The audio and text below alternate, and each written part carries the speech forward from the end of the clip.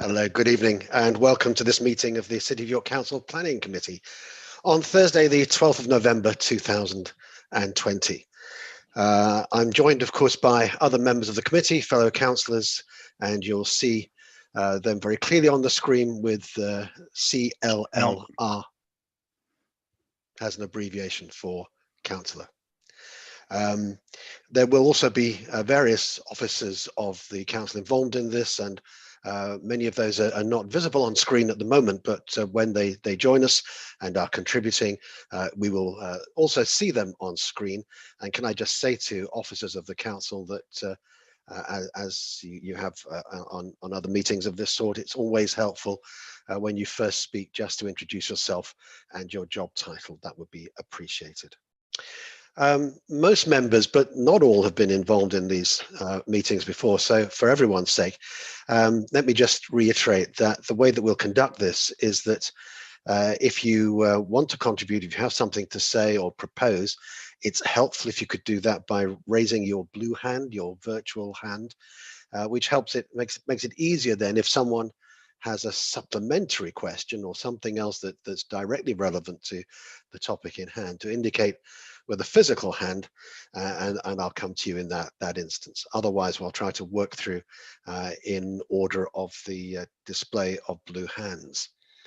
I think that's more or less all I need to say. There will be an opportunity for a break at various points, and not least because there are quite a number of public speakers this evening, and we will need to take a break in order to bring those public speakers into the waiting area and ready for this meeting. If there's anything else I should have said, forgive me, but I think that's covered most things. This meeting is being live streamed as part of the council's engagement with the public, and welcome to those who may be watching this live, and of course welcome to those who may be watching this at any subsequent time. You can just follow us on catch up, and what a wonderful way to fill a few weeks of lockdown. So I invite members of the committee, if they have any declarations of interest, anything that would be relevant to our agenda this evening, to declare that personal or prejudicial or disclosable pecuniary interests. Councillor Pavlovic I've seen, and Councillor Craghill. I'll come to you first, Councillor Pavlovic. Thank you, Chair. Having spoken with our legal advisor, I would just like to say on behalf of the whole Labour group that although there has been an objection from the Labour Party, none of the members of this committee are predetermined. Thank you. And that's been accepted. Thank you. That's understood. Councillor Craghill and then Councillor Rowley. Thank you, and I would just like to say in a similar vein to Councillor Pavlovic that although there was an objection from the Green Party, I am not predetermined on this application. Thank you. Councillor Rowley. Thank you, Chair. And likewise, my colleague is speaking against this, but I'm not in any way predetermined by his comments. Okay, thank you. That's understood, but appreciated. We come to minutes of the previous meeting, the meeting of the Planning Committee held on the 13th of August, and I just want to check that members are content with those minutes, or is there anything that needs attention? I see nobody indicating to the contrary, so I take that as acceptance, and those minutes will be signed when opportunity allows. There are no public participants on the general remit of this committee, so that brings us to the agenda item 4A, our plans list this evening. Just one item on our agenda this evening, so a short meeting, no doubt. The item we come to is the York Central, Leeman Road. These are reserved matters, and I invite the officers to introduce the application before us. Thank you, Chair. Good afternoon, members. I'm Mike Slater. I'm Assistant Director for Planning and Public Protection. I'm the Council's Chief Planning Officer. Before I bring in colleagues to go through some of the details, I wanted, by way of introduction for this item, to highlight to the Planning Committee, to the speakers who are joining us during the meeting, and to those watching the webcast, that this is the first Reserve Matters application for the essential infrastructure to facilitate the development of the York Central site. It follows the consideration of a comprehensive outline planning application which was submitted in 2018 and considered by Planning Committee on the 25th of March last year. Planning Committee resolved at that time to approve the application subject to a raft of mitigation measures covered by a Section 106 legal agreement, 83 specific planning conditions and some planning informatives, all of which were designed to shape, frame and control the details of the development of this large brownfield site. After consideration by Planning Committee, the application was referred to the Secretary of State to consider if he wanted to determine the application following a public inquiry or whether he was content for the Council to grant approval. I had a number of conversations with the lead officer at the Ministry of Housing, Communities and Local Government, who was impressed that the outline application was most comprehensive, that it had been carefully considered by officers and members, and that the proposed Section 106 legal agreement and the conditions were fit for purpose. The Minister subsequently made the decision that he was content for the Council to grant outline planning permission following the signing of the 106. Having looked at the agenda papers that are before you and the representations that have been received to date, and also the number of speakers we have today, it appears that many of the issues raised in relation to this Reserve Matters application were effectively considered back in March last year and addressed by the outline planning application. I am aware that highways is one of the key areas of concern. Comprehensive technical assessments were undertaken as part of the outline application. In particular, extensive work was undertaken with respect to the impacts on the existing highway network, which were assessed in the context of the stopping up of Leeman Road and the one-way operation of Leeman Road Tunnel. It has therefore already been agreed at the outline stage that highway impacts are acceptable. These have been agreed in principle, and these issues are therefore not for debate and decision today. For consideration for members today, they should focus therefore on the Reserve Matters in question, which relate to layout, scale, appearance, landscaping and access of this first Reserve Matters application. Chair, that's all I wanted to say before handing over to Becky Eads and Louise Milnes, who's been the case officer for this application. Thank you. Thanks, Mike. Members were sent additional information this afternoon, which I'm just going to run through for members. So we have received further comments with regard to the amended plans relating to the changes to the cycle and pedestrian footways. From the ANC Internal Drainage Board, they had no further comments to make. York Civic Trust have made some quite lengthy comments, which are put in the additional information. There are 5 points there that they've raised in terms of concerns.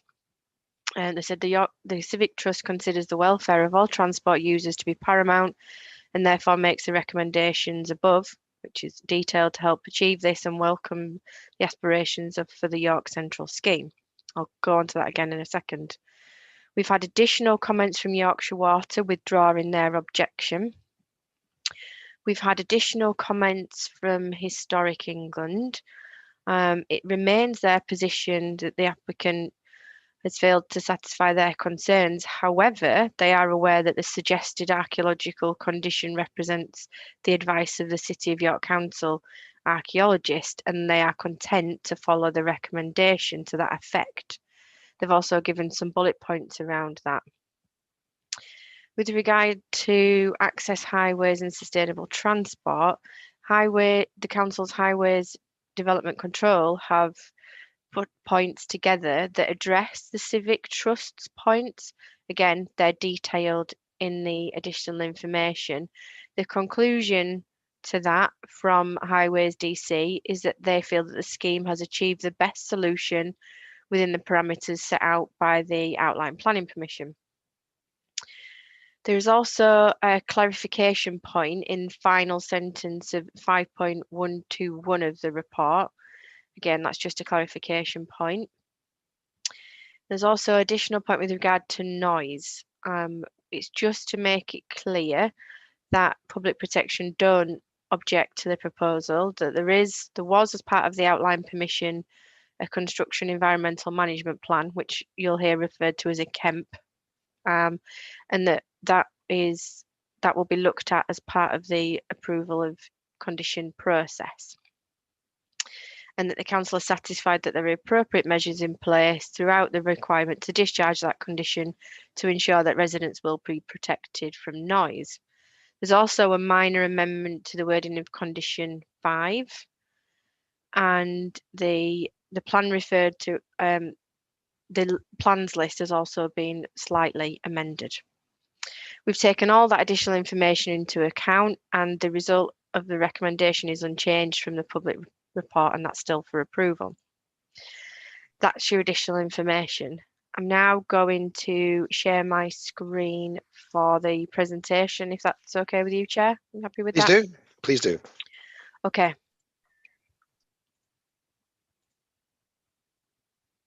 Right, 2 seconds. Just going to change that to fill the screen. There we are. Okay.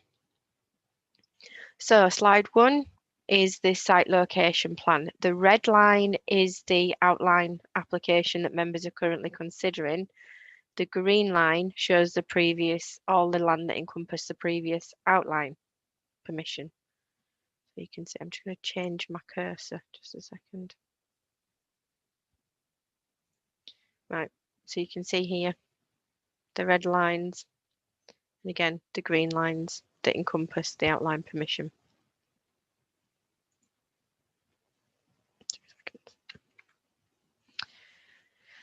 Again, this is the site that we can see here within the red line here, and the road, the alignment of the new roads coming through here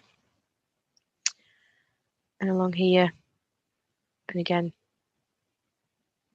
along here. I'll just give members a minute just to take that in, because there is quite a lot of information in that plan there, and the new bridge just where my cursor is here and up here. Okay. This is the site layout at the Water Lane access, the new access road in the existing bridge here, which will be upgraded, and the new access in here. Site layout 2 even is the Millennium Green arrangement here. How you can just see water end here, and the works that will be proposed here. This is the East Coast Main Line Bridge in further detail here. And again, the new link road through to Leeman Road is illustrated on these plans. And again, the new link road through to Leeman Tunnel. These are just obviously highlighting the areas closer up for members to see that were shown on that original site plan. That's the Park Street layout. That's Hudson Boulevard, as you can see through there. Hudson Boulevard and Cinder Street, again, you can see through there. This is a link through to Foundry Street that you can see up here. And again, Foundry Street here, and along here to the new road going down here. Adjacent to the National Railway Museum and the coal blocks, that's the new highway layout in there, and again how it sweeps around here and round in the coal drops area. And this is Leeman Road, Tunnel and Station Rise, and the changes that will be incorporated there. So this is the Marble Arch Tunnel that you can see. So there'll be improved pedestrian connection through here and the segregated cycle lane along this side here. Again, these are adjacent to Millennium Green, some cross sections again for members of how the new road will look. And again, these are quite technical. I can go back to any of these if needed from members. Again, this is just to illustrate exactly how the road will go and the landscaping around that. And again, Cinder Street here.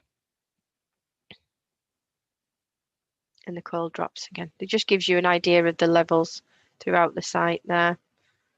And the concrete depot and the National Railway Museum. You can see all that information across there.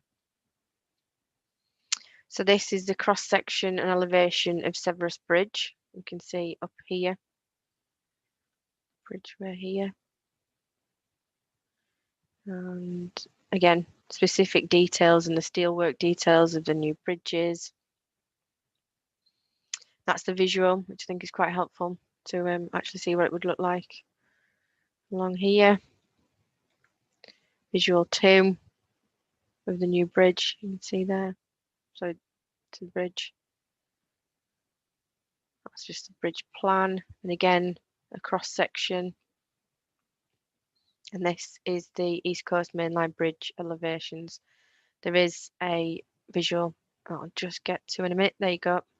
So that's the visual of the new East Coast Mainline Bridge there.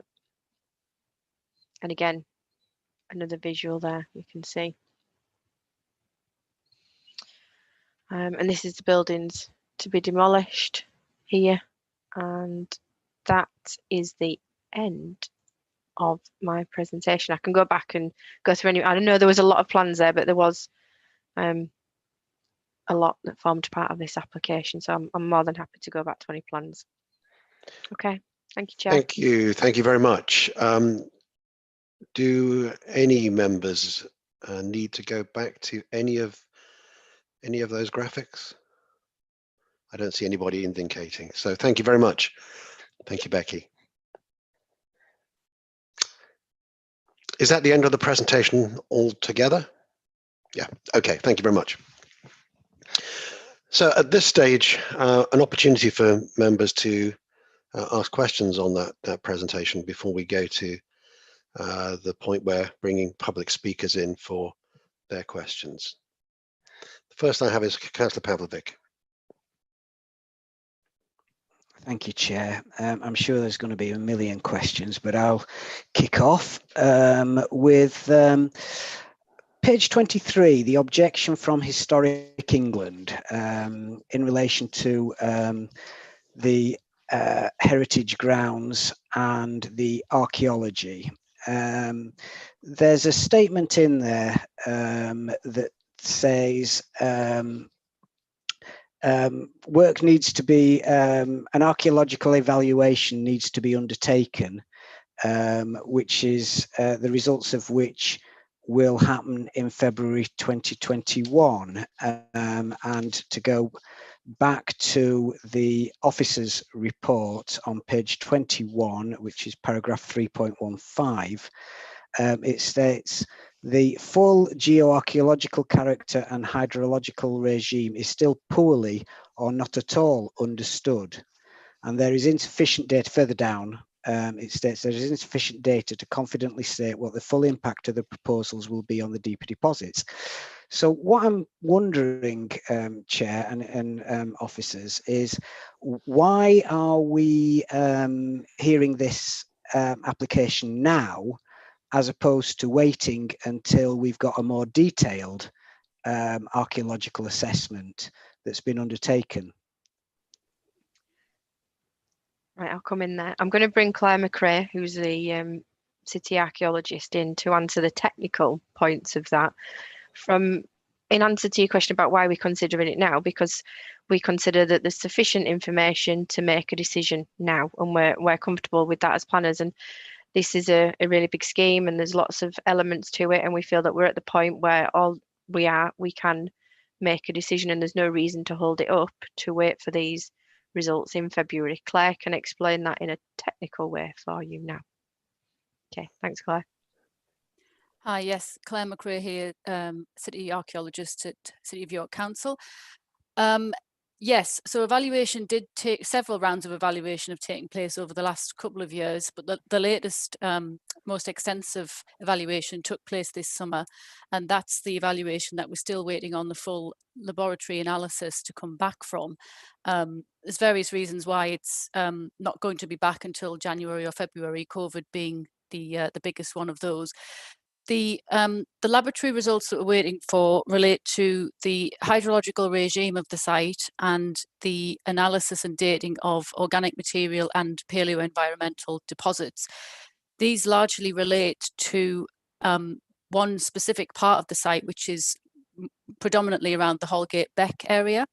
In terms of mitigation, we've sort of split the site into three, area 1 being around Holgate Beck and 3 being around the station. So the outstanding information relates to area 1 and a little bit of area 2 in the centre of the site.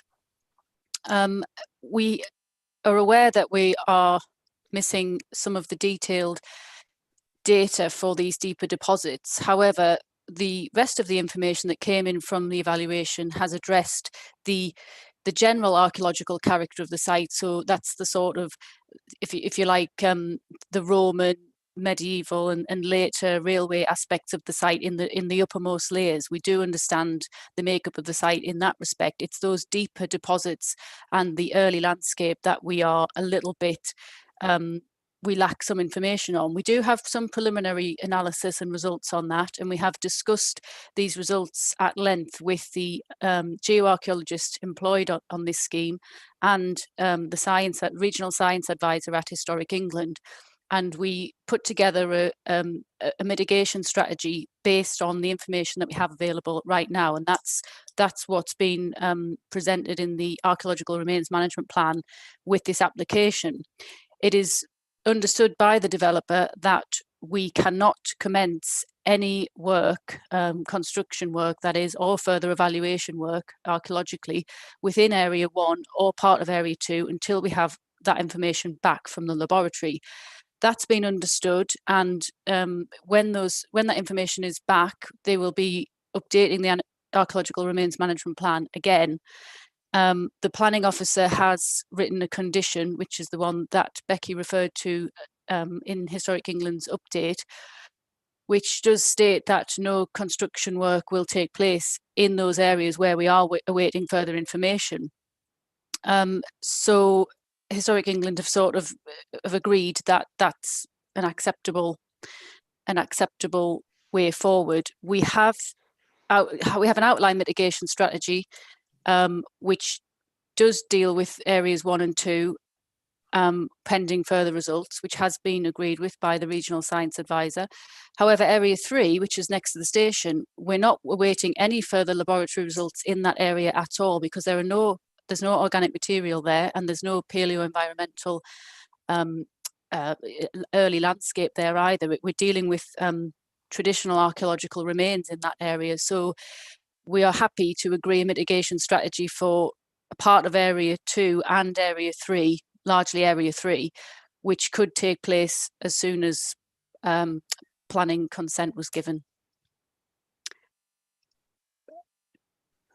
Ask a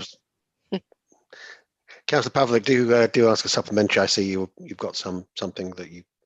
Yeah, thank you, and I think I understood some of that. I was going to say that may have been a little more information than you were asking for.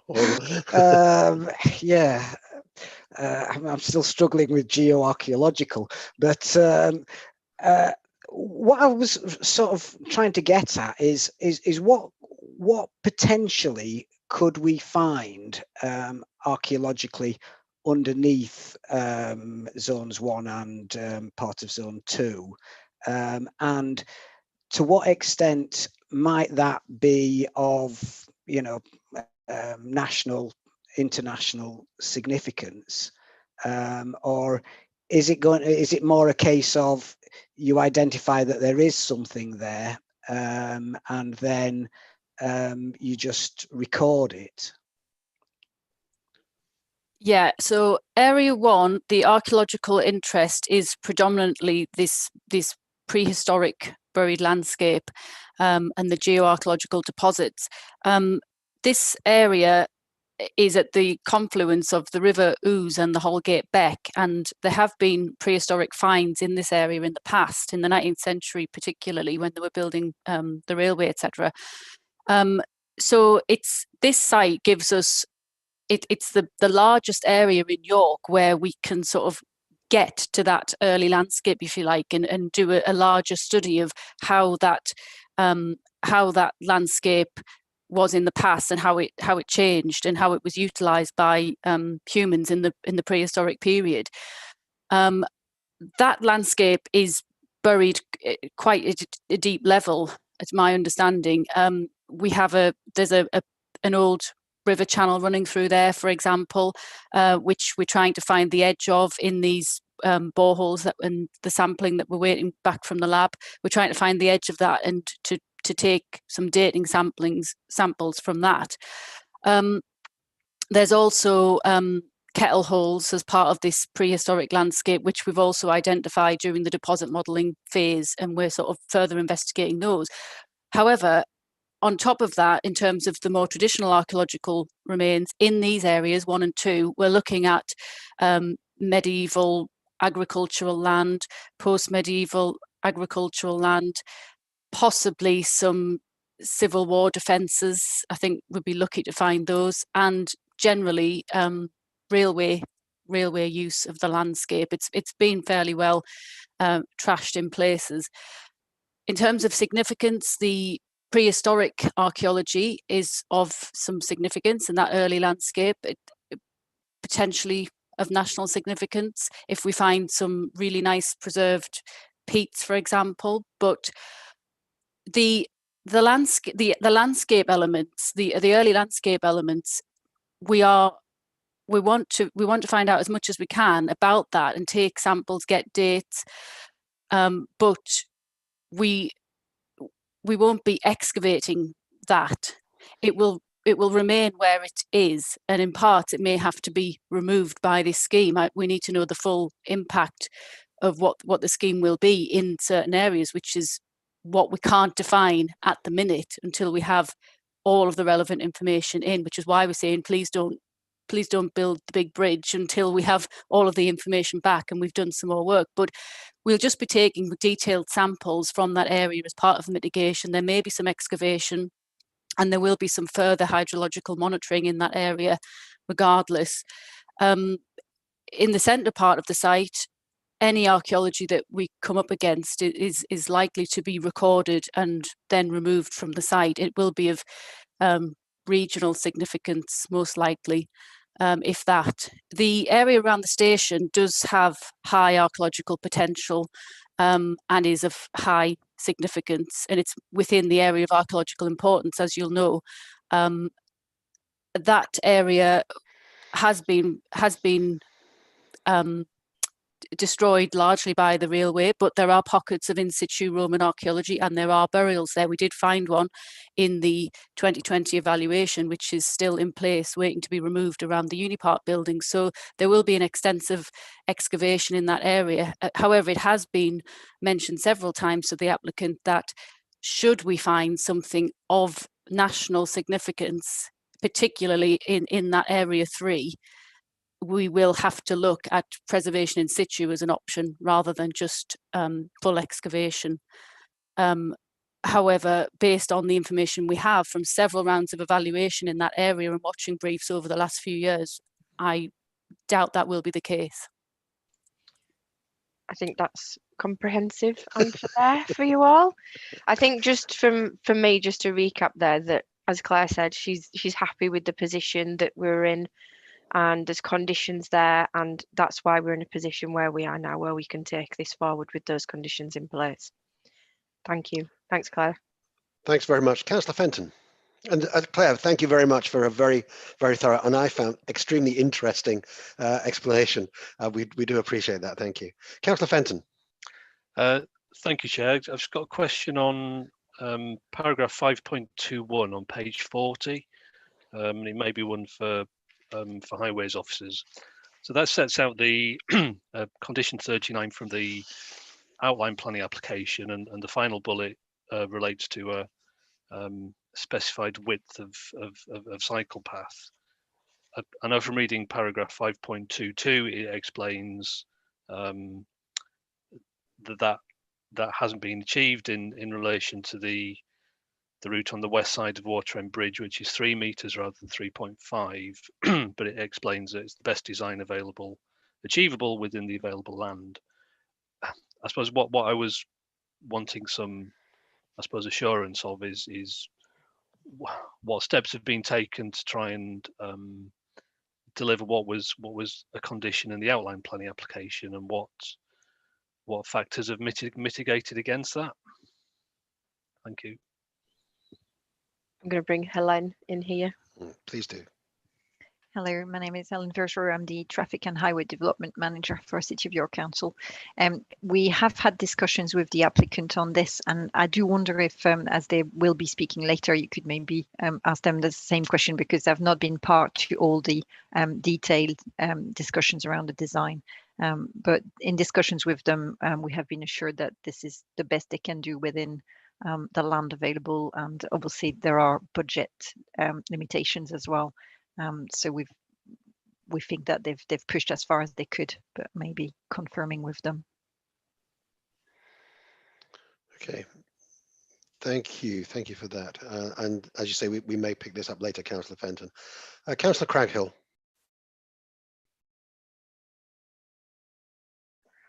Sorry, got distracted with cycle lane widths. A very interesting question. But I was going to ask, first of all, about the East Coast Mainline Bridge. There's an image on page 126 of the pack that shows it shows a cross section through the whole road. So it shows you the two-way cycle, or shared cycle, is it? Yeah, the cycle provision and pedestrian provision, and then the road, and then it shows you on the right hand side the pedestrian only section. Now the height, my question is about the height of the barrier between the pedestrians on that side and the road. It just seems terrifically high, and I understand why it needs to be high on the other side where it goes down to the railway line underneath. But why does it have to be so high on that side? Because it seems to be creating a tunnel effect that will be very, very unattractive to pedestrians, and you know, would probably be perceived as not being very safe. I'm just going to see if Helen or Louise know the answer to that. If either of you could come in and answer that one for me, please. I assume that it's to do with the vehicle impacts and trying to mitigate this, but to be fair, I think that would be a question for the applicants as well, as I've not been part to the bridge design process. Okay, so ask the applicants, because I mean, there are other illustrations on the Severus Bridge where the pedestrians just open to the road. It looks very similar. So, yeah, okay. We'll ask the applicant. I'm sure we will, Councillor Craghill, and we'll cover that later. Councillor Douglas. Thank you, Chair. I'm just wondering if we can have it explained to us what, if any, possible impact the announcement of the public inquiry about the stopping up of Leeman Road will have on this, the ability of this application to move forward should it be approved. I'm going to come in here. I'm going to bring Sandra. I'm going to bring Sandra in as well, just to reiterate my point. But the answer is it won't. You can still absolutely make a decision on this application. They're two completely separate entities and how they work. Sandra, have you got anything to add to that? I'll speak. Sandra's our legal officer, senior legal officer. Thank you, Chair. Yes, I'm Sandra Brannigan, the senior solicitor to this planning committee this evening. Yeah, just to confirm what Becky has just said is that there is no interplay between approval of this reserved matters application and the separate statutory stopping up process, which is in the hands of the Department for Transport. As Mike mentioned at the outset, that when granting the outline planning permission, the planning judgment took into account the impact of the stopping up on the highway network. And this planning committee approved the principle of the stopping up through the outline consent. Today's planning committee can only consider the reserve matters that are before them. The Department for Transport is going to consider the stopping up order as part of an entirely separate statutory process. So, the principle of the stopping up having been established by this committee at the outline stage, it cannot now be revisited.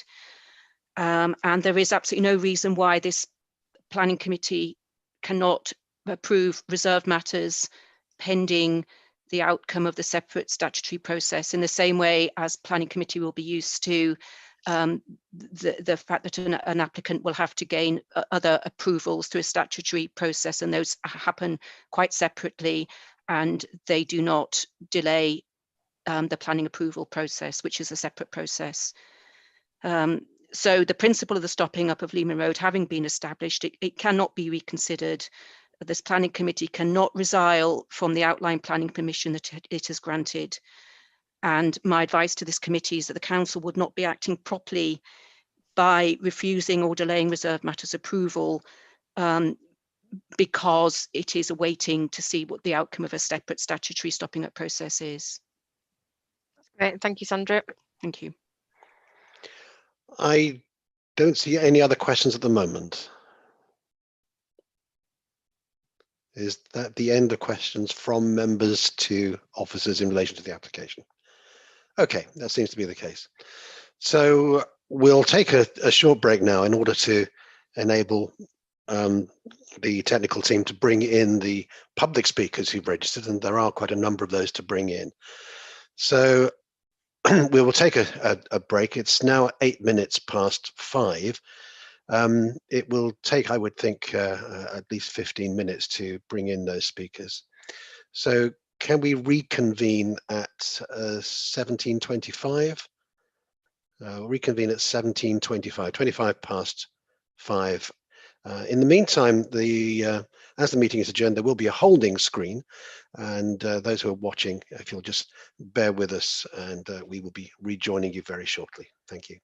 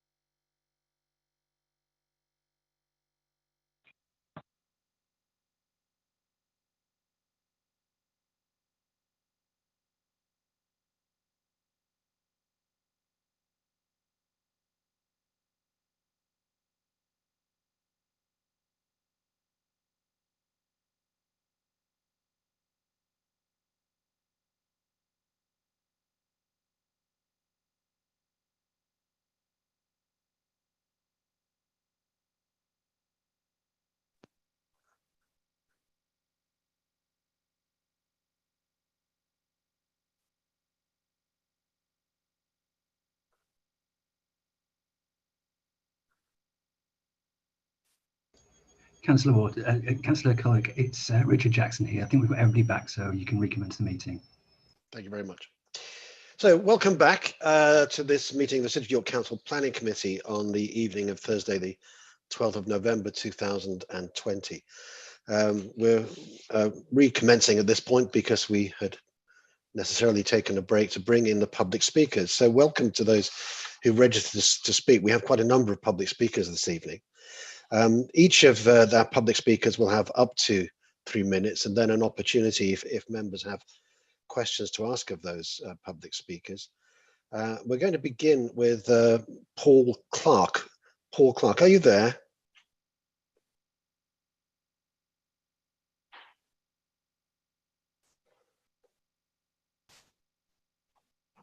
Paul Clark?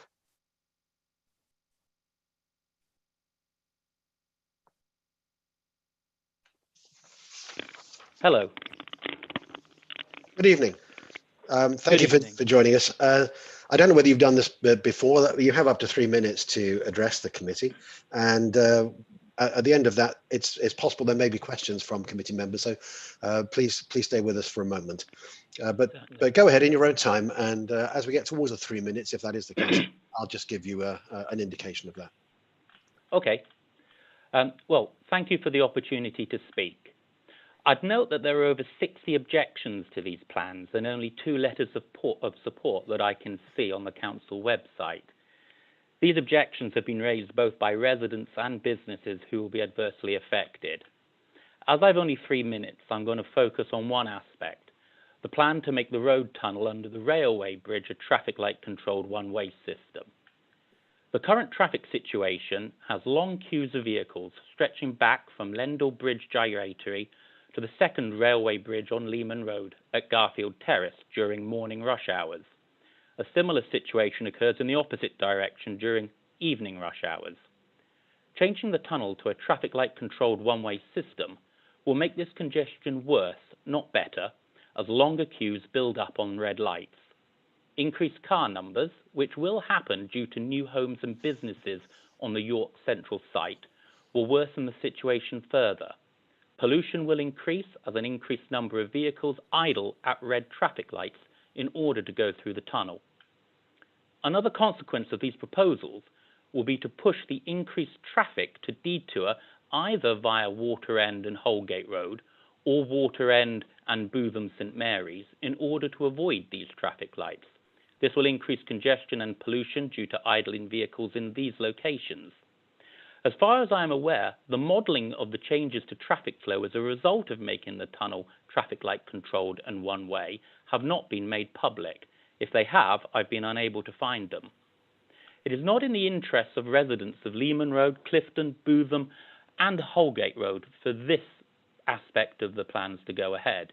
In fact, it will make our everyday lives significantly worse. One possibility which seems to have been ignored is to remove the raised pedestrian walkway on the city-bound side of the tunnel and replace that with a cycle lane in that direction. 2-lane traffic can continue as it currently does. The pedestrian-only section, aka Marble Arch, could then be shared with a single-direction bike lane in the outward-bound direction. It's also worth considering the effect of these changes if Leeman Road does close, as the increased congestion, idling traffic and associated pollution will now be along the new main road through the York Central development. As an aside, I also note that in the supplementary papers there is a suggestion that current residents of the area might be temporarily relocated during the works. What does this mean? Because as a resident at that area, I certainly don't want to be temporarily relocated. Finally, I do not feel that the consultation on this development has been carried out in good faith. Okay. Residents draw towards a close, please. Yep, residents have made many issues and concerned these proposals both at meetings and in letters, and those have been consistently ignored. Looking at the changes that have been made to the proposals, I see that none of our concerns have been addressed. It seems that minds are already made up, and I find this to be very concerning and disappointing. Thank you. Thank you, Mr. Clark. Thank you. As I say, don't disappear just yet. I'm looking to see if there are questions. Sure. I don't see any questions at this moment. Councillor Pavlovic.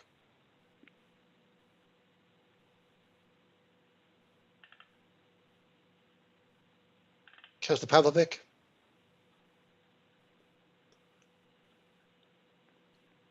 You have a blue hand raised, but Thank you, Chair. No, there was a message saying the host will not allow you to unmute, so possibly they already knew what my question was going to be. You say that you live in the area.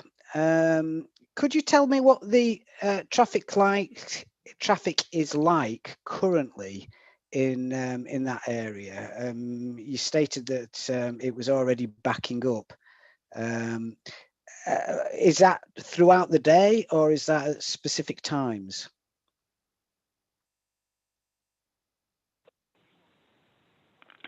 So Leeman Road is an arterial route into the city, and it's very busy all of the day.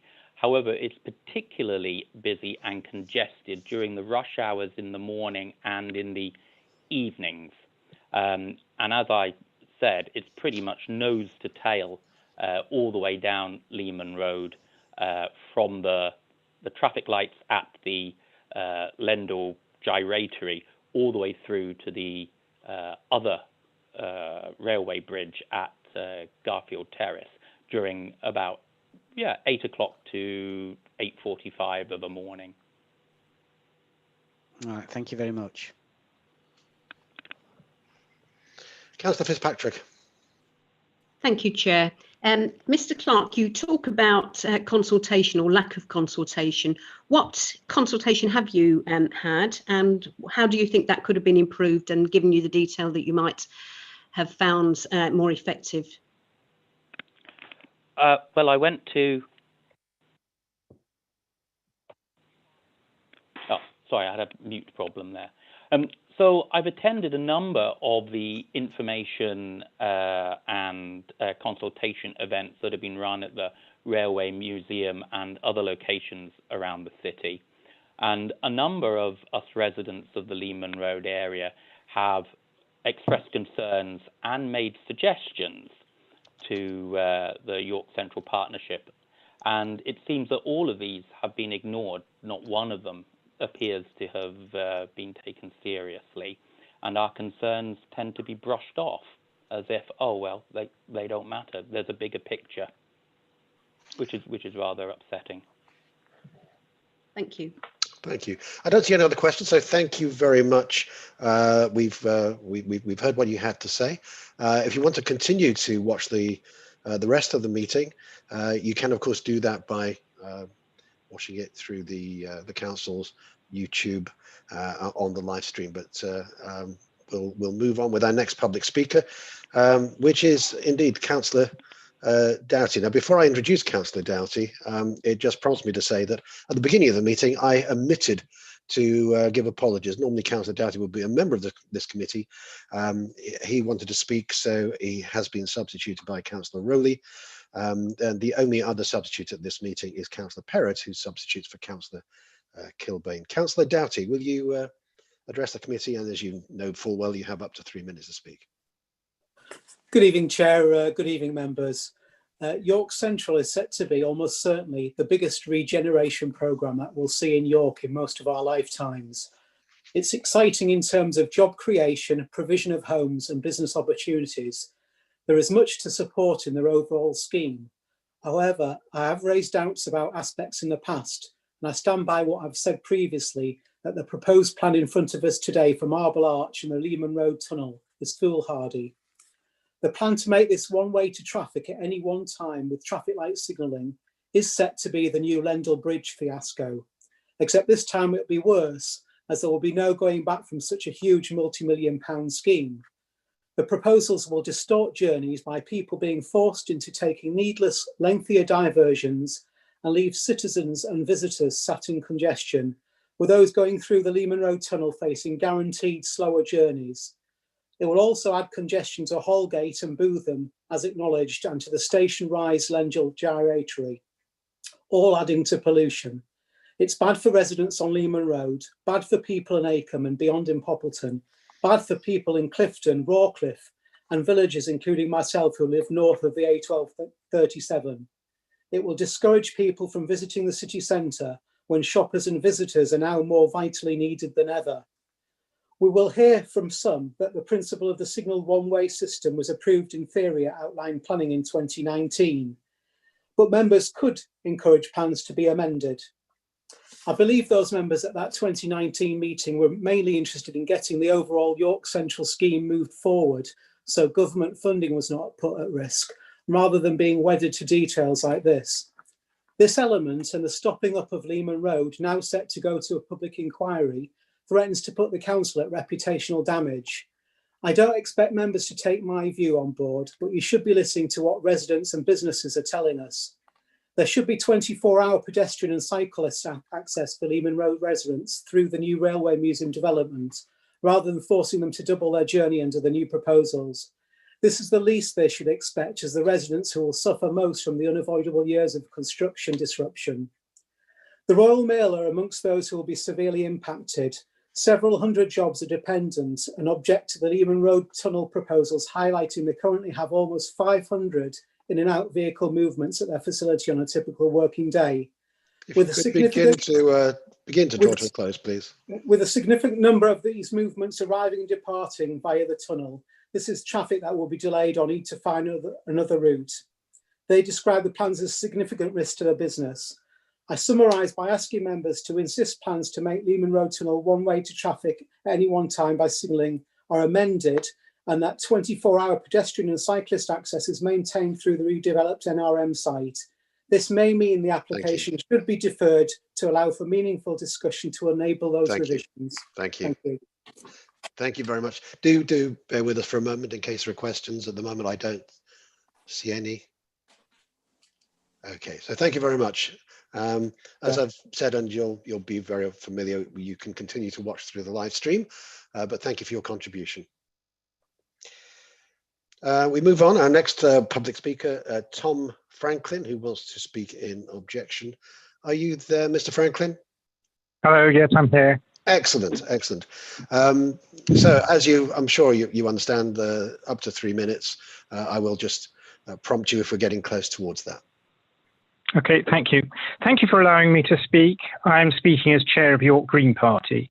I think York Central is a great opportunity for York to demonstrate to the city, the region, and the world what an outstanding 21st century development could be like instead of the current mid-20th century proposal. We need to put people and sustainability at its core. Unfortunately, that is not what this proposal offers. This proposal puts cars rather than people at the centre of the development. Let me explain. The development is close to the city centre, hard by the station, close to the major bus interchange. It could therefore be built with pedestrians and cyclists at its core. Instead, it is a massive missed opportunity. What we see is a through route that is expected to bring even more traffic into the city centre, with a significant increase in traffic on Leeman Road. This will bring more traffic into a supposedly pedestrian area in front of the museum, changing the whole nature of the area from a quiet, unpolluted, pleasant place to one dominated by traffic noise and pollution. Last year, the council passed policies that have direct implications for this development. First, you declared a climate emergency and that York should be carbon neutral by 2030. Second, that the city centre should be car-free except for essential journeys by 2023. Building a through route for cars that will bring more traffic into the city centre is clearly against this, and the developer should withdraw the current proposal and rethink. However, I don't expect them to do that. So turning to the details of the current plan, we welcome the changes to Marble Arch and the complete modal separation of pedestrians and the creation of a two-way cycle lane through the tunnel. But whilst cars are allowed to use the route as a rat run to avoid the A19 or A59, it will mean that there will be a very large number of journeys that will make York Central just one more car-based development. Further, where there is limited space for the roadway, the carriageway has been prioritised over the cycle path, despite the local transport plan's traffic hierarchy, which puts pedestrians and cyclists at the top. So this contravenes Council's own policy. The plan, as currently proposed, even devotes more space to cars, with additional car storage on Park Street and Foundry Way. If you build these, then people will come and there will be more traffic. Further, the single working on Leeman Tunnel will lead to traffic queues then there will be pressure to eliminate the cycle route to allow two-way working on Leeman Road. We're seeing huge pushbacks, even for minor changes to approve things for walkers and cyclists, whether on Lendal Bridge, Bishopthorpe Road or Fishergate. We will see the same here. So instead, you could take the lead now, make Marble Arch a bus-only route. I know this will inconvenience some people. We have to understand and appreciate that. Okay, please draw to a close.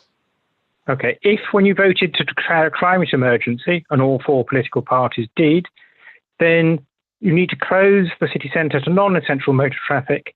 You need to make some hard decisions, unpopular in the short term. It's easy to pass a resolution. It is essential that you implement them. Thank you. Thank you very much. Are there any questions at this point? Again, I don't see questions from members. So, Mr. Franklin, thank you very much. And as I've said to others, by all means, continue to watch the process of this meeting through the live stream. And thank you for your contribution. Thank you. I'm hoping that David Nuns is there as our next speaker. David Nuns. Hello. Hello. Good evening. Good evening. Hello. Good welcome. Evening, you have the opportunity to address the meeting, and you have up to 3 minutes to do that. Please go ahead in your own time. And as we draw towards 3 minutes, I will just give you an indication. Thank you, Chair. You may have read our written objection to this application in the file of documents. I'm Footpath Secretary of York Ramblers, Rights Officer for Cycling UK North Yorkshire, and have a wife with hearing and sight loss who is on the My Sight York Access Group. The application seemed to prioritise motor vehicles, with cyclists being treated as second rate and pedestrians third rate, especially those with disabilities, rather than the reverse. Some recent design improvements have gone some way to address our comments. Most of the shared use routes have been reduced, but more needs to be done with the Museum Square area, and we suggest you condition further investigations into this area. Unless there's a structure between any carriageway and a bi-directional cycle lane, we believe there should be a gap of at least 60 centimetres between them, but note you have used 50 centimetres, which is probably adequate. The bollards under Marble Arch seem to be inadequate for this purpose, and we believe many cyclists would prefer using the arch rather than the carriageway. The idea of a one-way cycle alongside the carriageway and the reverse under the arch would certainly seem a preferable scheme. Although the speed limit is to be 20 miles an hour, we consider pedestrian crossing points on the main road to reach bus stops should be zebra or pedestrian controlled unless there is a central refuge. This is important for older people and those with hearing or sight impairments. We would appreciate further investigations to be carried out on the Leeman Road link junctions, in particular for the movement of buses between Kingsland Terrace and Park Street. In view of the volume of traffic, there would appear to be difficulty for outbound service buses turning right into the link unless there's a right turn lane. They hold up following traffic on Park Street. They then have to give way to cyclists as they turn, and the rear of the bus holds up inbound traffic. And there appears to be room for a right turn lane by reducing the western footway width. We cannot see the point of the advanced stop lane for cyclists at the latter junction unless it is to be signal controlled. We still believe a mini roundabout is a better solution for the Leeman Road Kingsland Terrace junction than a T-junction, as it will slow traffic travelling along Leeman Road to Park Street and make it easier for buses to turn right. The buses, if they have more problems, delays, it will probably increase the cost of running the number 10 service, for example, by 15 to 20% because they'll need an extra bus. With regard to your proposal to close Leeman Road by the Railway Museum, we would wish to see a copy of the draft walkway proposal, as it is possible the museum could close this path at any time in the future. Please draw towards a close, We would also Mr. Nuns. insist a small section of the Riverside Path between Jubilee Terrace and Scarborough Bridge that regularly floods be raised to make this alternate path more usable, using some reallocation of Section 106 monies. See, for example, Section 5.43 on page 35 and 4.2 on page 19. Okay. Thank you very much. Thank you. Thank you. Thank you. bear with us just in case there are questions the members want to put to you. I don't see any questions at the moment. So thank you very much for your contributions. Clearly, you've given us a great deal of thought, but in order to continue in the meeting, I would just encourage you to go onto the live stream. Thank you. Thank you. And our next public speaker, Gavin Welch of the York Cycle campaign. Are you there, Mr. Welch? Can you?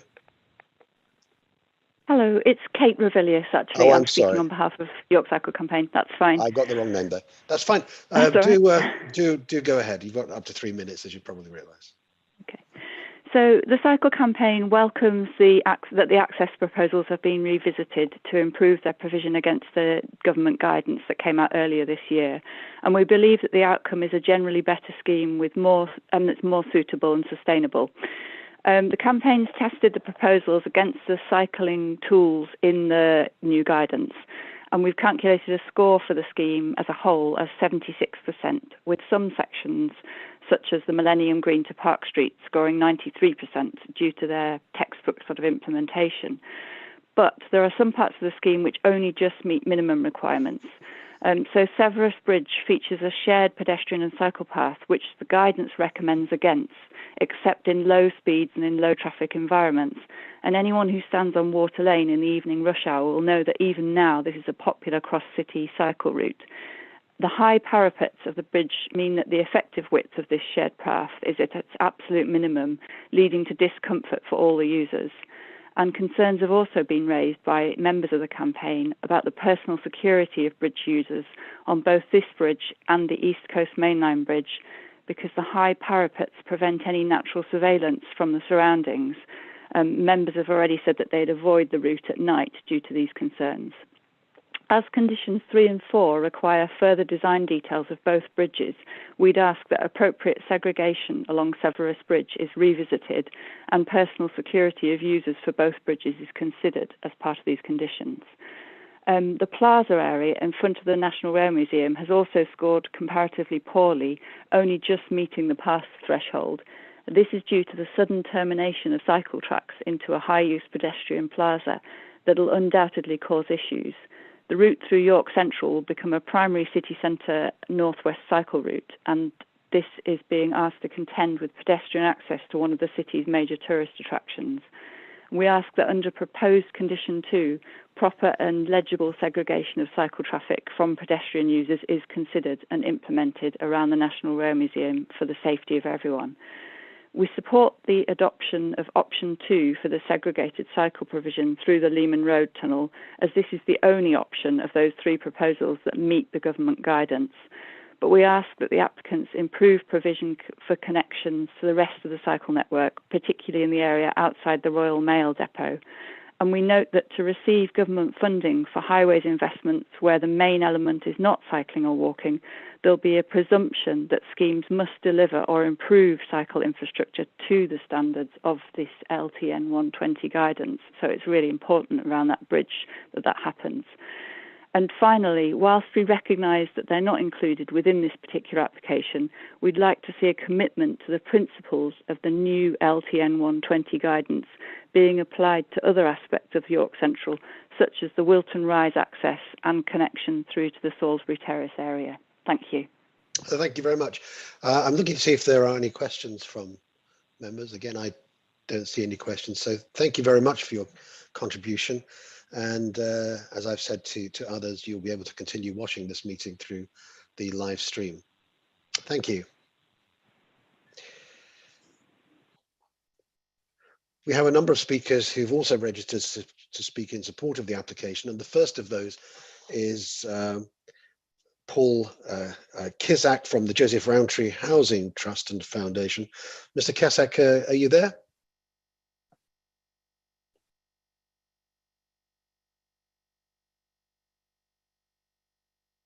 Mr. Kizak, can you hear me?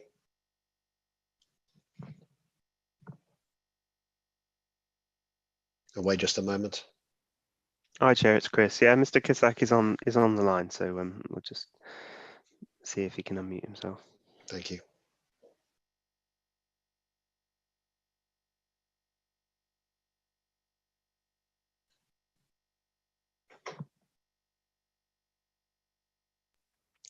Mr. Kissack, if you just press *6 on your handset to unmute. So we have actually lost Mr. Kissack now, so he's clearly having issues. So maybe move on, Chair, and if we can get him back. Okay, if we do, perhaps you let me know, and we'll bring him in later.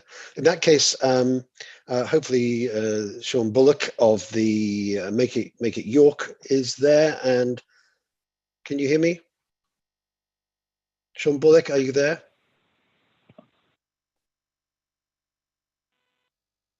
Hello, can you hear me? I can indeed.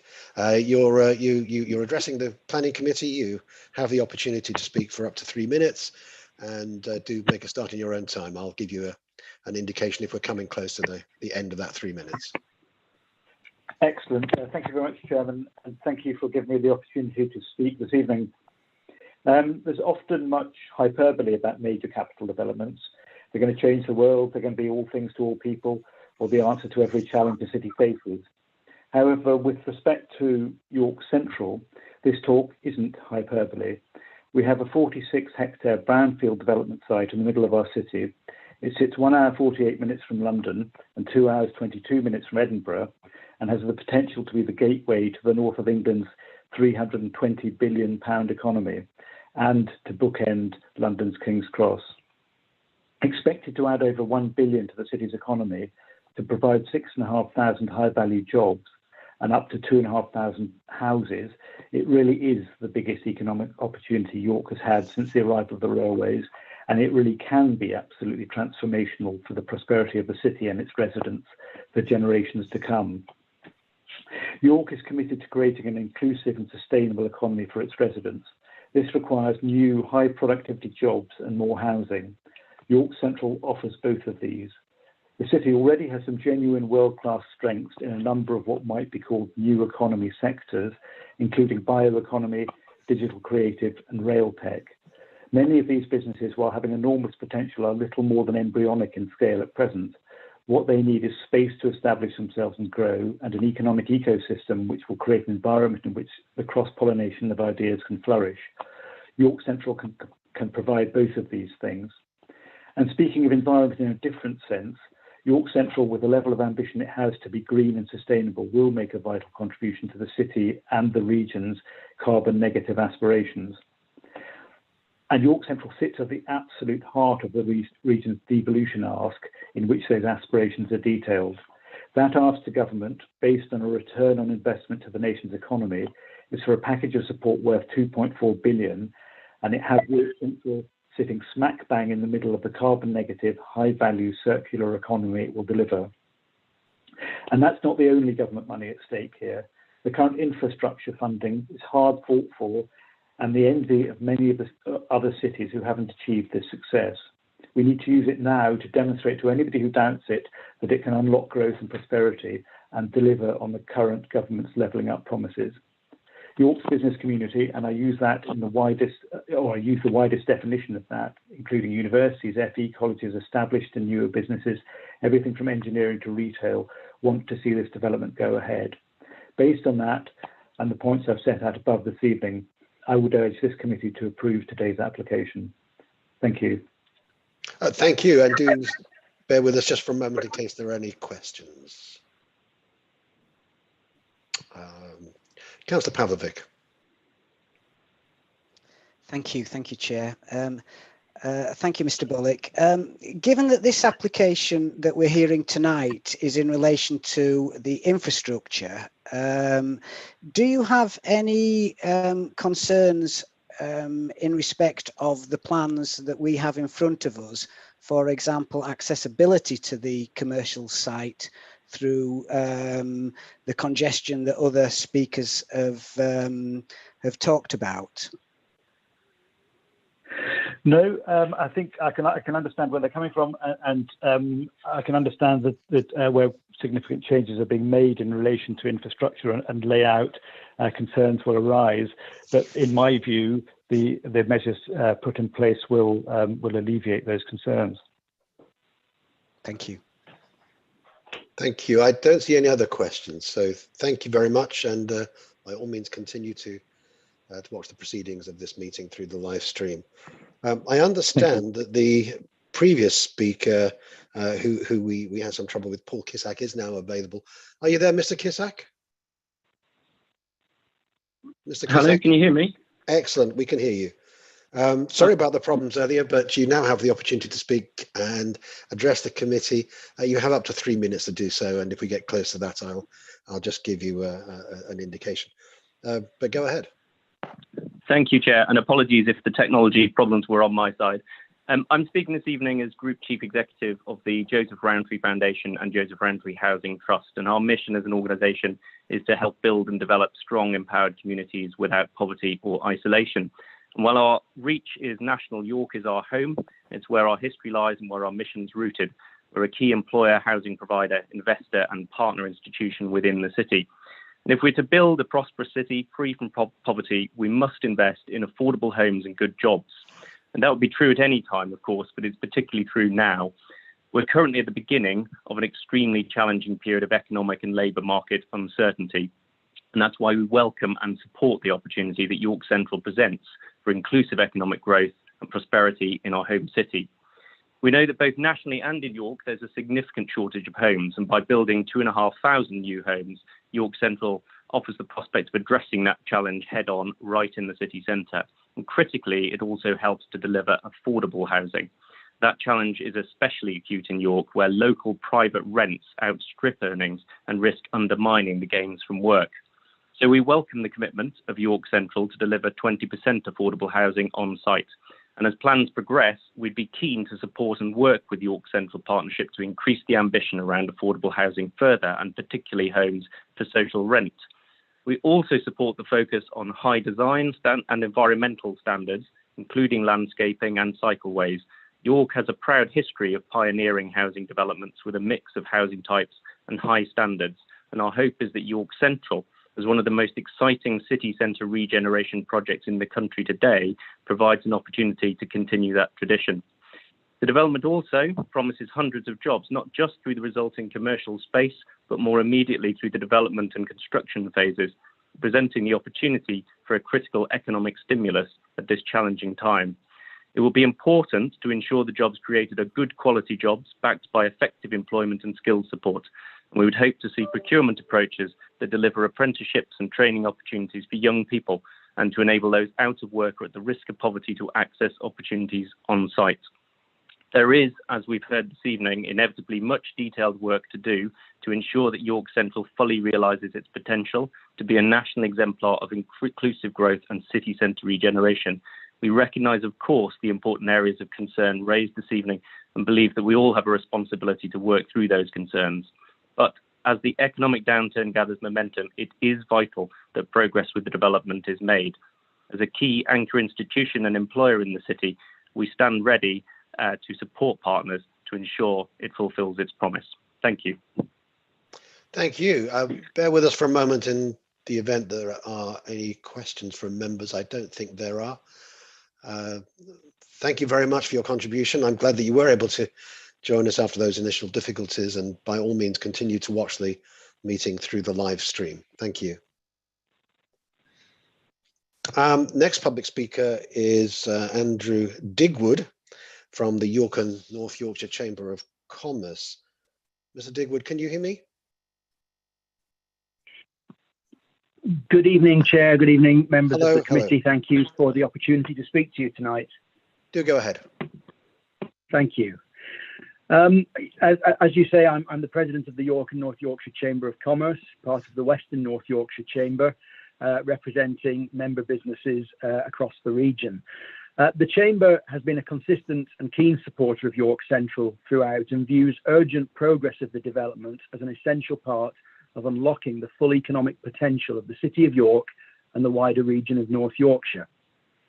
The ongoing pandemic has highlighted a pressing need to look at ways in which we can support a rebalancing of our local economy towards higher productivity, higher paid sectors, and to create better opportunities for school and university leavers in the city.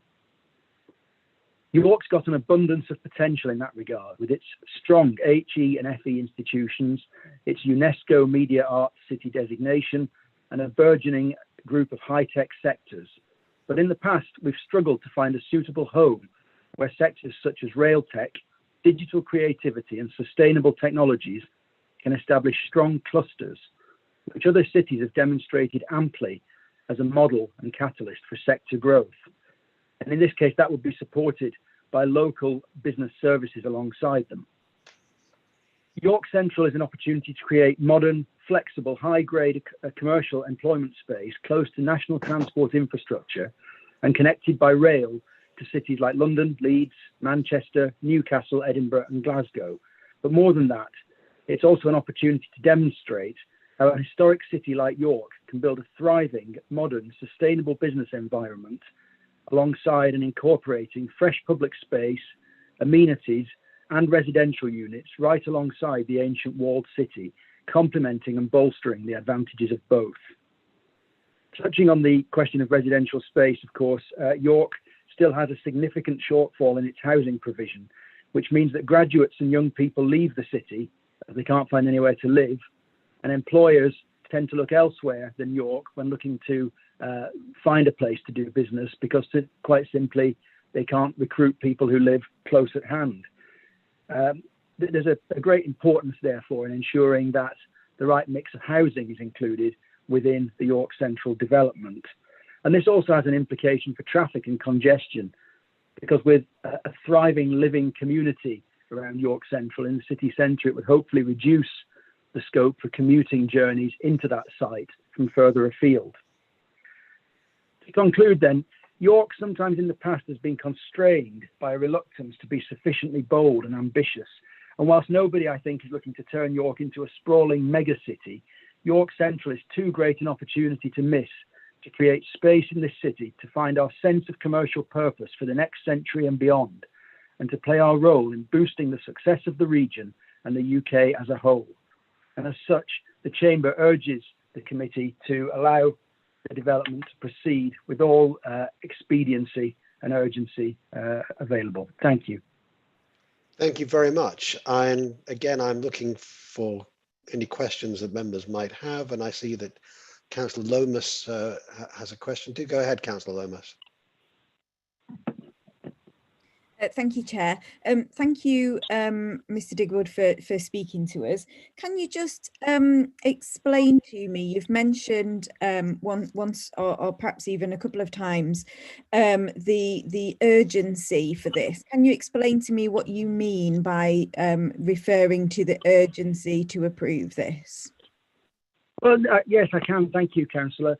I referred to some of the issues that the pandemic has highlighted, and what I think it's chiefly highlighted is an over-reliance, not just in our city, but in our region as a whole, on the tourism and visitor economy, which, although York does such a fantastic job in that sector and has some fantastic businesses doing work in the tourism field, it's highlighted that we need to diversify and rebalance our economy a bit. And what we've got slightly below the surface, I think, and underappreciated in York sometimes, is this nascent, almost pent-up potential for some of these higher productivity, high-tech, innovative sectors to really thrive and take wing.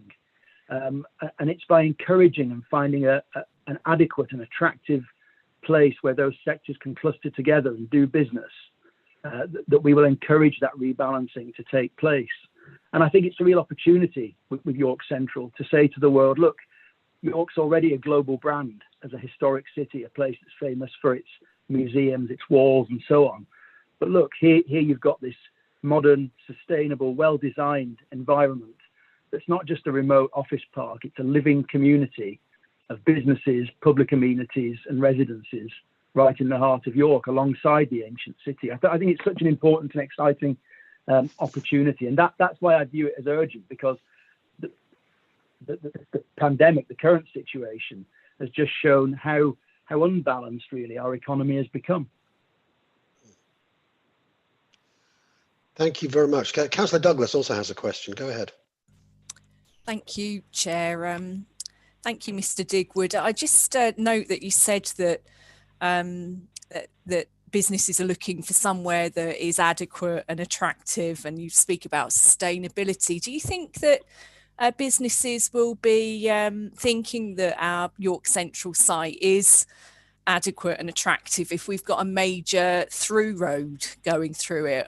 Is that going to be something that would be at the top of their list, or do you think they'd like to see something different to that?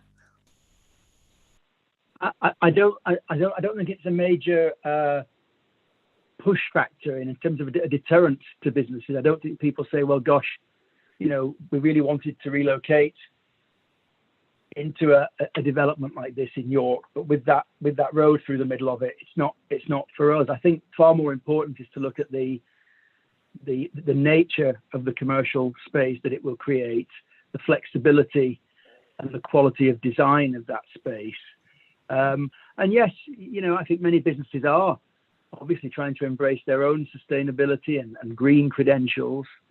I think it's perhaps, I don't want to speak beyond my brief really, but I think it's perhaps a false equivalence to say that roads and road vehicles are necessarily always the evil that they're made out to be, as we see vehicle technology changing and cleaner and more sustainable power sources being developed all the time. But I don't think the through road is a major factor as much as just the need to create space where businesses can cluster together and thrive. And I think, I mean, no doubt that York Central, as currently planned, presents that opportunity. Thank you.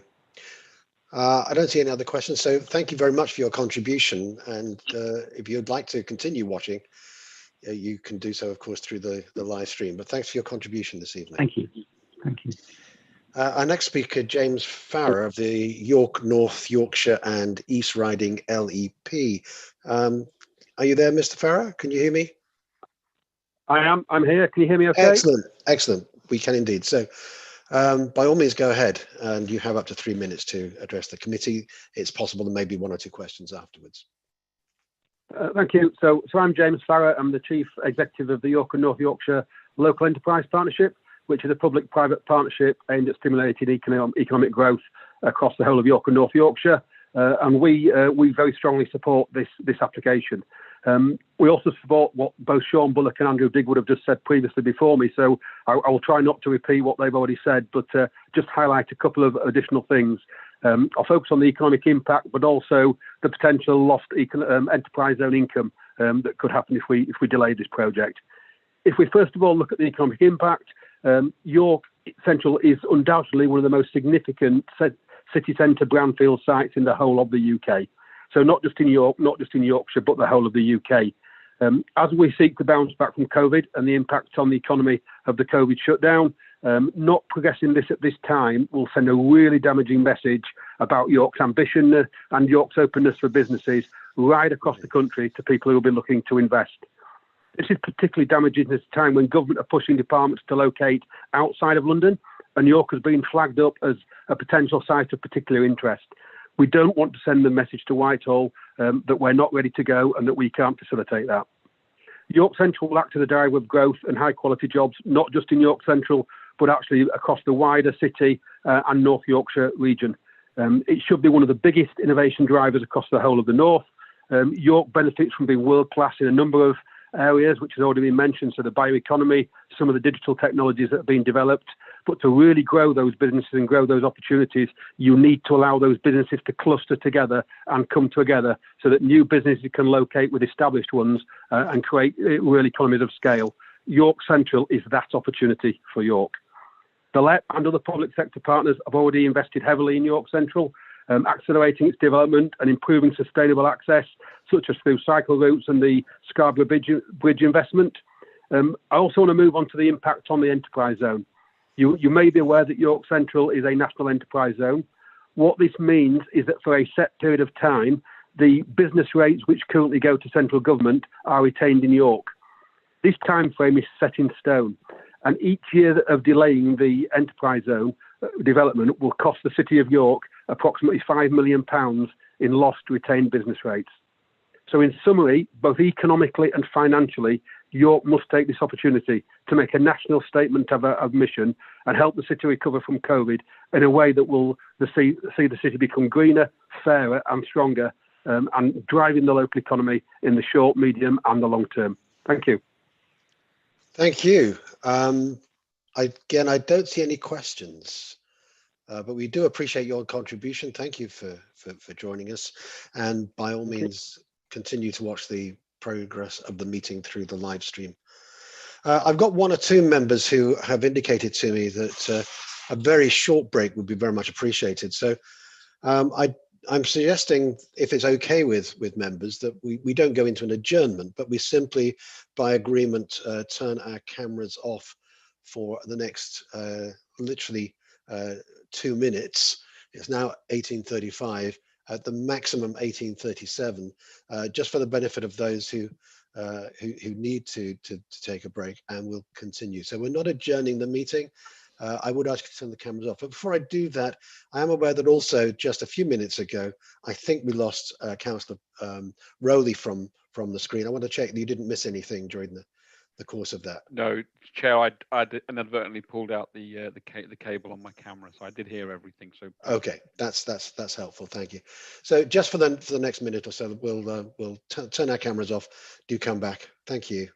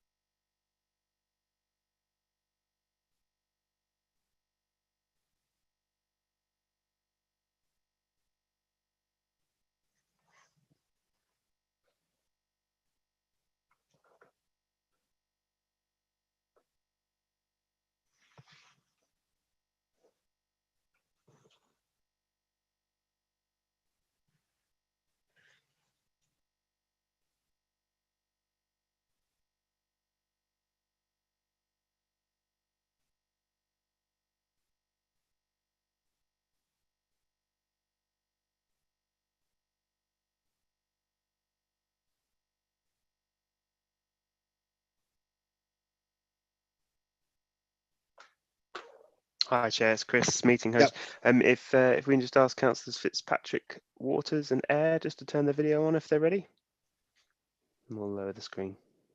Are you asking me to do that? No, just those members. Sorry. Okay.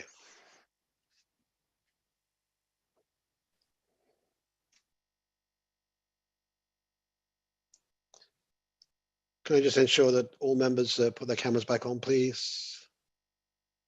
I think there are one or two who are yet to do that.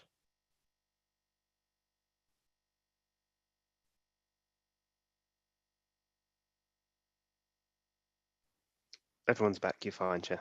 Okay, thank you. So can we resume the meeting? Thank you. I know one or two were grateful for that short break, but we do still have a number of public speakers, and I'm going to invite Andrew Lowson from the York Bid, who I understand is ready to address the committee. Are you there, Mr. Lowson? Yes, thank you, Chair, and apologies that you have to listen to me for a second night in a row. As you know, you have up to 3 minutes to address the committee, and if we get towards that, I'll just indicate. There may be a question or two at the end, so don't rush off.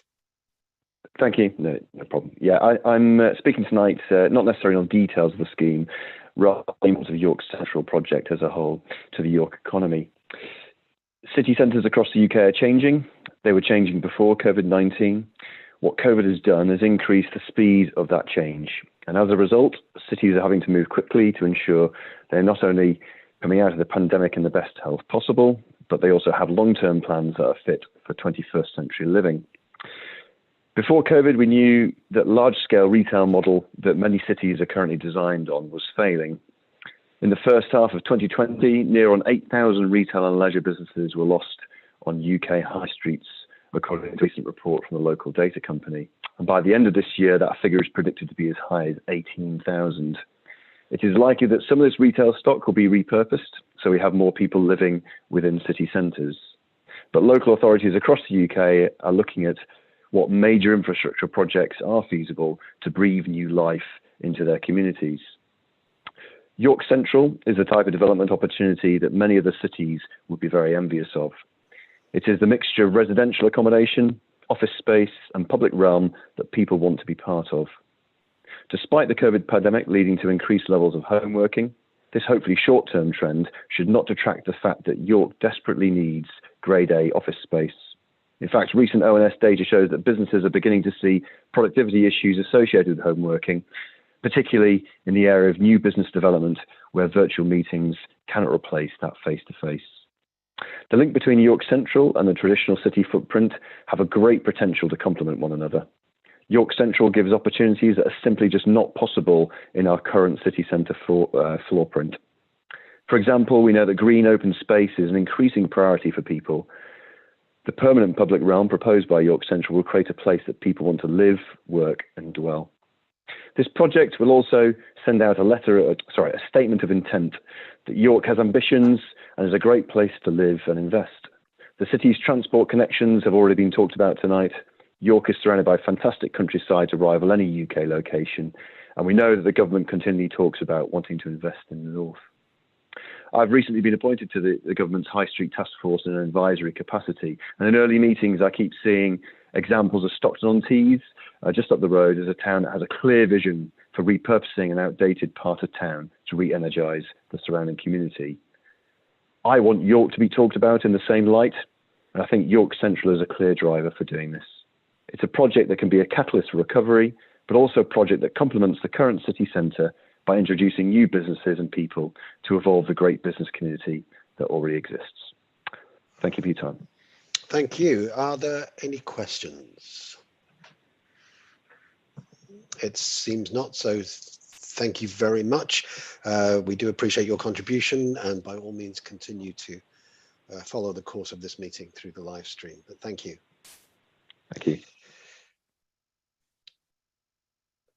Our next speaker from the University of York, Joan Concannon. Are you there, Joan? Yes, I am. Can you hear me, Chair? We can hear you fine. Please go ahead and address the committee for up to 3 minutes. Excellent, thank you. Good evening, everyone. The University of York categorically supports the immediate and rapid development of York Central as an integral means of driving an ambitious and inclusive economic strategy for York. York Central has been in the works since the post-World War II period. It's time, quite frankly, to get on with it. Economic turbulence combined with populism are coalescing to shake up old orders, turbulence only exacerbated by COVID-19. To put it bluntly, we need to harness the unique opportunity afforded to us by York Central and unleash its potential as quickly as possible to attract new investment to the city, to support skills and innovation development for those already in the city, including and especially those most reliant on low-paid jobs that have been adversely impacted by COVID-19 and general job precarity. The time is now. Structural inequality across the North is endemic, and there is finally a recognition by government that the UK economy must be levelled up. We need to be ready, therefore, to swiftly exploit those clearly signalled intentions to find investment opportunities in the North.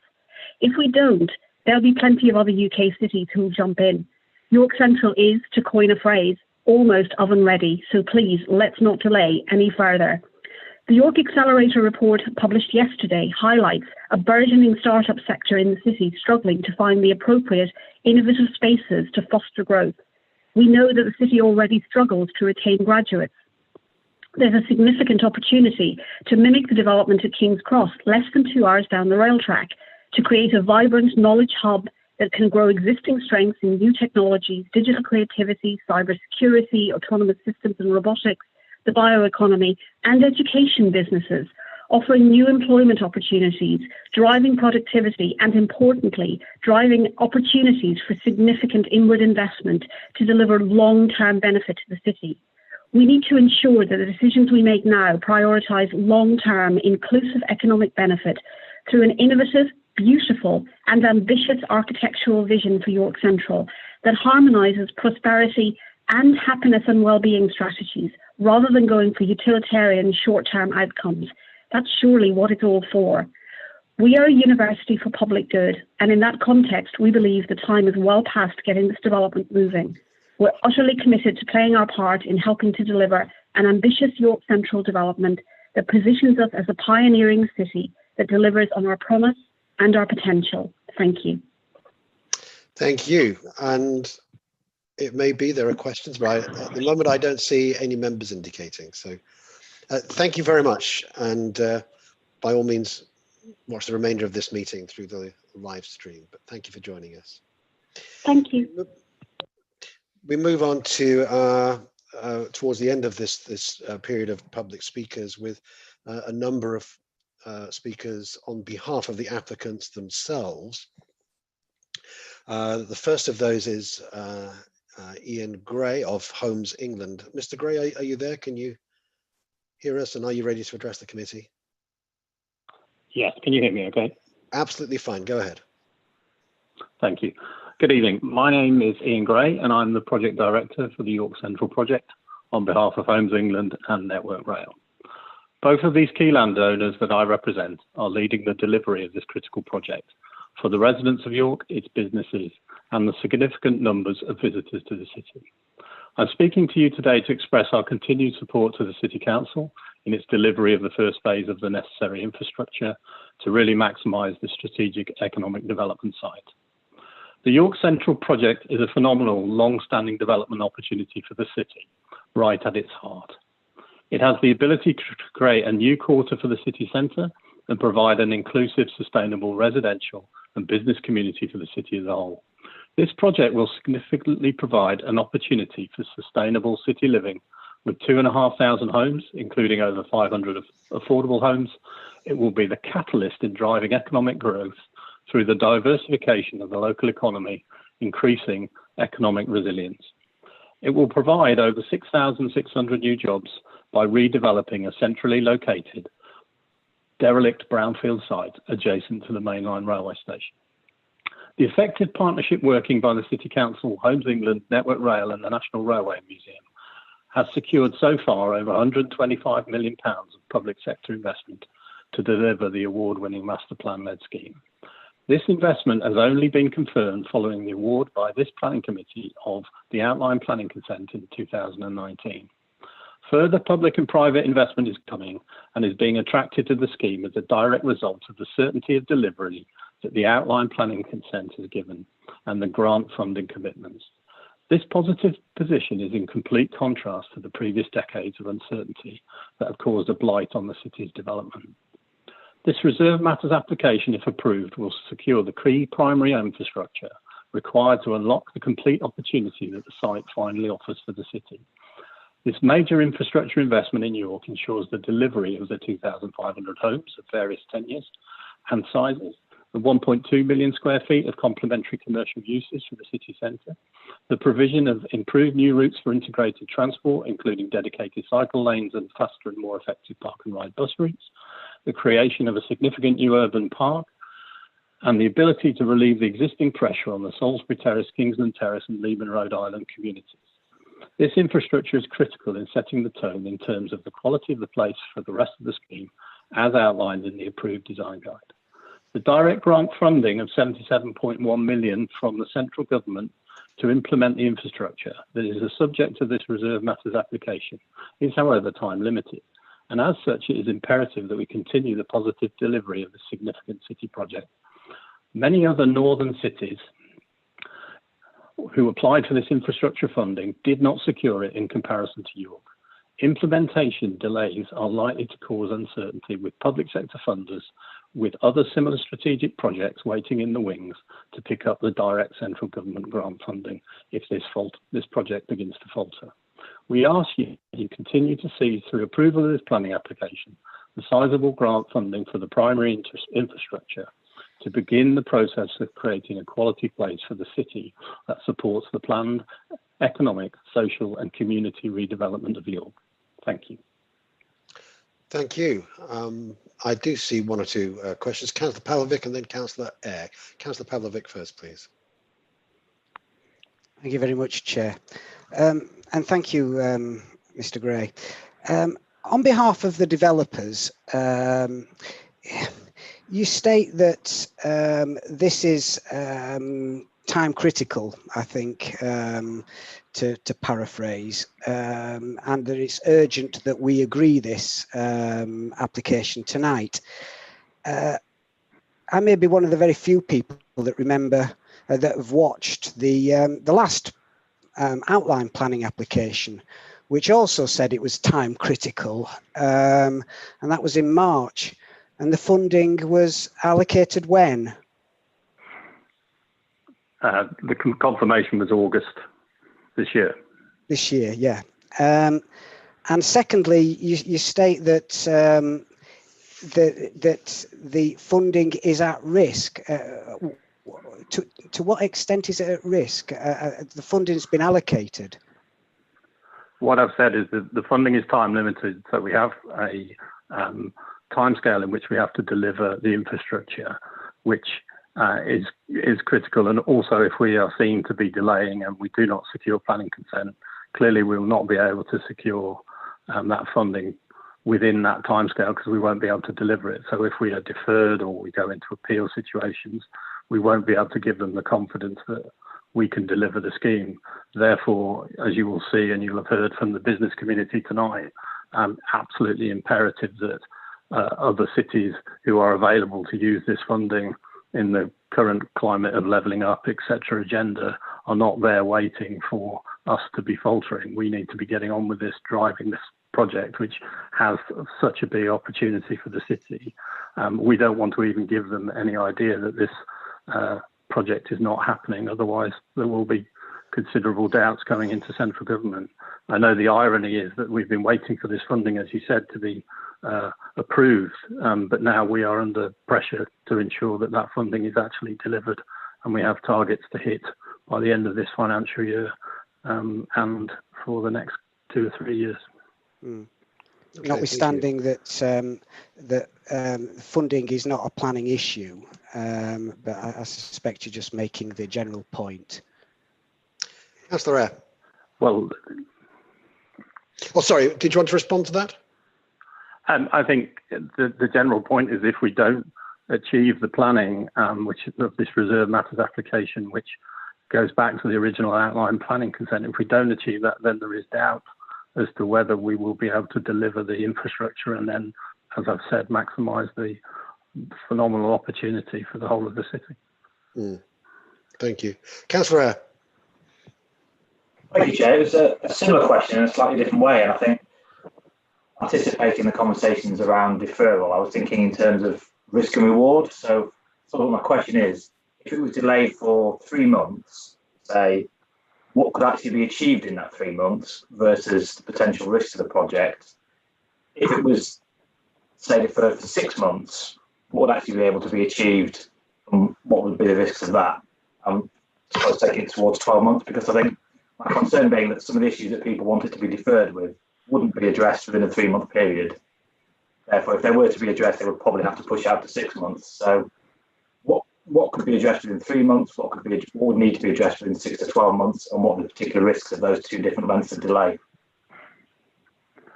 Yeah, so fundamentally we've already started work on what is the first parts of site clearance and work that's ongoing. There is a contract being let today to do some further demolition works that start all the site preparation ready for this work to happen, where the City Council has lined up the contractors.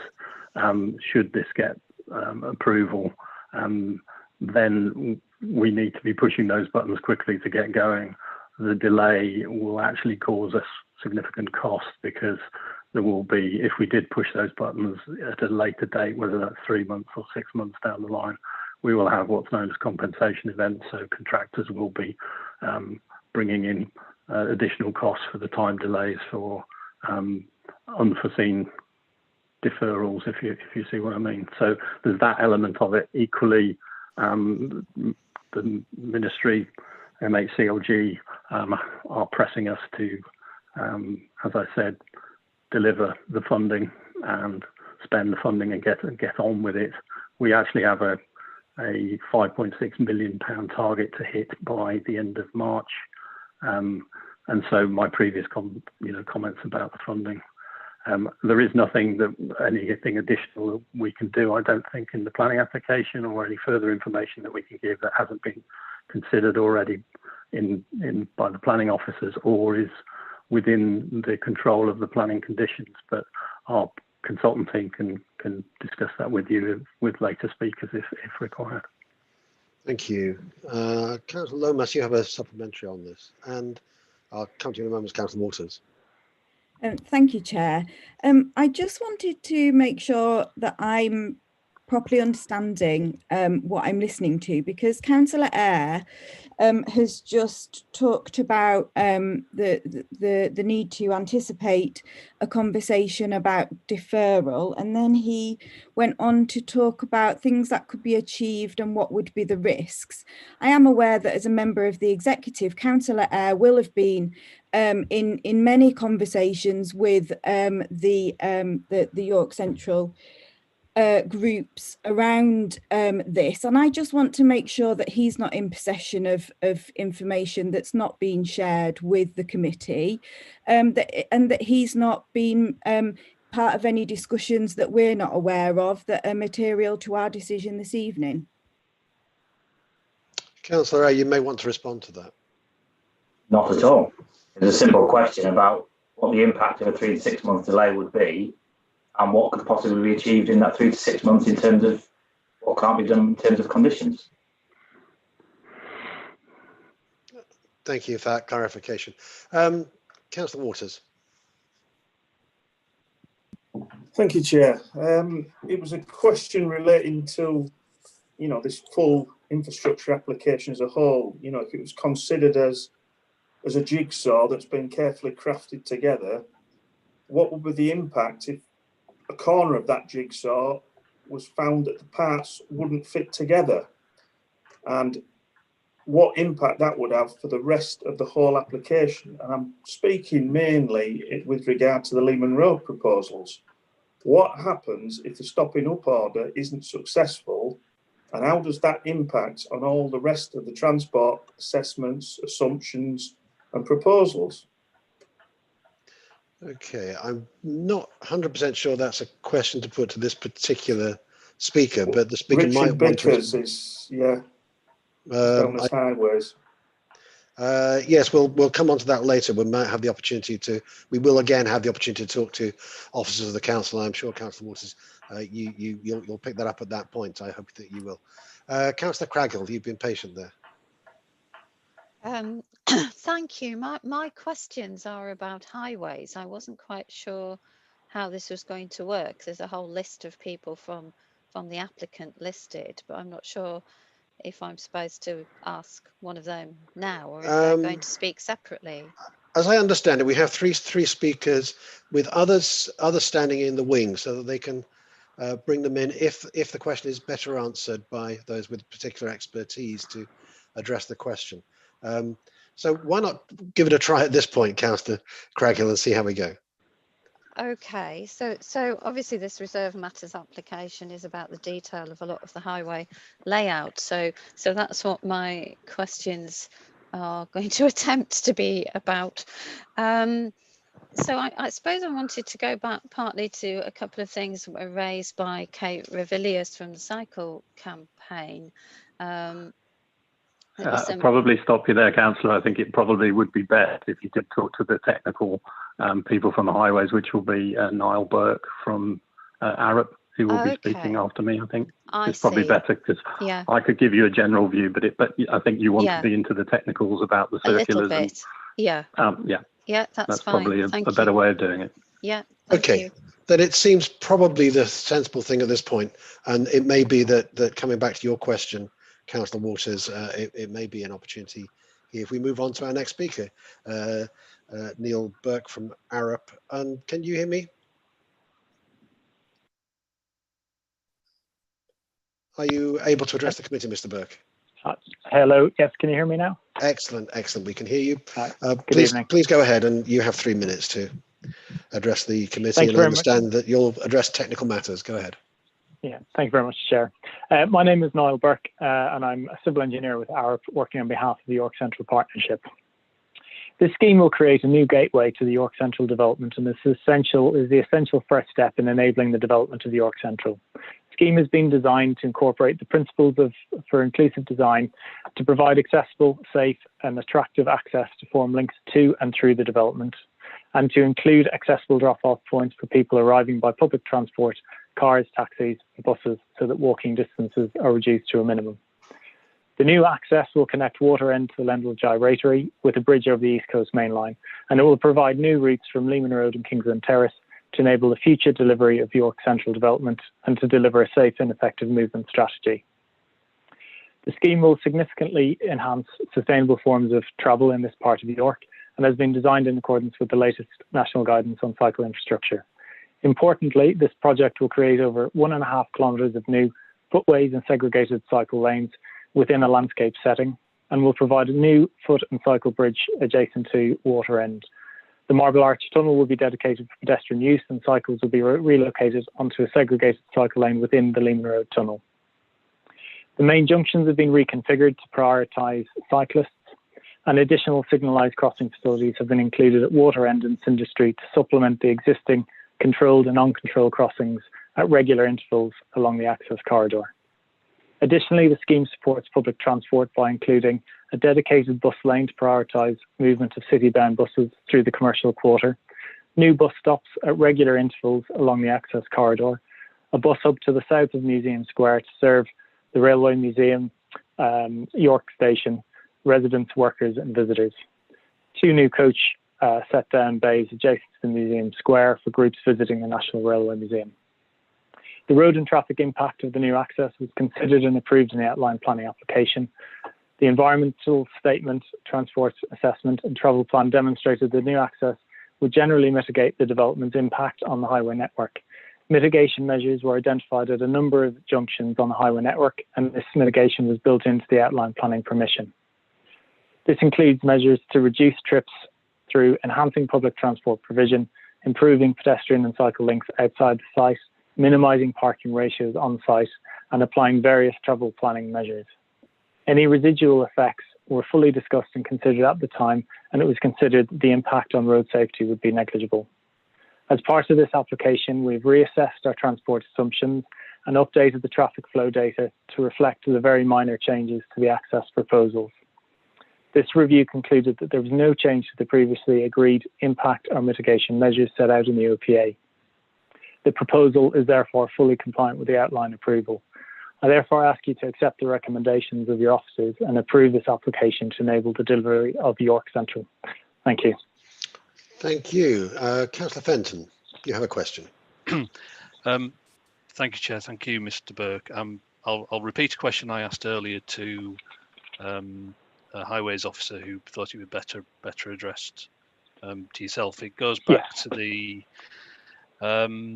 cycle lane width and the statement in condition 39 of the OPA around the proposed minimum width, and then a recognition that in some parts of the detailed plans, some of those hadn't been achieved. So just really wanting to have a better understanding of some of what the constraints were that have led you to not be able to fully comply with that condition.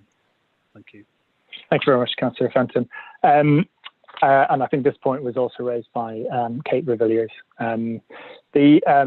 With the Severus Road Bridge, we were seeking to accommodate a new right turn lane into the development site at Water End. So there was a requirement to widen the carriageway across the existing Severus Road Bridge. In providing that right turn lane, it required us to remove the footpath on the York Central side and to enlarge the overall width of the bridge in order to accommodate the 3 lanes plus a shared footway and cycleway of 3 metres. It was recognised that this was not ideal, which led to the inclusion of the new Severus footbridge and cycle bridge adjacent to the existing road bridge, which provides a separate segregated facility for pedestrians and cyclists and an alternative means of access into the site. It's recognised that the 3 metre shared footway on the Severus Bridge doesn't meet the current cycle standards, but due to the constraints on the physical width of the bridge and limitations on how far we could extend beyond the existing bridge due to the presence of an existing Yorkshire Water pipe bridge, which is located several metres to the north of the Severus Road Bridge, we were unable to provide a greater level of provision on that side of the road bridge.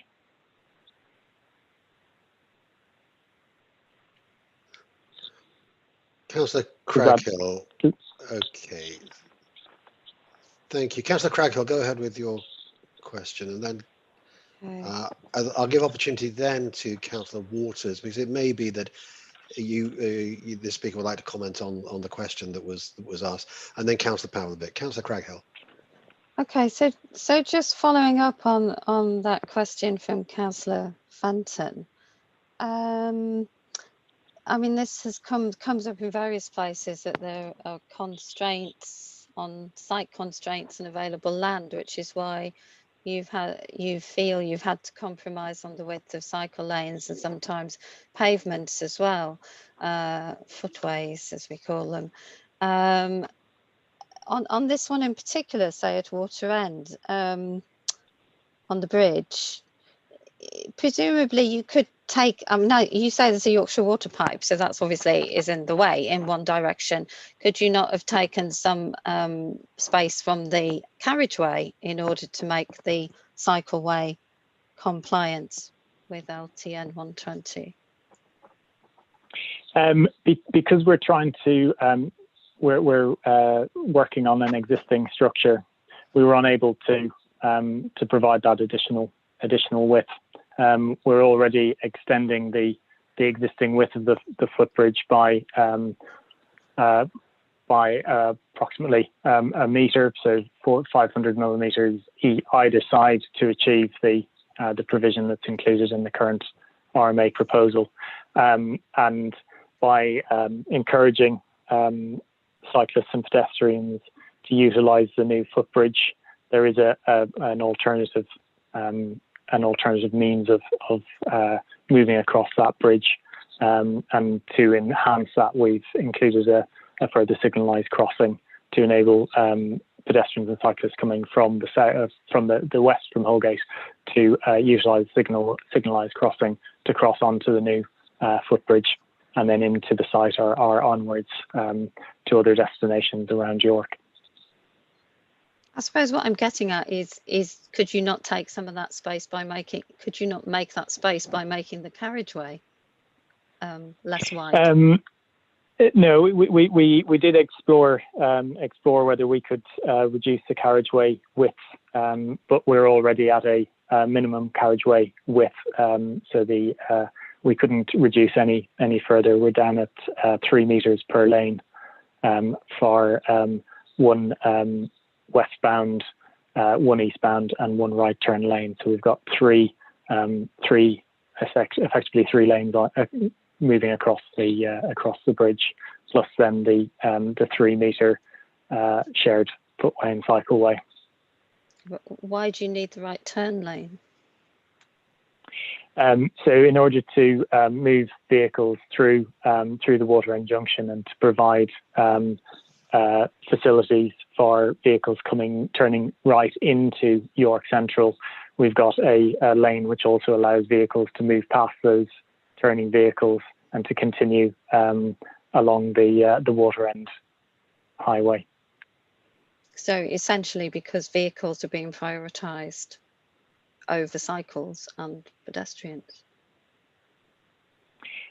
It's a balance. There, as set out on the in the transport assessment, there is a significant volume of traffic moving along Water End. We've sought to seek a balance in prioritising road space for all users. The new bridge provides a completely separate structure, which can be used by pedestrians and cyclists. And it's also on the footbridge is provided on the side which receives the most pedestrian movements due to residencies being on that side of the road. So from Leeman Road Island, the destinations on that footway are all on the York Central side. So there is a very high level of provision as an alternative. So I don't believe that we've prioritised vehicles over pedestrians in this location. I think we sought to seek a balance. Okay, can I ask you another question? And I apologise if I mix up my bridges. I've tried really hard not to mix up my bridges, but I still might. But there are high parapets on, well, I particularly noticed on the East Coast Main Line Bridge in the document pack that we have. There's I understand why there's high parapets to protect people from the railway line, that's probably required. But there seems to be a very high parapet between pedestrians and the road on the East Coast Main Line Bridge. I'm just wondering why, because it seems to create a kind of tunnel which doesn't even look very safe or attractive. So yeah, there's a rationale behind the differing heights, which is due to the proximity of the vehicle restraint barrier to the parapet. So we made a clear design decision early in the process to provide vehicle restraints on board within the bridge in order to enable us to utilise a lighter weight and more porous glass parapet on the external face, again in order to bring light into the space rather than having a completely solid 1.8 metre high parapet on the outside. The parapet height on the outside is governed by requirements by Network Rail, because we're crossing over overhead line electrification. We need to achieve a 1.8.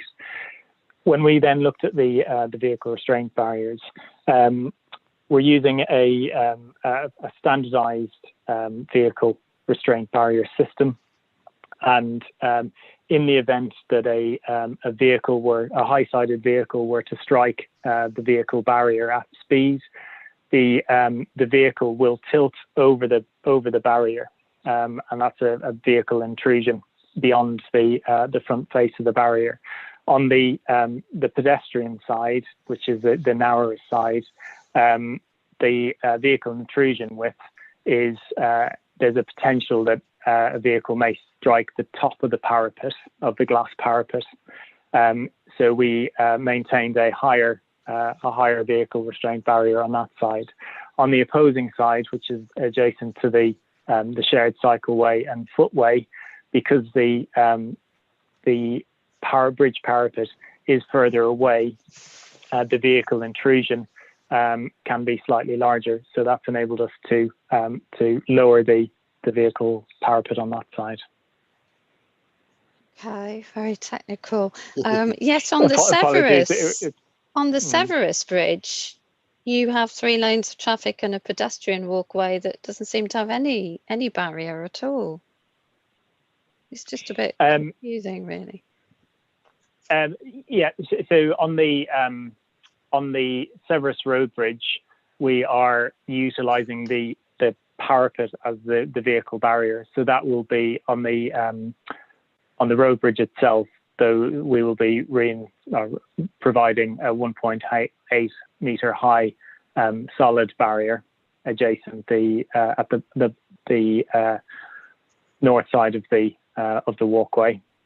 And then obviously on the southern side, the carriageway is adjacent to the parapet itself, and then we've got the separate footbridge on the outside of that higher parapet.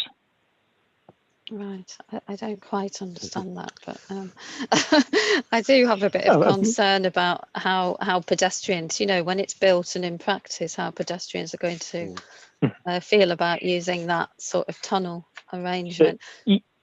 Okay. Yeah, well, if I could just respond just on that last point. Please do respond to that one, yes. Yeah, thank you. We're conscious of that potential throughout the design, which is why we've gone for a glass parapet system in order to introduce light into that space. And then at night, there is a linear lighting system which runs across the top of the VRS barrier, which will provide light onto both the pedestrian and the segregated cycleway and footway. Okay, thank you. Councillor Waters and Pavlovic, please bear with me for a moment, because Councillor Rowley seemed to have a supplementary there.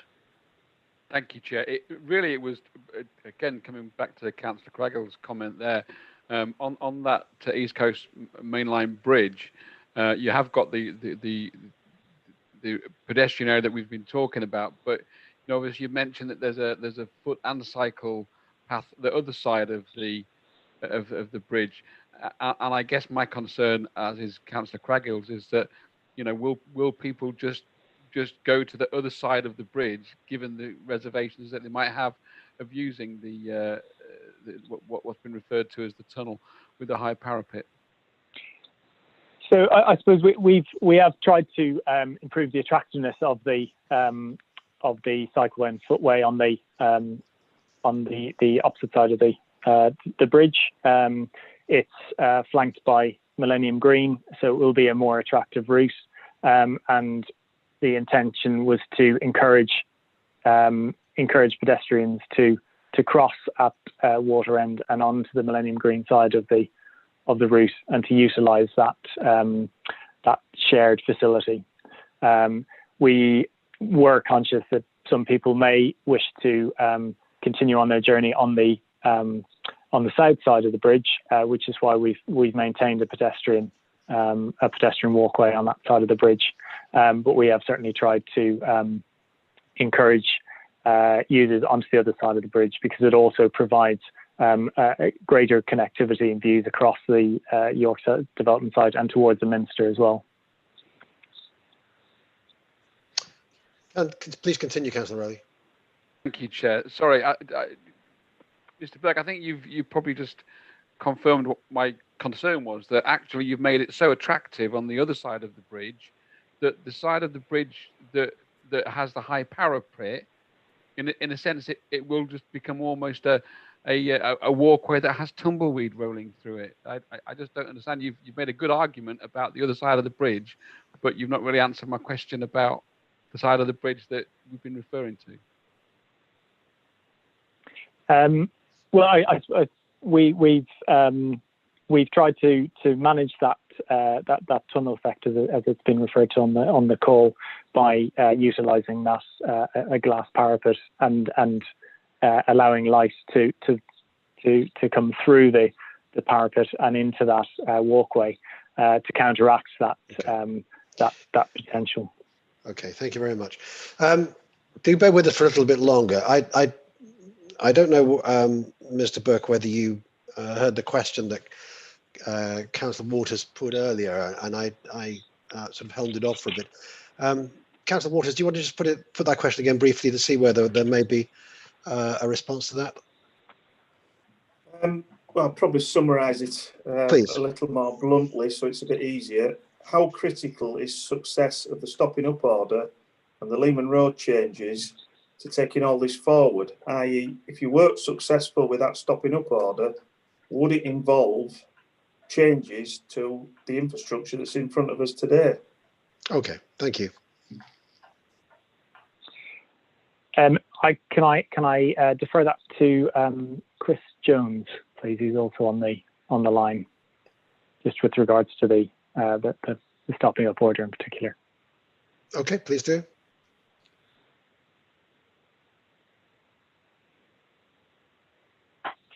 Hi, Councillor. I'm conscious that I'm due to speak next, so I don't know whether it's worth me picking up that then, or shall I pick this up now? As you're speaking now, do please briefly answer that particular question, and just limit yourself to that, if you will. Okay, and this is around effectively what would occur if the stopping up order is not granted. If you could just comment on that, please. Yeah. Yeah. So there is an alternative has been looked at in the past, and that I'm aware of. Now, I'm not an expert in stopping up order applications, and I suppose what we're conscious of is that, and this was mentioned by Becky at the start of the process, the stopping up order is subject to a very separate process, which is obviously going through the Department for Transport. And even if this application were to be approved and the stopping up order isn't, what it means is that this application will be difficult to deliver in its current form, because elements of the scheme, particularly what happens at the point at which the existing Leeman Road meets the new access road close to Marble Arch, those aspects wouldn't be able to be deliverable, because we've got paved areas which fundamentally change that route. One thing that has been considered in the alternative, if the stopping up order isn't granted, is a route that carries along the existing Leeman Road, and the access route itself would have to be stopped. So it's not impossible that a road that the stopping up order would fundamentally affect the delivery of York Central. What we can't have, I believe, is a sort of a gyratory type system. That said, there are clear benefits of the scheme, and by delivering the road infrastructure as it currently proposes, this is by far and away the preferred option for the York Central Partnership, and therefore, and this is what's on the table. So this is what we are proposing at this stage. That said, the alternative has been considered. Okay, I'm going to return to the questions that were being put before, and Mr. Burke, trust you're still there. Councillor Pavlovic, would you like to put your question? Thank you, Chair. I've got a highways question. Is Mr. Burke the right person to speak to, or should we wait for other technical speakers? Can I ask you about highway network impacts? You can. If you want to ask my question, I may bring in my colleague Richard Bickers to to Yeah, respond to the question. I kind of thought he might be the right person to speak to. Basically, I'm relating it to the first two speakers that we had, Mr. Clark and Councillor Doughty, and the traffic impacts on Leeman Road in particular, and the levels of congestion there.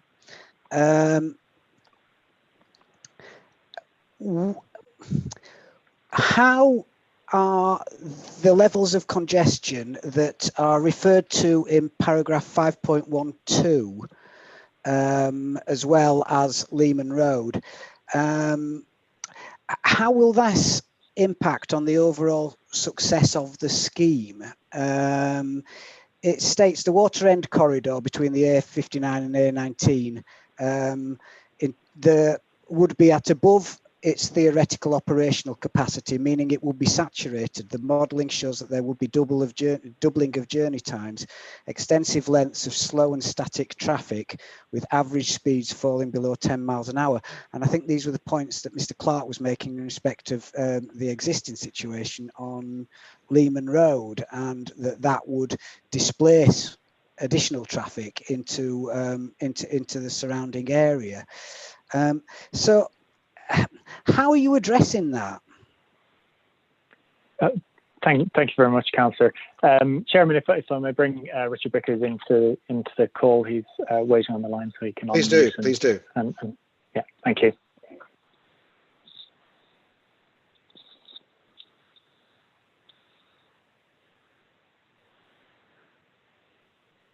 Hello, it's Richard Bickers here. Can you hear me? Yes, indeed. I don't know whether you heard the question there. Yeah. I did. Thank you very much. Yes, so it's Richard Bickers here. I'm a colleague of Niall's at AREP. The transport is obviously one of the most critical issues of this project, and it was looked at in great depth at the outline and planning stage. And we had lots of discussions with the Highways Authority. Lots of modelling was done, and lots of questions were responded to during the planning application process. And this application doesn't look to change any of that assessment. Responding to the questions, I mean, York has a high level of traffic at the moment, and in our modelling we look at the current situation and the future year situations in which traffic will grow as York grows and becomes more successful and more development takes place. Obviously, York Central and the traffic movements associated with that will have an impact. In trying to balance that, we have sought to prioritise pedestrians first and cyclists. And you can see the decision we took at the Leeman Road tunnel to actually recognise that there's going to be more pedestrians moving through that route, and so pedestrianise fully Marble Arch, but then prioritise cyclists by creating a segregated through route which avoids all the lights through that tunnel. The traffic situation, we need to maintain traffic movements because we have buses we need to service, we have taxis we need to service, and there's requirements for people to access their properties and businesses as needs be. So we provide the facility for people to move, but the York works as a large network of traffic. And a lot of the congestion is associated with the inner ring road and the Lendl gyratory. And by just opening up access through York Central to traffic, what we do is create a route for traffic to move faster through the site, and then creates problems elsewhere on the network. So the proposal to restrict traffic at Leeman Road, while it will slow traffic moving through the York Central site, it maintains a movement of traffic so that it doesn't cause clogging up and blocking up elsewhere on the network. So it's a fine balance. My final point would be to stress that the road infrastructure we're proposing here diverts a lot of existing traffic that goes through the Leeman Road terrace community, which is currently a bit substandard with the narrowness of the streets in that area. It diverts that traffic onto this new infrastructure, and there are significant benefits for the residents in that community. Do continue, Councillor Pavlik. Thanks, and thanks for that answer. Can I just ask you what modelling and what assumptions were made? Sorry, I've got some sort of. We're all hearing some sort of echo at the moment.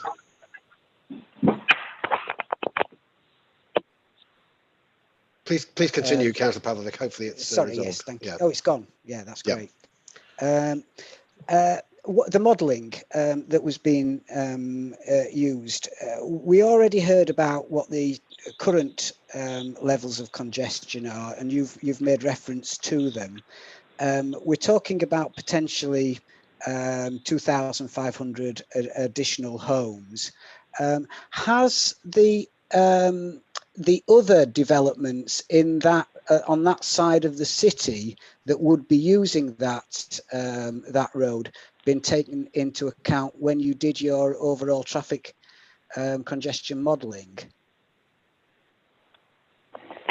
Yes, we do. So the modelling process is set out in detail in the transport assessment. But what we do is we look at the city as it currently stands. We then add in all the predicted movements that will happen because of all the developments that are set out in the local plan. So all the sort of expansion of York around the ring road, that all goes into the model. There's also a sort of general trend for increased car use, and that goes into the model. And then the impacts of highway improvements such as the ring road are also put in the model. So we model a sort of a future year scenario, and various future year scenarios have been considered over the next sort of 20-year period. And then we model sort of the impact of the York Central development as it's built out in stages over that sort of 20-year period. So we compare a situation with and without York Central to look at then the levels of congestion at junctions and traffic delay for vehicle users. Thank you. So keep going. Sorry, just to take that, I think that reference there is to the 2033 modelling scenario that indicates that traffic reassigns away from the A19 as a result of the saturated conditions on Water End. Is that what you're making reference to there? Yes, so because the traffic works as a network and people will find the quickest way to go between their origin and the destination, if there is a quicker way, they'll use it, which is what we refer to as reassigning of traffic. What we're actually trying, or what the development does, or what the network does, including with projects such as the Ring Road project, is to try to encourage vehicle traffic who is moving from one side of the city to the other side of the city to move out and around the outer ring road rather than coming into the centre and around the sort of the city centre and through the city centre. So that's what is being referred to in that text. Thank you. I'd like to move on, but before I come to Councillor Fenton, I think Councillor Craghill, you had a supplementary. Yes, I did. Yes, I will ask that then. You mentioned that the whole idea is of the overall plan. Part of that will divert traffic away from the Leeman Road community. I think it's called the Island. Is it in that area, from the Salisbury Terrace area? And of course, the stopping up of Leeman Road will do that to some extent. But I wonder if you have what your modelling tells you about the extent to which traffic will still be attracted to go through that area, because it will be seeking to go via the new Leeman Link Road to join up with Park Road to get to miss the congestion at the saturated junction at Water End. Yeah, thank you. If you actually measure the distances, the distance for vehicles to come through that community underneath the railway, then essentially double back onto Park Street and then proceed into the town centre. That route is slightly longer than actually using the new infrastructure. So I guess the length of the journey for vehicles, together with the sort of, I guess, the difficulty or the conflict you have of vehicles moving through those existing roads, which are very narrow with parked cars on either side. The modelling shows us, and I think the judgment shows us that more the through traffic will avoid that community and will use the new infrastructure. Okay, thank you. Councillor Fenton. Thank you. Just a quick question back to Mr. Burke. Conditions 3 and 4, and it picks up on the comments others have made around sort of safety and attractiveness of the proposed new bridges. Conditions 3 and 4 relate to submitting details of materials to be used. And it was something picked up by the speakers from the cycle campaign. Just wanted, I suppose, a commitment that sort of intrinsic in that will be sort of maximising sort of safety and usability of those structures. So I was really just wanting I suppose, a commitment really that will be very much a core part of the details that you do submit under those two conditions. And under condition 2, there was mention made of cycle provision between Hudson Boulevard and Marble Arch, and the point was made around the situation in Museum Square and concerns that you would have a meeting of cyclists and pedestrians with, on the face of it, little segregation or potential segregation, and just wondered if that was something that you would undertake to have a look at as well. Thank you. Yeah, can I just check that I'm still off? I'm still coming through on my phone. Absolutely. Yeah, go ahead. Great. Oh, just double checking I wasn't still on mute. Yeah, thank you. Could I just in respect of the first question, could I just clarify if you're referring to the materiality or the layout?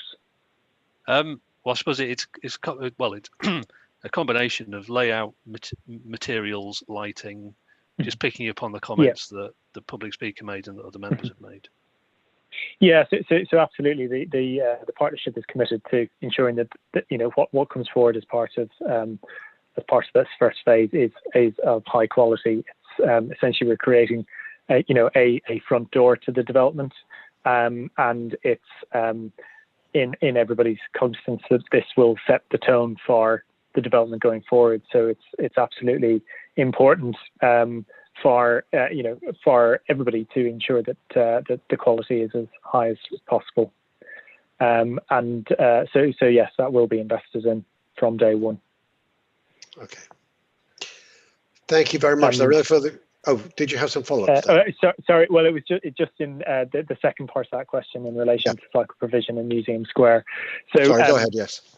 Yes. So with regard to Museum Square, what we have done is provide the segregation along the boulevard.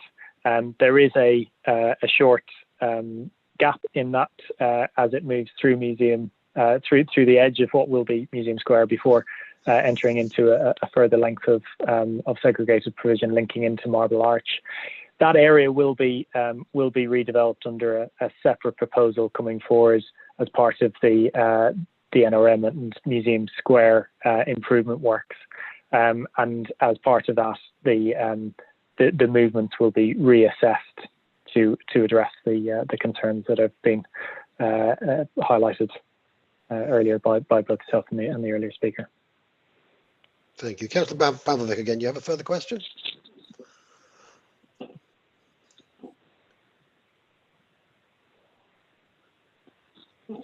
Thank you, Chair. Okay. Yes, it's another point that was brought up by by one of the speakers, and it's made reference to in the objections, and it's about the Royal Mail depot on Leeman Road and the impact that's going to have on their business operations. What negotiations and accommodation do you feel that can be made to mitigate the impact? They state, I think, that it's going to have a significant impact on their ability to fulfil their core role?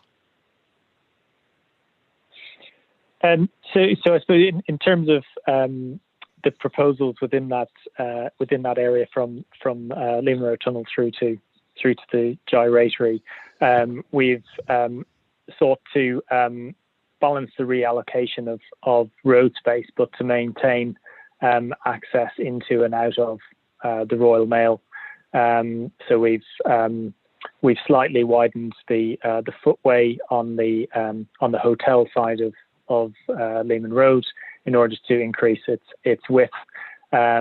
We've narrowed down the carriageway marginally, and then also provided a shared footway because there's insufficient space to again meet all of the sort of the maximum or desired requirements in terms of the access width. So the proposals don't constrain the movements into and out of. I think the issue they've raised relates to the one way working, but we've already sort of outlined the traffic impacts associated with that proposal. Thank you, Councillor Rowley. You want to ask a supplementary? It is. Thank you, Chair. It's a supplementary following Councillor Pavlovich's question there.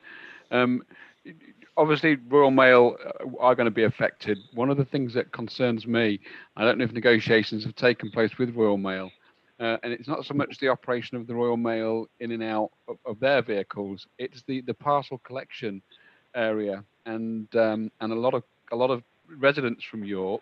That's the only place they can go to unless they have arrangements to pick up from local post offices, which are diminishing. That's the only place they can go to. So what conversations have taken place about the safety, not only of those that are going to the Royal Mail collection to pick up parcels and registered letters, but also that's the side where you've got the cycleway as well. And I'm just slightly concerned about the safety in its current state in the proposal. Yeah. So part of the construction environmental management plan will be direct engagement prior to the commencement of construction and throughout construction to ensure that the scheme is delivered safely. I'm also aware that Royal Mail have removed their objection to the stopping up order process, and that's been so there has been ongoing dialogue between the partnership and the Royal Mail with respect to movement into and out of their businesses. Thank you. That seems to be the end of questions at the moment. I'm going to say thank you to Mr. Burke because Mr. Jones, who's already spoken, is still waiting in the wings to address us. And are you still there? Can you address the committee, Mr. Jones? I'm here, yeah. Excellent. So I know that you had prepared to address the committee for up to 3 minutes, and you've heard all the conversations so far. I understand that you're going to, as it were, catch up on a range of issues. Please go ahead. Thank you very much. Good evening, councillors. My name is Chris Jones. I'm the planning consultant to the York Central Partnership and the agent for this application. Now, many of you will recall, I'm sure, the committee meeting in March 2019, which resolved to grant the outline planning application. The application was rigorously debated, and certainly no stone was left unturned in properly and honestly assessing the merits of that scheme. It's within this context that this reserve matters application has been submitted. That outline permission created a framework for the development of the site, setting limits for the amount, type and form of development, defining key access points, corridors and routes, and setting high design standards through the approved design guide. Further controls are added to the permission in the form of planning conditions and legal obligations. The outline application was subject to rigorous scrutiny both by yourselves, by officers, and more importantly, the people of York. This debate was informed by an environmental impact assessment and a transport assessment, along with many other studies that together considered the impacts of the scheme. And ultimately, the benefits of the scheme were considered to outweigh the identified impacts. I know people have talked about the benefits of the scheme, but it's worth reminding ourselves it's delivery of 2,500 homes, at least 20% of which will be affordable. New business space supports economic growth, the creation of 6,500 high-value jobs and the diversification of the York economy. The enhancement of the NRM, boosting visitor numbers and the wider York tourist industry. Substantial new areas of public realm. Provision of a new western access to the railway station supported by a new cycle hub, facilities and enhanced bus connectivity. New routes for pedestrians and cyclists travelling to and through the site from east, west, north and south, and significant reduction in traffic and non-stopping buses through the Leeman Road Island community. Now, the reason I've said all this out again is because it's critical when determining this reserve matters application that this context is understood. It's not only the first phase of this major development, but it's also the necessary first component in order to realise all of the aforementioned benefits and more for the City of York. And now, whilst everybody who's spoken today is rightly wanting York Central to be the best it can be, and we believe this application achieves that, it is important to remember that many of the concerns raised have been assessed thoroughly at the outline stage, and were on balance found acceptable, including the approach to Marble Arch and the signalisation through there, and the closure of Leeman Road. This application is to determine the detail within those agreed parameters. As my colleague Niall has confirmed, nothing in this RMA causes greater effects than that assessed at outline stage, or which cannot otherwise be controlled by local planning authority through the outline conditions or the proposed conditions set out in the committee reports. I'd also add that all aspects of the scheme have been thoroughly explored by the consultancy and the local planning authority, and any compromises reached, and there have been some discussion today on those, have been done so only where there is no other option. Whilst there may be some disagreement with the objectives of York Central as a whole, these have been agreed by the outline commission. So the proposed development as set out in this RMA is, we believe, the best possible outcome achievable and deliverable in spite of the separate legal matter of the stopping up application. I therefore ask that you accept the recommendations of your officers and approve this vital first step in the delivery of York Central. Thank you. I don't see any questions at this point, but okay. So thank you very much, Mr. Jones, for your contributions, and I'm sure you'll watch with interest through the live stream. We just have one further public speaker, and that's Councillor Callum Taylor, Ward Councillor for Holgate Ward. Can you hear us, Callum? Are you able to address the committee? I can hear you, Chair. Can you hear me? Loud and clear, Callum. Thank you very much. Do go ahead. Cheers. Good evening, members. Firstly, on behalf of everyone who raised concerns last year, you have my sympathy in how this reserve matters is now a case of damage limitation due to last year's OPA. This was rushed through before elections with misguided urgency of funding deadlines and the claim that it merely laid out the broad principles for the site, when actually it seems more like a straitjacket around it. York was duped, and tonight I urge you to avoid that happening again.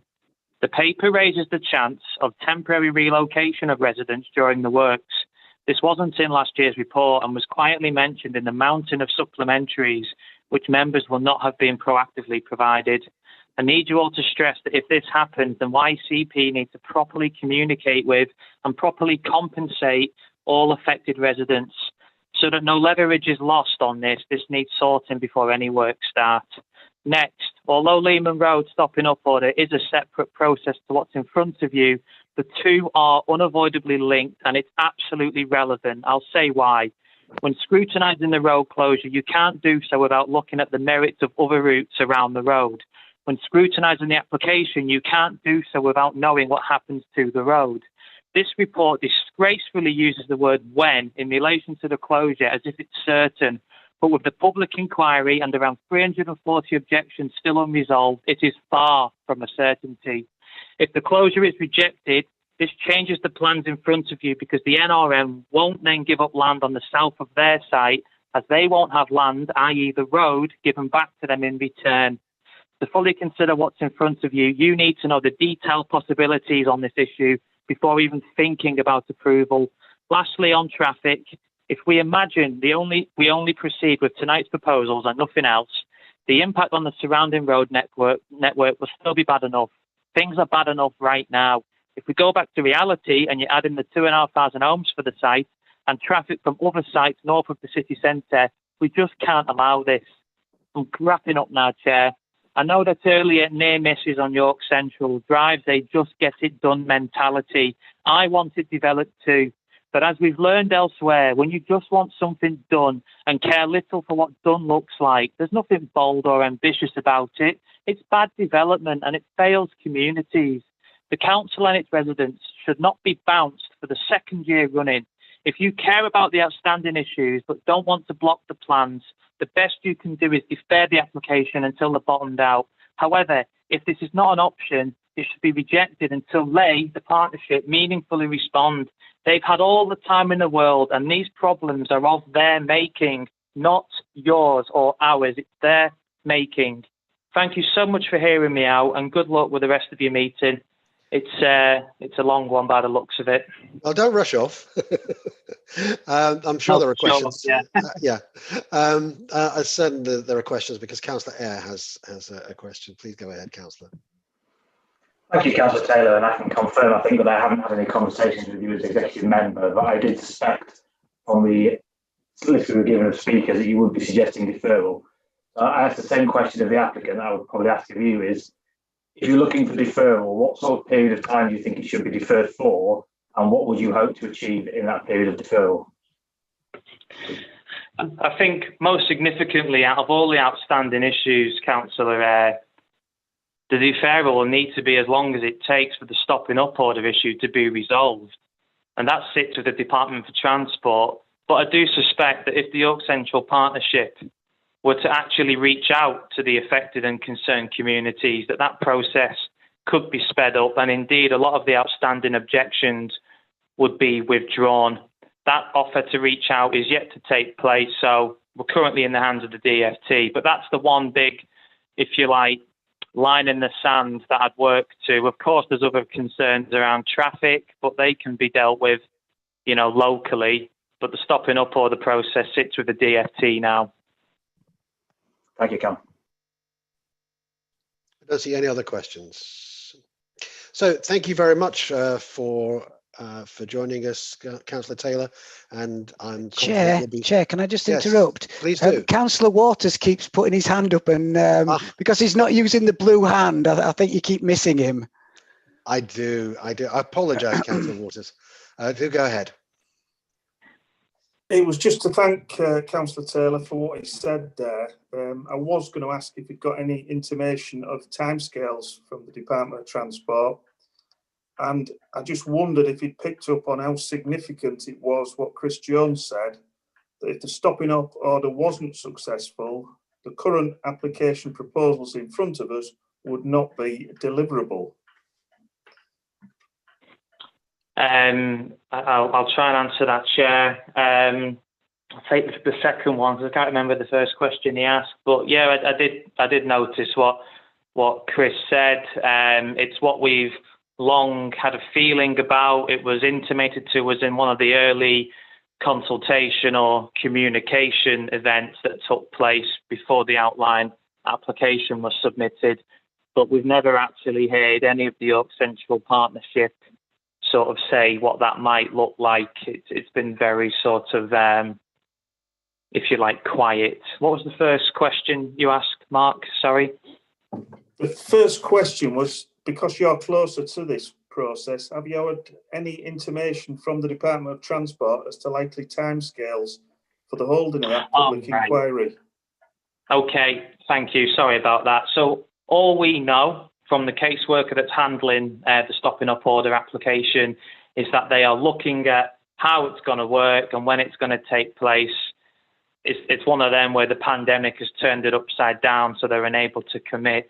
But I assume that they, like all of us, would like it dealt with one way or another sooner rather than later.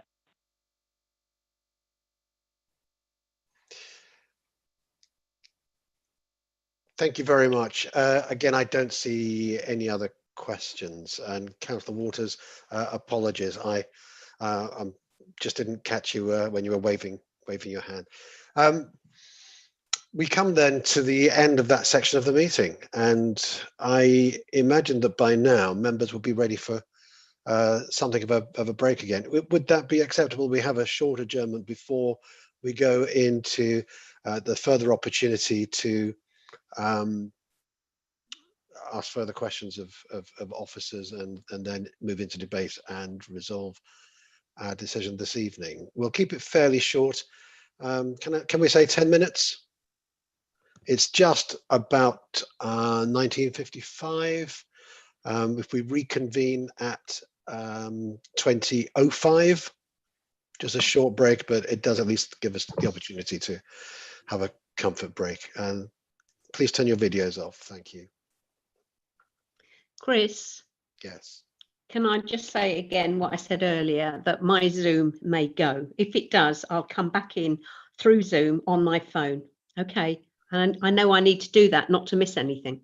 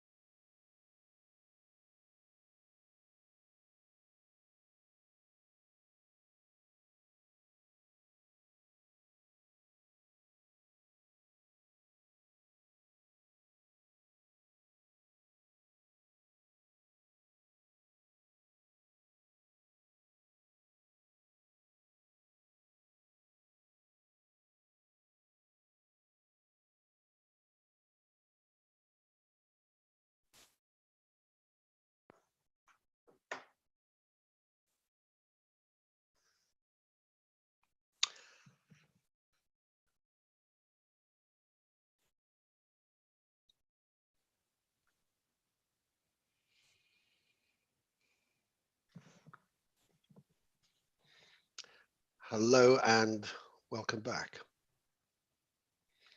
We'll continue the meeting of the City of York Council Planning Committee on the evening of Thursday, 12th of November 2020. Having heard our public speakers, it's at this point in the meeting that we have the opportunity to ask any further questions of officers of the council. And I'm looking now to see if there are any questions that members would like to put at this stage. Councillor Eyre. Well, thank you, Chair. I suspect it's probably a question for Sandra. It's obviously the issue has been raised about the stopping order and the public inquiry into that. Could we have a view on what impact that has, whether that should be taken into consideration in terms of whether it's grounds for deferral?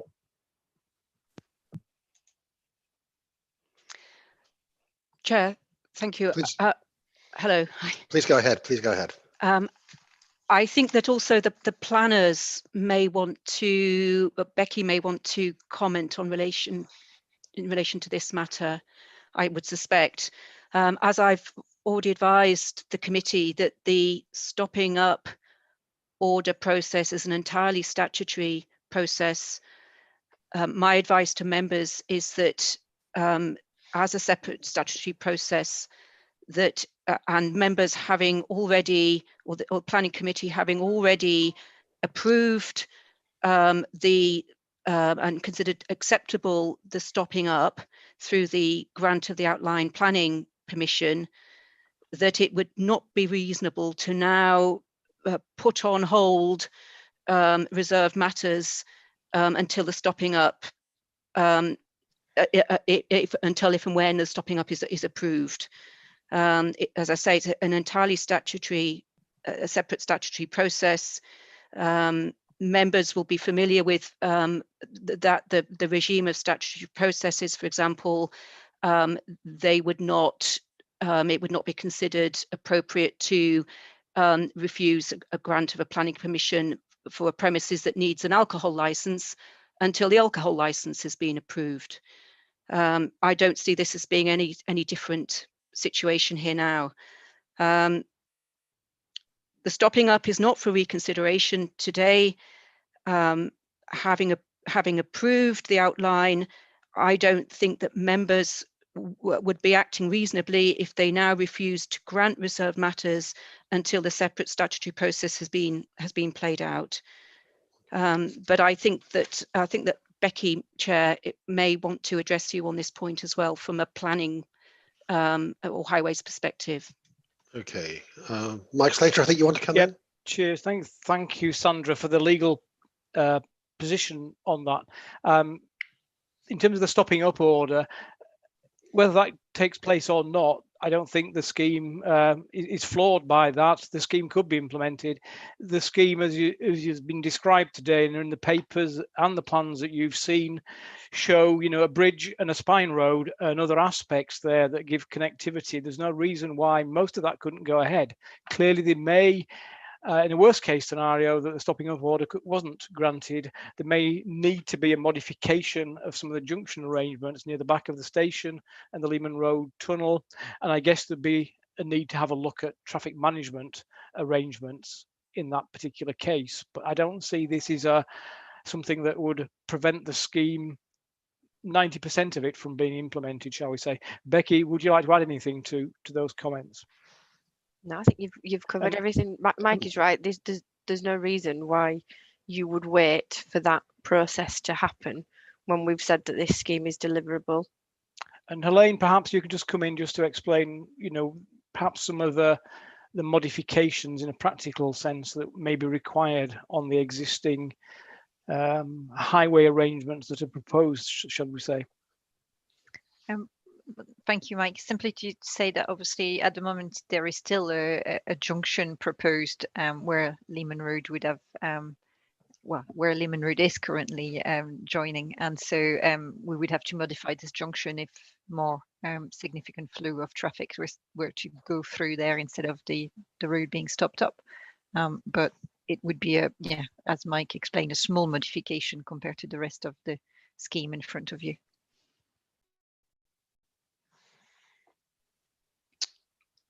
Thank you. I have a number of indicated that they wish to speak. Councillor Waters, I'll come to you in a moment. There were others who had their virtual hands up, but rather than you tire of holding your hand, I have noticed I will come back to you in a moment. I'm also noting, Councillor Fenton, you had raised your hand, and have you deliberately taken it out again?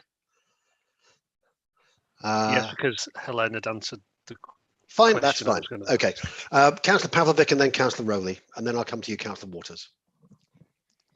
Thank you. This is a question for Helen. And I would have asked it at the beginning, but sometimes it's useful just to hear the public participants first.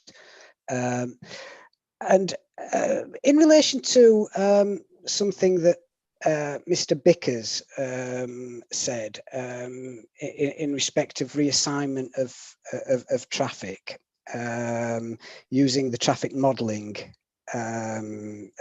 approach that you've taken. He said that traffic will take if you like, the course of least resistance, and would, if water end was saturated, which the modelling suggests that it would be, that traffic would then use other routes. Would that not in and of itself lead to saturation of those adjacent roads and roads around the inner ring road, given the level of development that's planned for both York Central and for that side of the city? Well, this was all considered at outline stage, and there was quite a lot of detailed modelling done at that point. So yes, there would be some traffic reassignment. There might be some other junctions that might get to a really high level of use, but it was all considered then, and it was considered acceptable. Can I just come in here? You need we can't go back on what we considered as part of the outline. You need to consider the reserve matters that's in front of you now, and what you've just talked about was originally part of the transport. I know what you're going to say, but it was originally part of the transport assessment that did all the modelling. We went through all this in huge amount of detail as part of the outline, and that will be our answer. We will this exactly the same as Helen has just said. This was considered as part of the outline permission. We can't reassess it now. Understood. Thank you for that. Councillor Lomas, you have a supplementary there? I do, yeah. Several times during this evening, we've been told that we have heard this before in the previous consideration of the outline planning. I do just want to point out, however, that there are a few of us that weren't councillors at that point. So when you then refer back to things and expect us to therefore know exactly what you're talking about, we don't.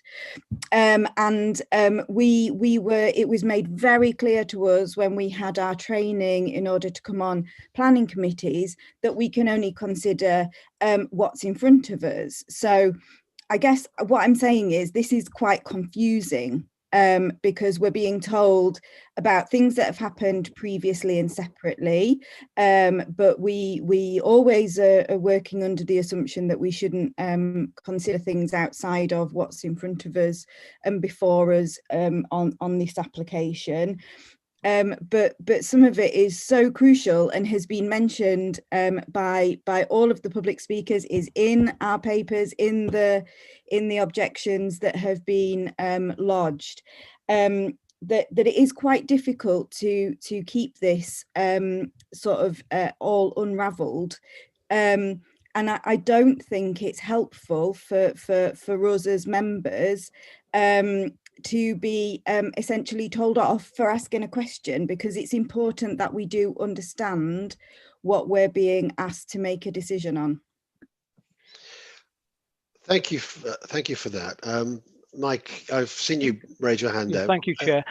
Councillor Lomas, so we're not here to tell people off, it's just to remind people that, planning permission has been granted by this planning committee back, a year or so ago. This is then the first lot of details that are coming forward.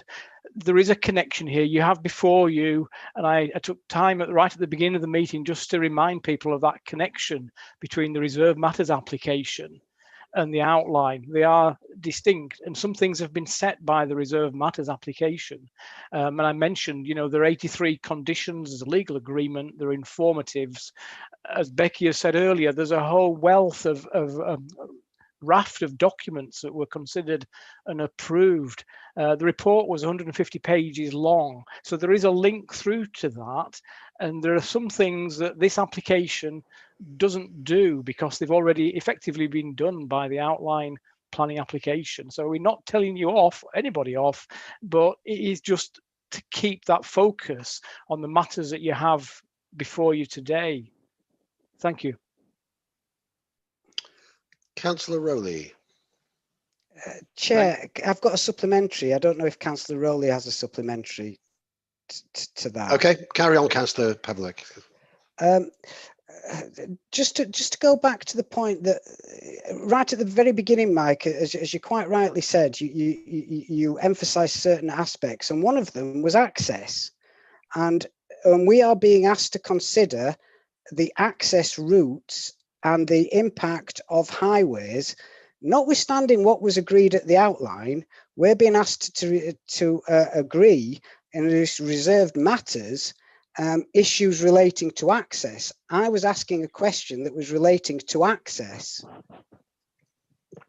Okay, I mean, the questions, it's difficult, isn't it, to avoid that link, and some of the questions and some of the discussion and question of speakers has really been about some of the outline details. So we've mentioned already some of the matters that relate to, the Leeman Road tunnel to Station Rise and to the stopping up, a matter of Leeman Road, and matters that were addressed at the outline stage. Clearly, this is an access. It's got new access roads. It's got bridge. It's got pedestrian and cycle facilities, and those are the details that are before you.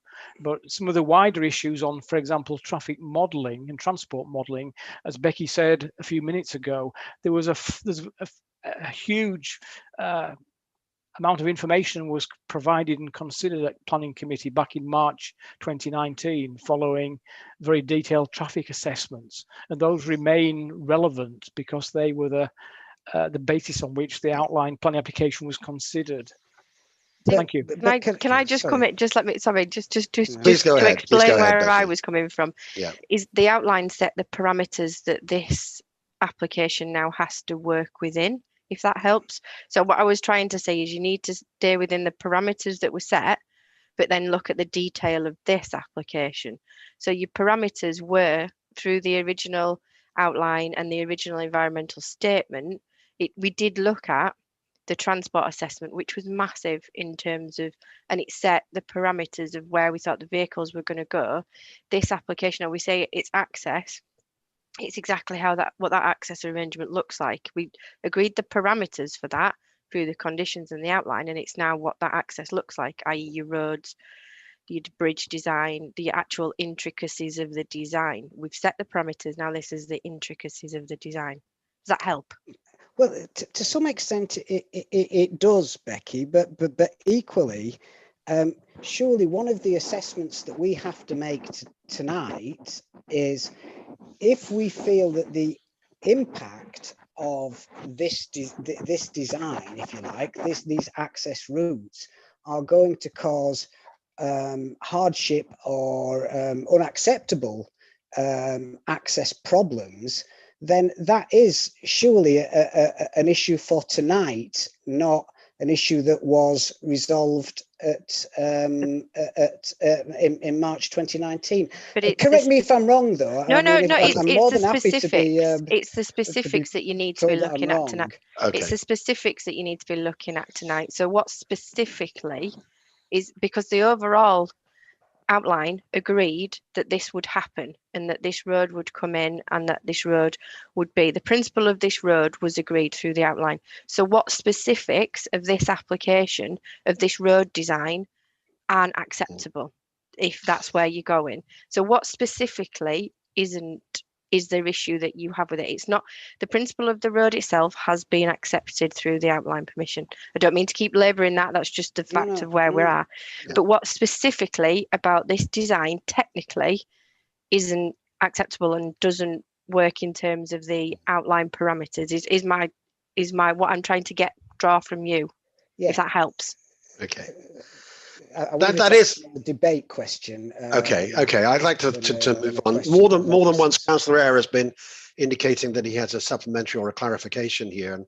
And is that still the case, Councillor Eyre? Do you want to? Becky said most of what I was actually going to ask her in terms of that. But it was, as I understand it, in many ways you can look at it as there's an agreement that there will be a bridge, so you're no longer debating whether or not there's a bridge. It's just what that bridge looks like is the only matter of debate, not whether the bridge should exist or not.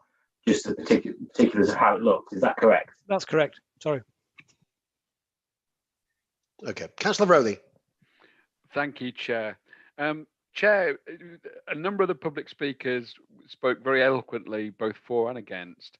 One of the public speakers who spoke for us to approve was on behalf of the applicant. And he made some comments which I just need to get some clarification from, whether that's from Sandra or from Mike. Seemed to allude to the fact that if there was a deferment of this application, then the central government funding potentially is at risk. Now, I find that incredible, given that funding has been secured. And if we go through the due process, I don't quite understand how that can be at risk. So I would just need to understand, probably from a legal point of view, so probably Sandra and or Mike, if that statement from the public speaker was factual and accurate, or if it was spurious. Mike, do you feel that you could answer that, or do you feel Sandra would? Yeah, I don't know. Sandra, were you going to? I think Sandra was going to come in, and I'll join in afterwards if necessary. Okay. I was simply going to say, Chair, I'm afraid that is not something that I can comment on. Okay. Likewise, I don't have that information, but I think the issue for you this evening, members, is the details that you have before you, like any application. If you're not content with the details, then you would vote accordingly. If you haven't got enough information, then clearly deferral is always an option. We as officers feel quite strongly, we've worked hard on this application. We feel we have sufficient information. We have, and then going back to this, we have all of the information and the details that came with the outline. And as Becky said, there's further details effectively take that stage further. We don't feel as officers there's any reason to defer this application. I can't for the life of me think what you would achieve by any deferment or delay, other than you would come back perhaps in X numbers of weeks with pretty much the same information. There isn't really a great deal more to provide to assist you in making a decision, in my opinion. Councillor Waters, I will be coming back to you, and I hadn't forgotten that you had a question as well. This may be a supplementary, I don't know.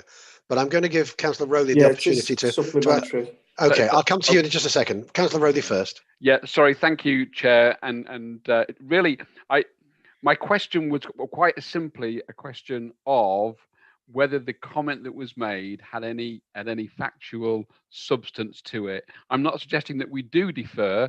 My question is that were we to defer, is the funding, the central funding, at risk? And for me, that's really important. Not that I've made a decision. And Mike, I appreciate your comment saying that there's no reason why you should defer.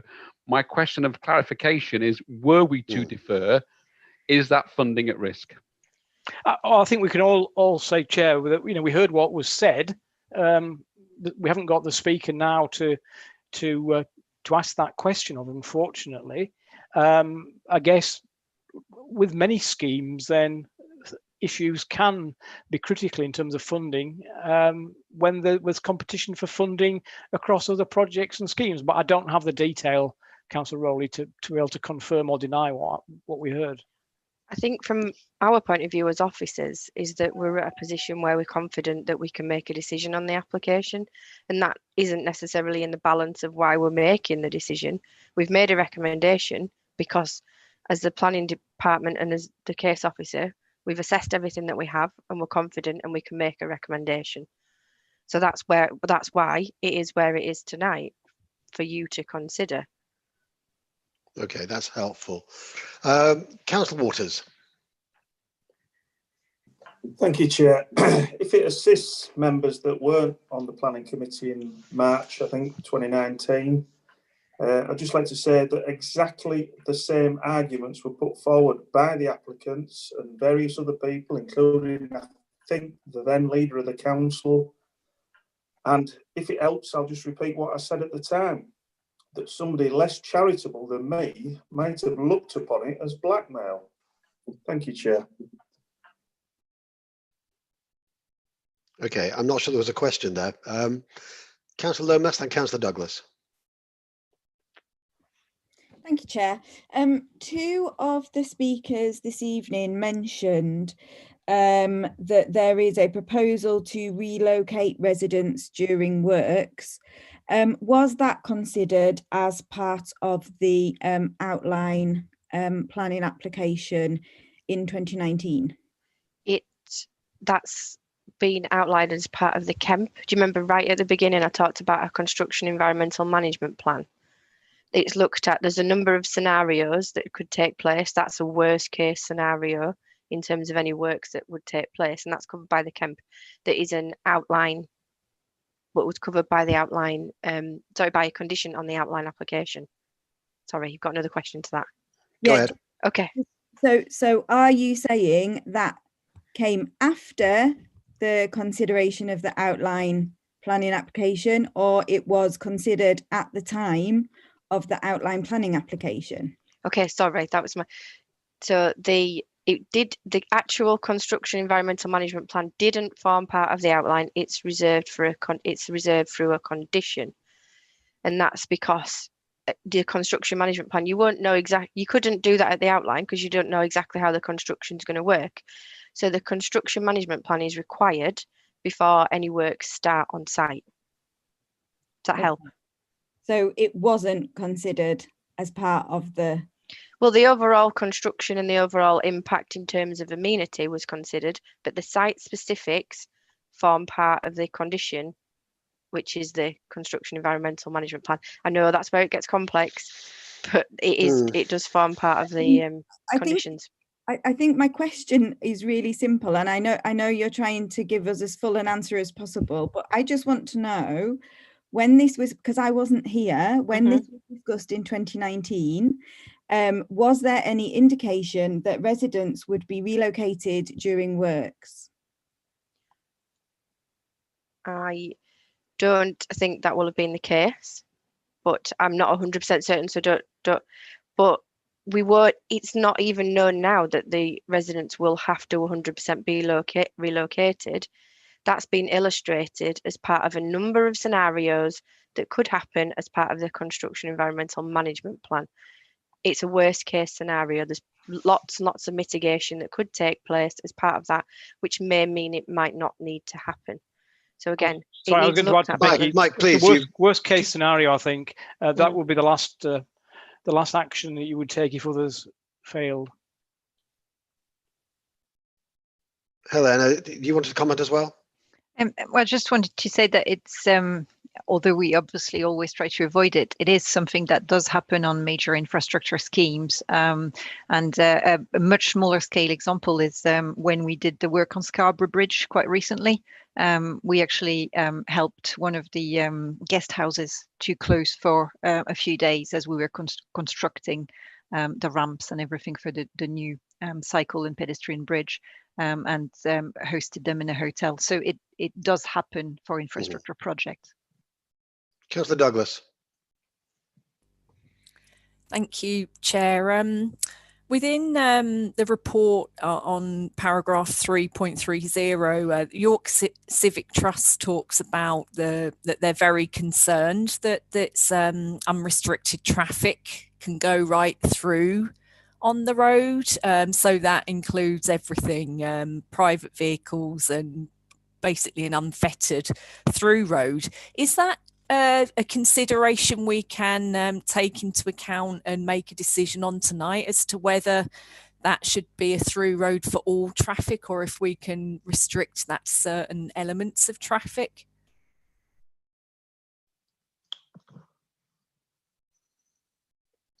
Helen, you may want to pick that up. I don't know. Or No, I mean, we can do it between us. There was a condition as part of the outline. I'm just trying to find it for you. Just 2 seconds. Just unless Helen can pick it up, or Louise in the background. That was a condition as part of the outline that describes the how the tunnel would work and how the shuttle arrangements would work for this. So that's part of the outline, and that's been conditioned. But obviously, if later on, as a highway authority, we were to review how these arrangements are functioning, and we felt that it was not appropriate, we could review this, because the road would become an adopted highway, and the highway authority could change how these things work in the future. Councillor Fenton. Yeah, I was just picking up on that point, and I did read it somewhere in the report. I think it was someone who'd sort of written in support, had sort of said that a highway can be designed and a scheme implemented, but that's not to say, as a highway authority, amendments couldn't then be made. I'm just looking at it here, page 29. Once the new road infrastructure has been adopted, the council still have an opportunity to review how the highway operates in future and to impose new controls or initiatives as they see fit. Is that correct, Helen? That is correct. Obviously, we would need to look at the evidence and decide what is the best course of action, but it is correct. Thank you. Councillor Pavlovic. Thanks, Chair. And whilst I'm not trying to second guess what any of the other members, the importance that they put on certain elements that they brought up, but for example, Becky, you're talking about one of the issues that we can look at is design. So Councillor Craghill raised issues relating to the bridges, for example. Councillor Fenton talked about the width of the road at a certain point. Are those issues that if we grant permission, if we approve today, basically don't then get looked at? They are set in stone. Surely that may be one reason why you may want to look at a deferral. And to take Mike's point, we can't for the life of us see why we'd want to revisit any of this, but certain factors that have been raised by members of the committee surely are issues that may be relevant to them, that could then be adapted as part of a deferral period. In short, yes, but the Highways Authority, as in Helen, has given advice that they think that that's acceptable. As a planning authority and the planning officer, it's been assessed that they're acceptable. We've also had our design officer involved from start to finish with this.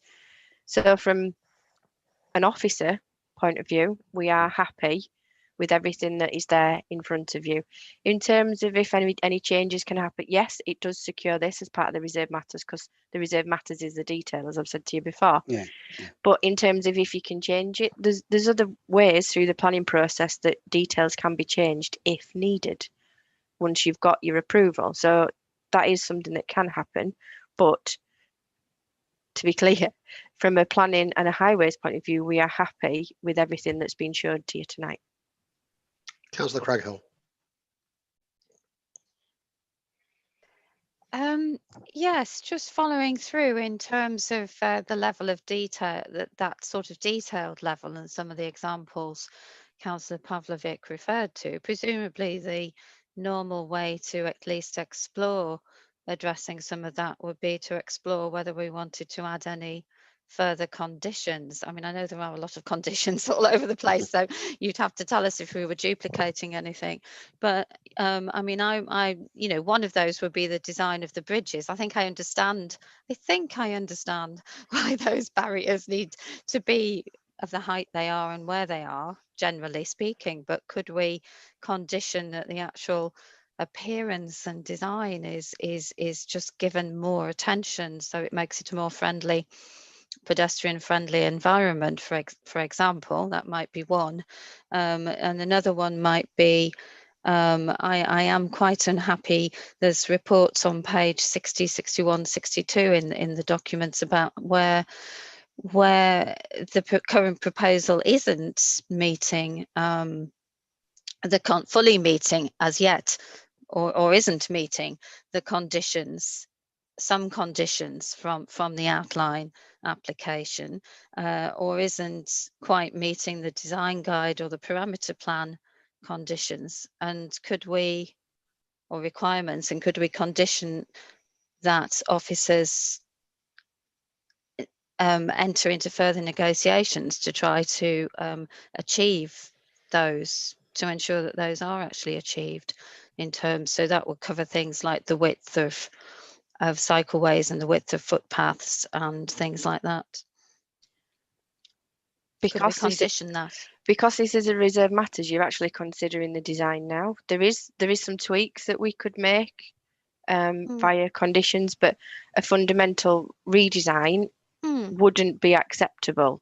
We couldn't do that because the reserve matters is you are agreeing the design of these proposals. Councillor Pavlovic's nodding his head. So what's fundamental? Is the width of a cycle path fundamental? Or can that not be just, can we not say somehow through a condition that we'd like that to be looked at further?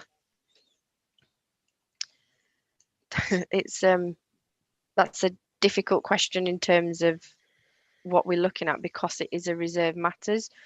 We could have further discussions. We could maybe put an informative on with the applicant to say that we might need further discussions, but I think you do need to consider what you've got in front of you. Mike's got his hand up, so go on, Mike. Just to say, I think, go on, Mike, please. Councillor Crankhill and committee, I think if you look on page 87, condition 3 gives you a feel, I think, for the scale of the type of conditions that we feel appropriate at this stage. For the cycleways and things like that, I'm not sure, Councillor Crankhill, you know, how fundamentally different you would wish something to be than is perhaps shown on the submitted plans. I think Helene I'd like it to meet well. LTN 120 in terms of appropriate width, and in some cases to meet the width that was conditioned in the outline planning application, which in some cases they don't. Helene, I think wants Chair, if that's okay with you, to come in on that. Please. Obviously, we get into that technical detail, and obviously officers have been looking at those details over recent weeks and months, particularly as there's been change in government guidance. Yeah, absolutely. Please, any light that you can shed, go ahead, please. I just wanted to highlight that we revised all the plans in light of LTN 120. They were not that cycle friendly when we first reviewed them, and we have pushed really hard to try and meet LTN 120 in all occasions, but the width of the bridge, so we're talking about the bridge over Water End, which is the one that is restricted and doesn't meet the condition. We have discussed this in detail, and we have been told by the designing team that they just can't do it. So obviously, how much more can you push? But you know, they've explained to me that they just can't do it technically. I imagine what you're saying to us is that nothing short of completely rebuilding the bridge would enable anything more to be done, and the cost benefit of a completely new construction would not be justified in these particular circumstances. They're trying to use an existing structure. Obviously, the modelling that was done at the outline does require a right turn lane on the carriageway, because otherwise we would have worse traffic conditions further up Boroughbridge Road and Holgate. So we do need these 3 lanes of traffic with the right turn. So this is why there's a separate bridge, but they're using an existing structure, and obviously the cost would be much higher without using this. So this is as good as we could get it. Just as a point of comparison, the new Scarborough Bridge is 3.7 meter wide, and we're talking about 3 meters here, with lower flows of cyclists and pedestrians expected. So it's just to give you. Okay. Councillor Rowley, thank you for that. Thank you. Thank you, Chair. A question for the officers, really, probably for Becky. Just it was very well put by Councillor Eyre that if a bridge is in the outline plan, there's going to be a bridge.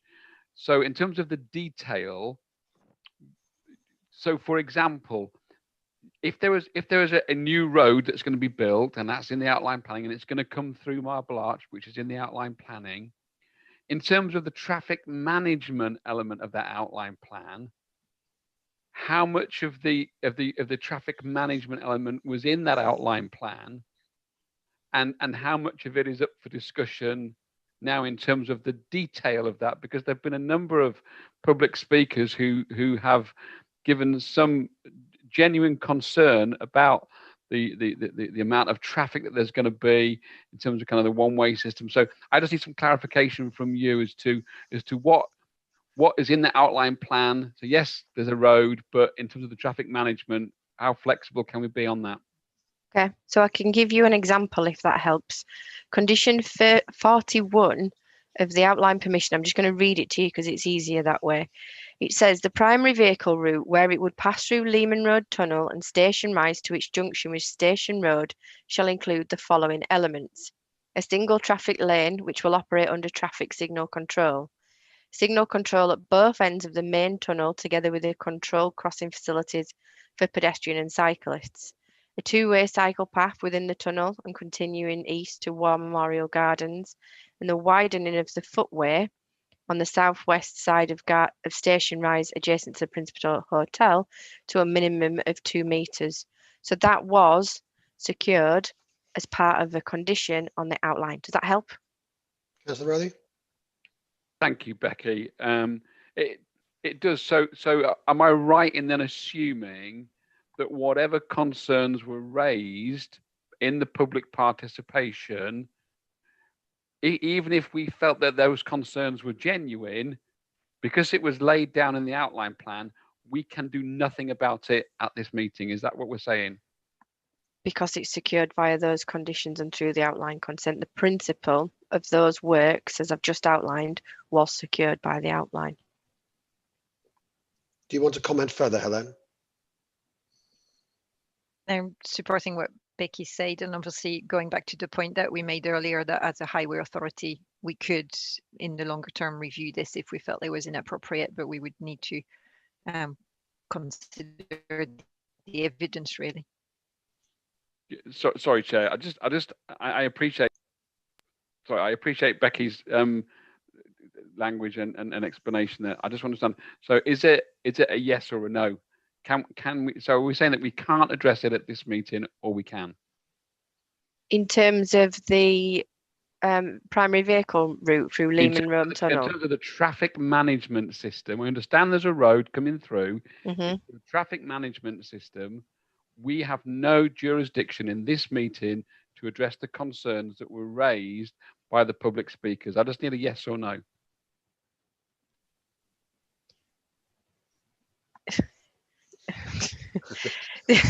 That's it. I think you've done your best to answer that. Yeah, question. I can only answer it the way I've answered it. It was okay. Okay, we might return to this theme, but Councillor Fitzpatrick, I'm aware that you had an issue a moment ago. You've been with us throughout, I hope. I have. Oh, absolutely. Yeah. Good. Okay. And you have a question. Okay. Yeah, I suppose following on from Councillor Rowley, really, and also within the public participation, the fact that we were told at the beginning that people felt they hadn't been consulted, is that why they didn't understand then the process at this point in time? Because it clearly proves the point that they weren't consulted properly, as they suggested. If they've got to this point now, and if everything that we're hearing from them can't be taken into consideration, I just feel it proves the point about consultation not being adequate. Can be quite clear on this one. From a planning point of view, we have fulfilled all our statutory duties in terms of publication at both the outline and the reserve matters phase. There's been a significant amount of extra time given as part of this reserve matters application. We've put more site notices up. We've gone above and beyond for this reserve matters from a planning perspective. The same was done. We did all our statutory duties as part of the outline permission as well. Okay, I'm keen that we move fairly soon into the debate and come to a conclusion. Councillor. I'm going to try and help Councillor. And then Councillor Waters. Go on. Try and help Councillor Rowe with the question for Becky, because I think it's my understanding that a planning committee could technically do whatever it wants in terms of that, as we are elected members. However, a simpler question might well be, if the planning committee were to refuse a reserve matters application on grounds that had been passed outline planning, do you think we would be able to defend that as a planning decision? No. No. Councillor Waters. Thank you, Chair. I was grateful earlier for the explanation again from legal as to the two separate processes, this planning application and the stopping up order, but I'm confused just how a deferral tonight would actually hold this scheme up, because the applicants already said that if they weren't successful with a stopping up order, the scheme would be, and I quote, difficult to deliver in its current format, and he said later it will be not deliverable if the stopping up order was not successful. To my mind, and I'd like again the opinion of officers, I think to actually put this in front of a planning committee at the moment without the stopping up order being confirmed or whatever is both presumptuous, it's premature, and again I would say it's inappropriate for us to be asked to decide on this when it could all be thrown up in the air again in a few months' time. Can I answer again, this one? The central question is, what would a deferral do to actually holding this scheme up? They cannot go ahead with it until the stopping up order has been determined. No, okay. but what you can do is the significant amount of work that goes into discharging planning conditions and doing all the work in the background that allows development to come forward. Without a planning approval, you can't discharge your condition. You can't ready your site for development. You can't. It's the investment that would come forward by giving this approval. You're going to stop that if you don't approve it now. This can move forward in so many ways to get the development ready to go as soon as it's able by approving it tonight. But surely that is a massive risk for the developer. That's for the developer, not the planning committee. Okay. Well, thank you. Councillor Fisher. Thank you. I've listened to this debate with considerable interest. The question I would like to ask our solicitor is, if we were to refuse this and it went to a planning inspector, in your opinion, do you think this council will be exposed to costs if the planning inspector found against us?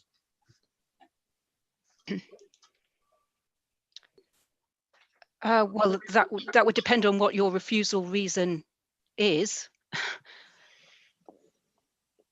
Councillor Fisher, for what refusal reason? Do you mean relating to the stopping up? Do you mean until the stopping? I'm asking to any hypothetical reason why we were to do this if it contravened the conditions already granted in the outline planning commission. In other words, if we were to revoke or to attempt to revoke conditions in the outline planning condition and said that they were no longer acceptable, then would that put us at the risk of costs if you were then to refuse it on those grounds?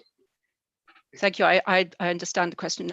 Yes, I think it would, because you would be erring, you would be making an error in law as a planning committee if you were to reconsider matters which were dealt with and conditioned at the outline stage. Mike Slater. Thank you, Chair. Yeah, sorry. So I didn't want to cut across you, but if you, Sandra, I think Sandra hasn't finished. I don't know. Sorry. No, Sandra, do continue if that's the case. Sorry. No, there would be. It would be. I think it is it would be an awful decision, and you would also be. Yes, you would fall foul, I think, of a planning inspector if you were to resile, you cannot resile, you are not entitled as a planning committee to resile from the grant of the outline consent. And there is no scope to reconsider matters or to refuse reserve matters on the basis of matters that were already considered and approved and considered acceptable at the outline stage. Thank you very much. I understood, that's what I understood would be the case. I just wanted to confirm is that all of the members are clearly aware of that. Thank you. Chair, Thank you for that clarity. Go on. Chair, just to remind members again that, it was my point earlier, that obviously the applicant could build the spine road and the bridge and much else without the stopping up order. You know, the two aren't inextricably linked in that sense. We've heard from Helene that, you know, you can modify the junctions and you can look at traffic management arrangements. There's no reason to not proceed with this application on the issue of the stopping up order decision not being a final decision at this time. Councillor Waters, do you have a further question, or are we really moving into debate now? No, I'd just like to go back to the Assistant Director and ask him if he recalls what Chris Jones said, which was the scheme was not deliverable without progress on the stopping up order. If the work's successful with the stopping up order, this was not deliverable. And I didn't say it was deliverable entirely as the scheme shows, because clearly you would need to make modifications. Helene's mentioned those about the junctions, and you'd need to look at traffic management arrangements. But, you know, I don't know at what percentage, Councillor Waters, it might be 95% of the scheme you could secure without the stopping up order, but you'd have to revisit some of the aspects that we've referred to earlier in the discussion this evening. Helene, did you want to add anything there? No. Okay.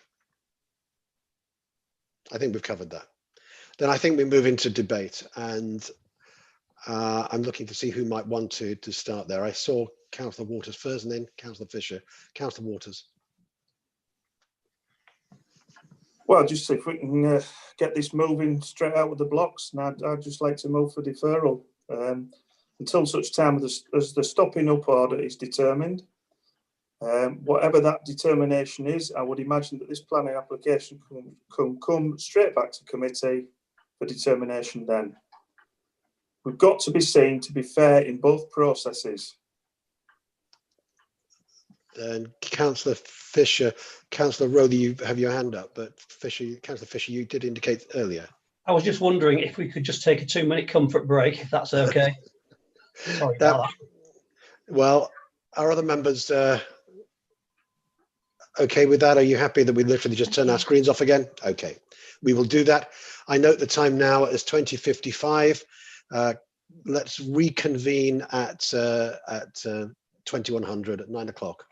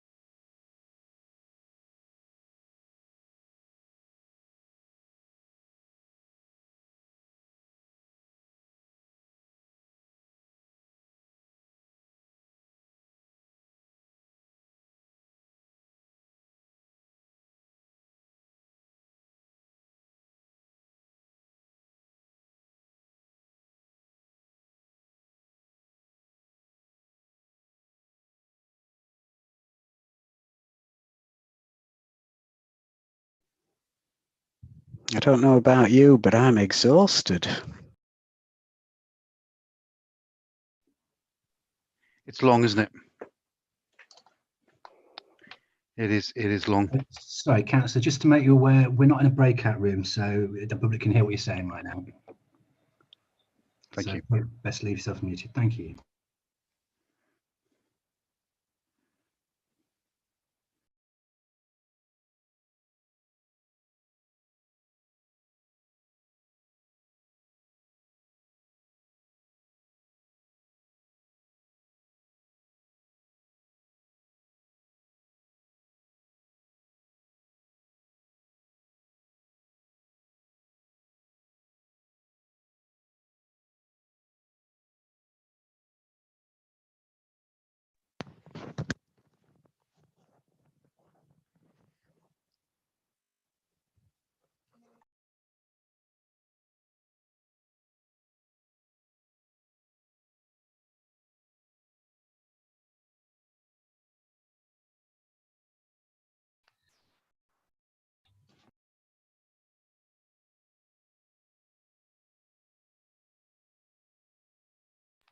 Sorry about that, ladies and gentlemen, but I'm having to drink.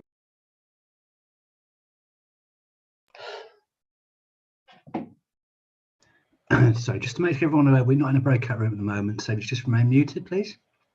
Thank you.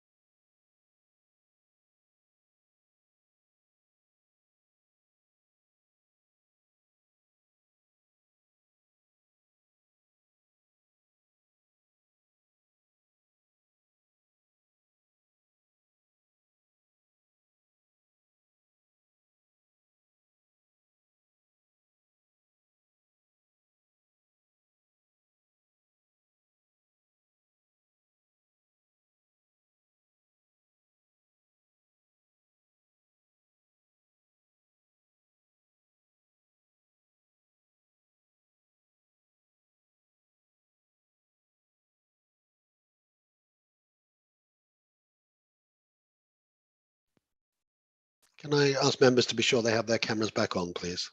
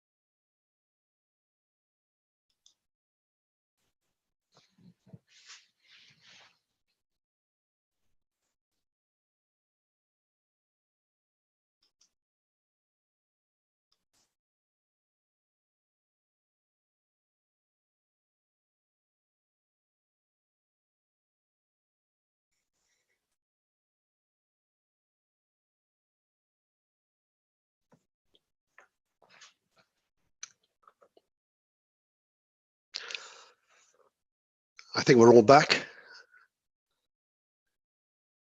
Can you hear me? Okay, good.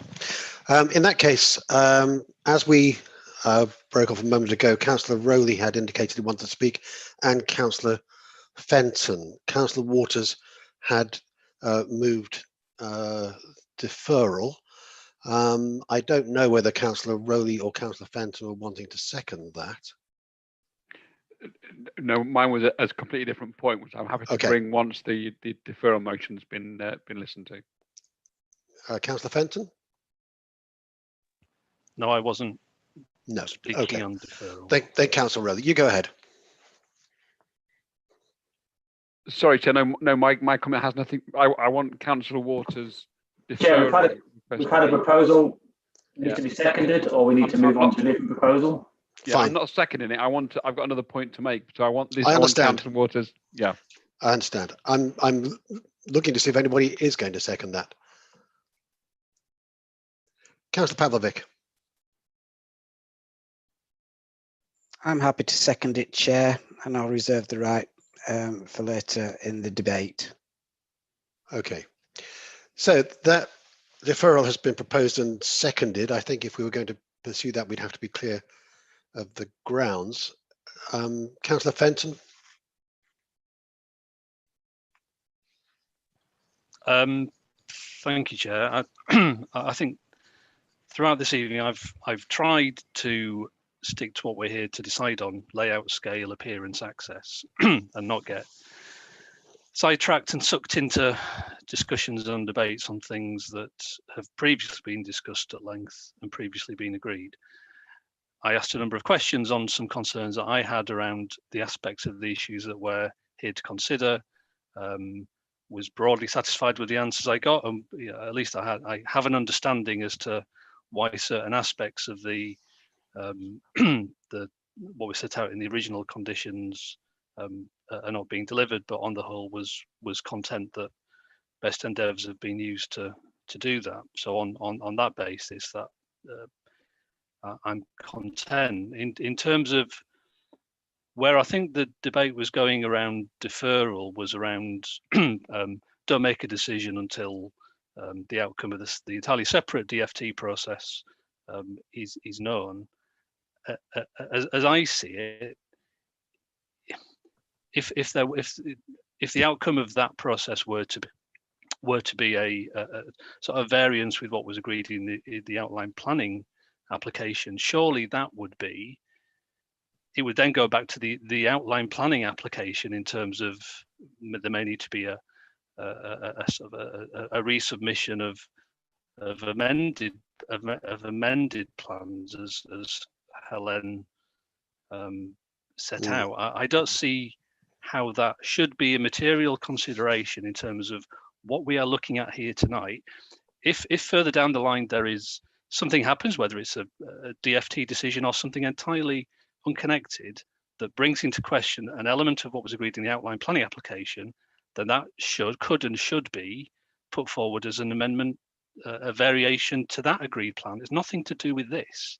I'm very clear on what we're here to, what I think I'm clear on what we're here to consider and make a decision on. So I really don't see how you can make a connection from a deferral perspective between if we don't yet know what the grounds for this deferral would be. I just don't see how there could be a logical or reasonable connection between those two issues. And I'm happy with what I've heard. Thank you. Okay, that's understood. Councillor Rowley. Yeah, I mean, my point was going to be quite simple, really, and that is that, generally, this development has got widespread approval in terms of it should go ahead.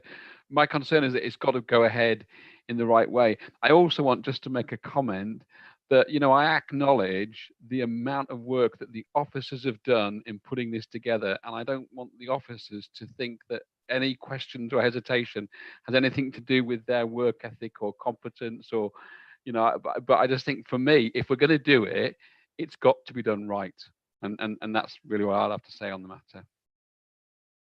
Councillor Eyre.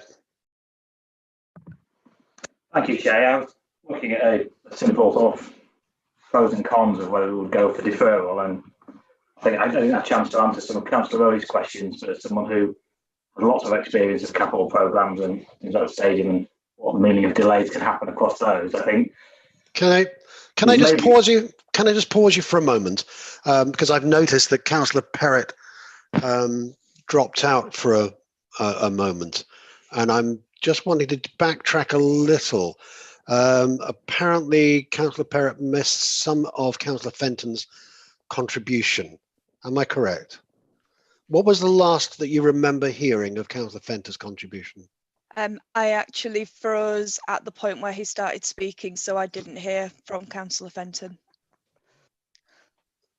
Sorry, I imagine it was probably quite a long contribution, judging by everybody's face now. So I don't know if you can summarise it for me. Would that be sufficient for me to catch up? Would you be prepared to do that, please, Councillor Fenton? I'd be delighted to. I don't think I'm too long-winded, but anyway. And then we'd have to come back to Councillor Rowley, of course. Potted version. So I was saying that what I've tried to focus on are the key issues that this application, what we're being asked to decide on: layout, scale, appearance, access. I asked a number of questions on issues that were of concern to me in terms of some aspects of the design, in terms of cycle lane widths and safety. Got answers I was broadly content with. So on those issues, I was reassured. I was making the point that if the motivation for the deferral is because we don't know what's going to happen with the DFT decision on the Leeman Road stopping up consideration, that surely would be a matter for the outline planning application, because it was within that application that the principle of the stopping up and all of the other arrangements that Becky referred to earlier were agreed. It's not a matter for this application, which is separate. So I just don't see how there could be a logical grounds for deferral on that basis, and was content. So that's, in summary, what I said. And Councillor Rowley, I think you followed on from that. Would you like just to? Yeah, all my comments were that broadly this development seems to have widespread support. However, my comment would be that if we're going to do it, it needs to be done right. And I also wanted to just commend the officers for the work that they've done in terms of bringing the report to us tonight. Are members content that those précises are an adequate representation of what might have been missed by Councillor Perrott? It seems so to me, and gets general recognition. Thank you for that.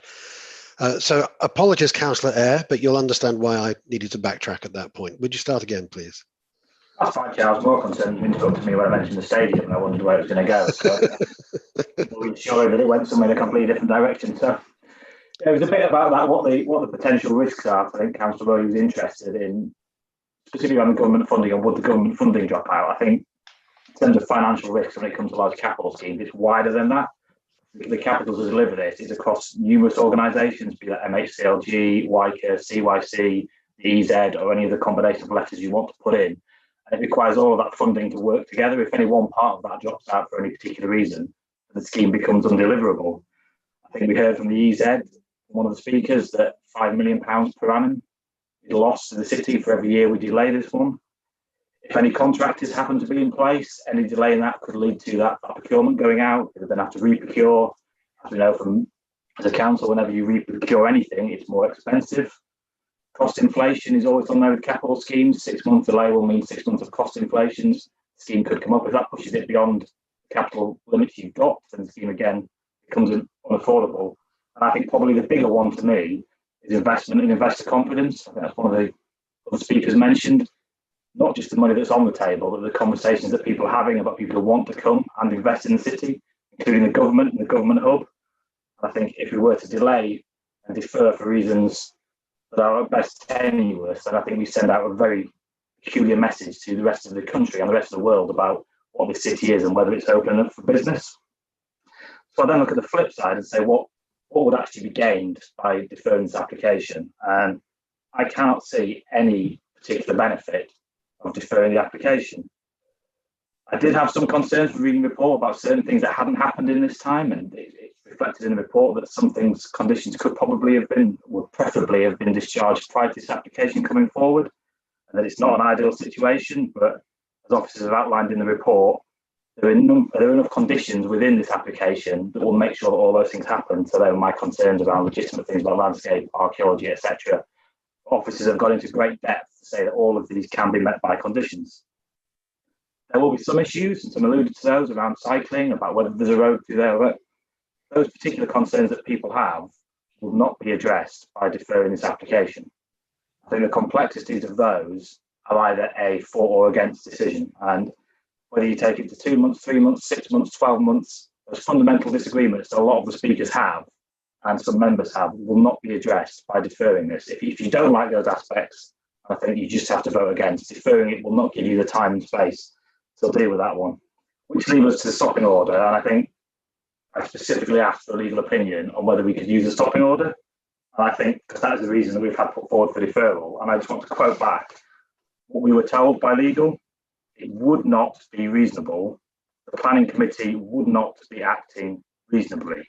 I think that is about as definitive an opinion on whether that is a reason for deferral as you can possibly have. And I think one of the officers alluded to sort of that process in terms of planning, and I think Councillor Rowley likes my little analogies. I'll give you the analogy this time of a supermarket. If we had a planning application for a large supermarket and someone came up to this committee and said, well, they're going to want to sell alcohol, they haven't got an alcohol licence, I think we should refuse this application for supermarket because without the alcohol licence, it won't happen. The reality is, it would happen. They would get the planning permission, they would build a supermarket. If they didn't get the licence for alcohol, they'd still be a supermarket, they'd still be trading, they just wouldn't sell alcohol. It certainly is not a reason to refuse an application for that twin approach. And if the stopping order doesn't happen, and the DFT decides to take that opinion, then that will have addressed people's concerns anyway. So it's not a legitimate reason, as we've said, it's not a reasonable reason for deferring this application. So I see no legitimate, reasonable reason for deferring the application. I think we should have moved straight away to a vote either for or against. Thank you, Chair.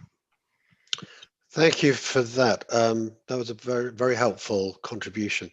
Councillor Craghill. Thank you, Chair. Yeah, I won't be supporting deferral for this. I would agree with most of what Councillor Eyre has just said in that respect. I don't think there are any clear grounds or any clear advantage from deferral, and I think there are ways in which it could be very damaging in terms of the messages that it will send out. And I think the stopping up order, as has been explained to us, is an entirely separate matter. And we've covered all that.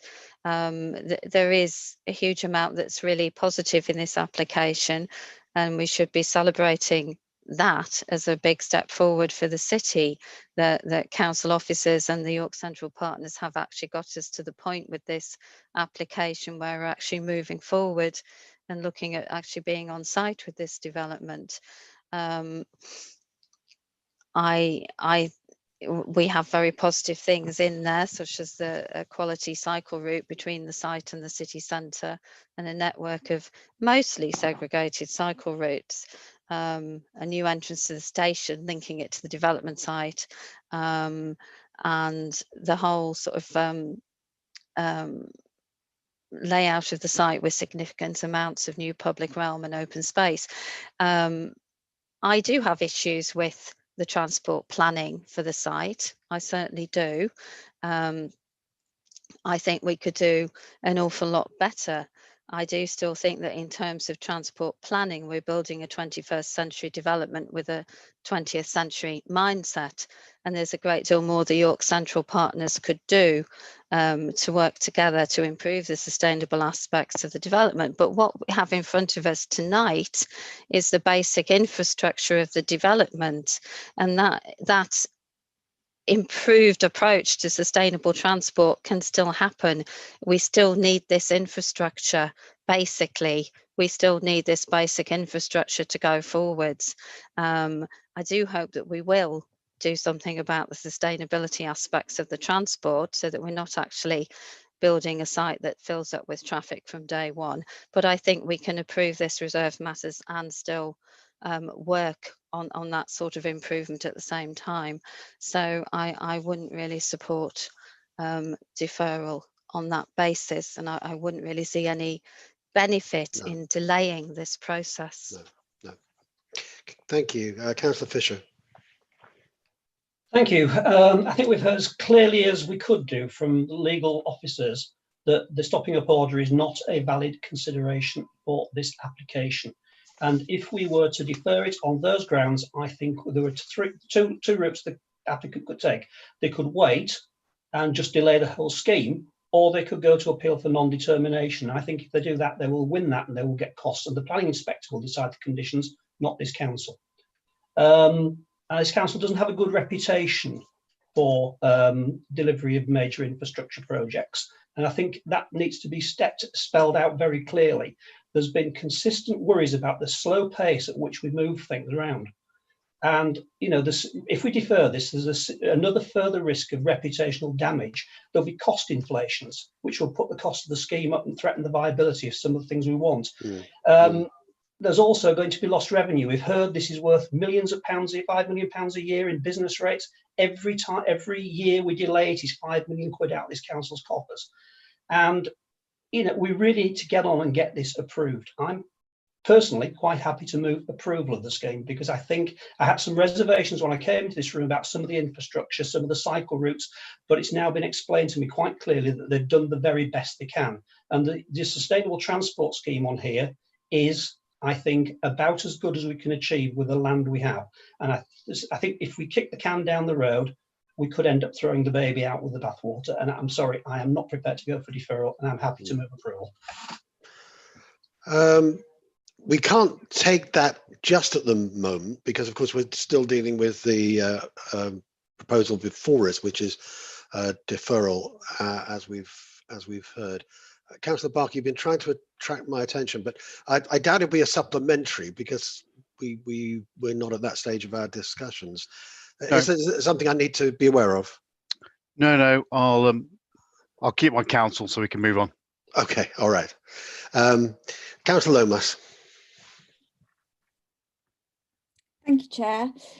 A couple of things that have come up just listening to other members speaking on this.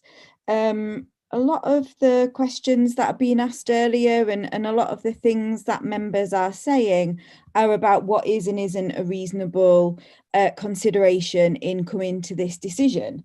But I've heard from a couple of members just now mention of investors, of funding, of the kind of the considerations around getting a reputation for delivery or non-delivery of major infrastructure projects, and unless I'm very much mistaken, I don't believe those to be planning reasons. So I'm not clear that those are things that we can take into consideration when making this decision. Then there are 3 points that I'd like to make. One is about this question of the stopping up order. Totally hear what everybody has said about the fact of the stopping up order and its consideration by the Department for Transport is not a consideration here. However, what I heard from the representatives for the York Central Partnership was that if the stopping up order is not granted, then they wouldn't be able to deliver the detail, it being the detail that we are considering this evening, as is presented. So that just does raise a question in my mind about what is the detail. And my other 2 points may make that a bit clearer. So my second point is about this question of relocation of residents, which wasn't considered in the outline planning application. So I believe it is for us to consider now. It's clear that it hasn't been consulted on with any of those residents who may be affected by it. And on the one hand, we're told it's very unlikely to happen, but on the other hand, we're told that in the much smaller scheme around Scarborough Bridge, it did happen.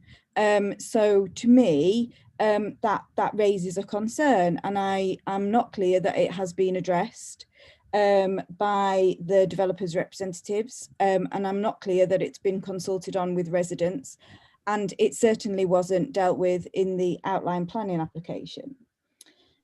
My third point is about cycle and footway provision, especially considering the needs of disabled people, or not, as the case may be. So quite a few concerns raised this evening about footways and cycleways in the scheme, which are the detail we're being asked to look at. I know that Councillor Craghill raised some concerns about the width of cycleways and the fact that priority is being given to cars in the specific design of the scheme, especially over the Water End Bridge, allowing for an additional lane for cars at the expense of the adequate width for cycleways. And the fact that there is nothing in anything that I have seen to say that the needs of disabled people who are walking or using adapted cycles or wheelchairs or other methods of non-vehicle locomotion have been taken into account. And that is concerning when we are looking at provision of the cycleways that don't meet the required width.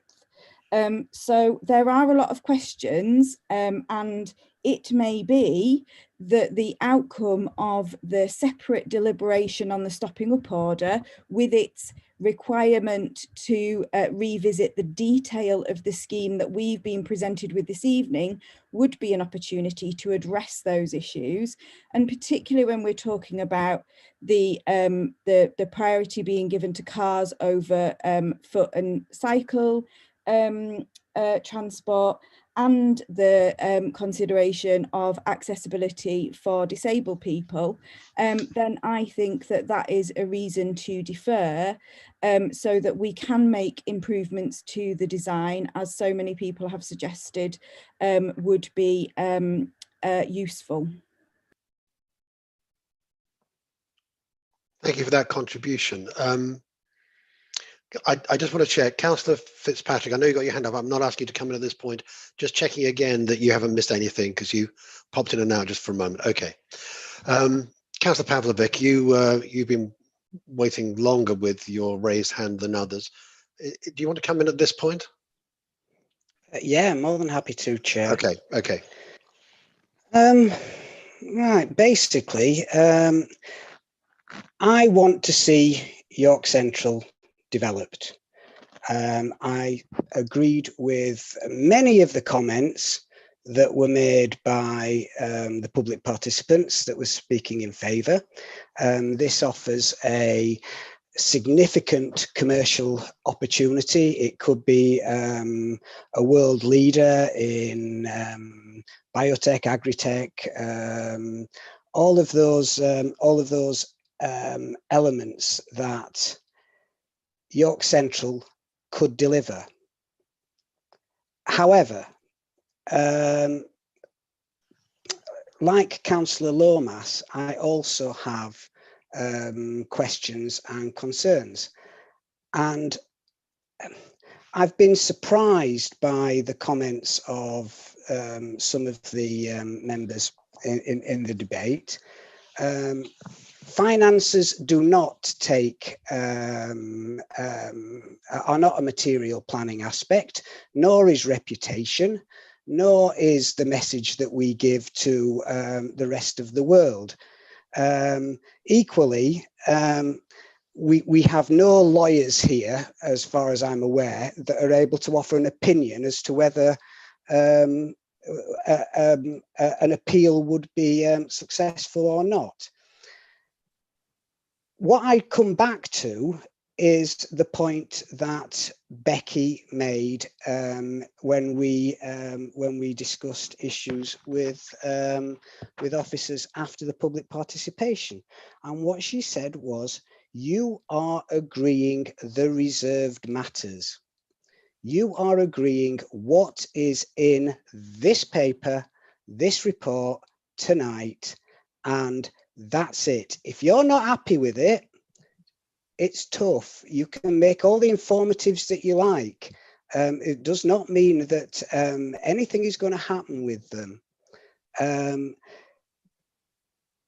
So in respect of the stopping up order, if we've heard that the scheme can't be delivered if that stopping up order is rejected, then the application we have before us is not what we can be agreeing, and that would be my argument as to why the stopping up order issue is a material one for us to take into account. Equally, if you're unhappy with the design of the bridge, if you are saying this is a 20th century design for a 21st century city, you should be asking for that to be amended. You should not be turning around and saying, yes, we approve it, because once it's approved, it's done.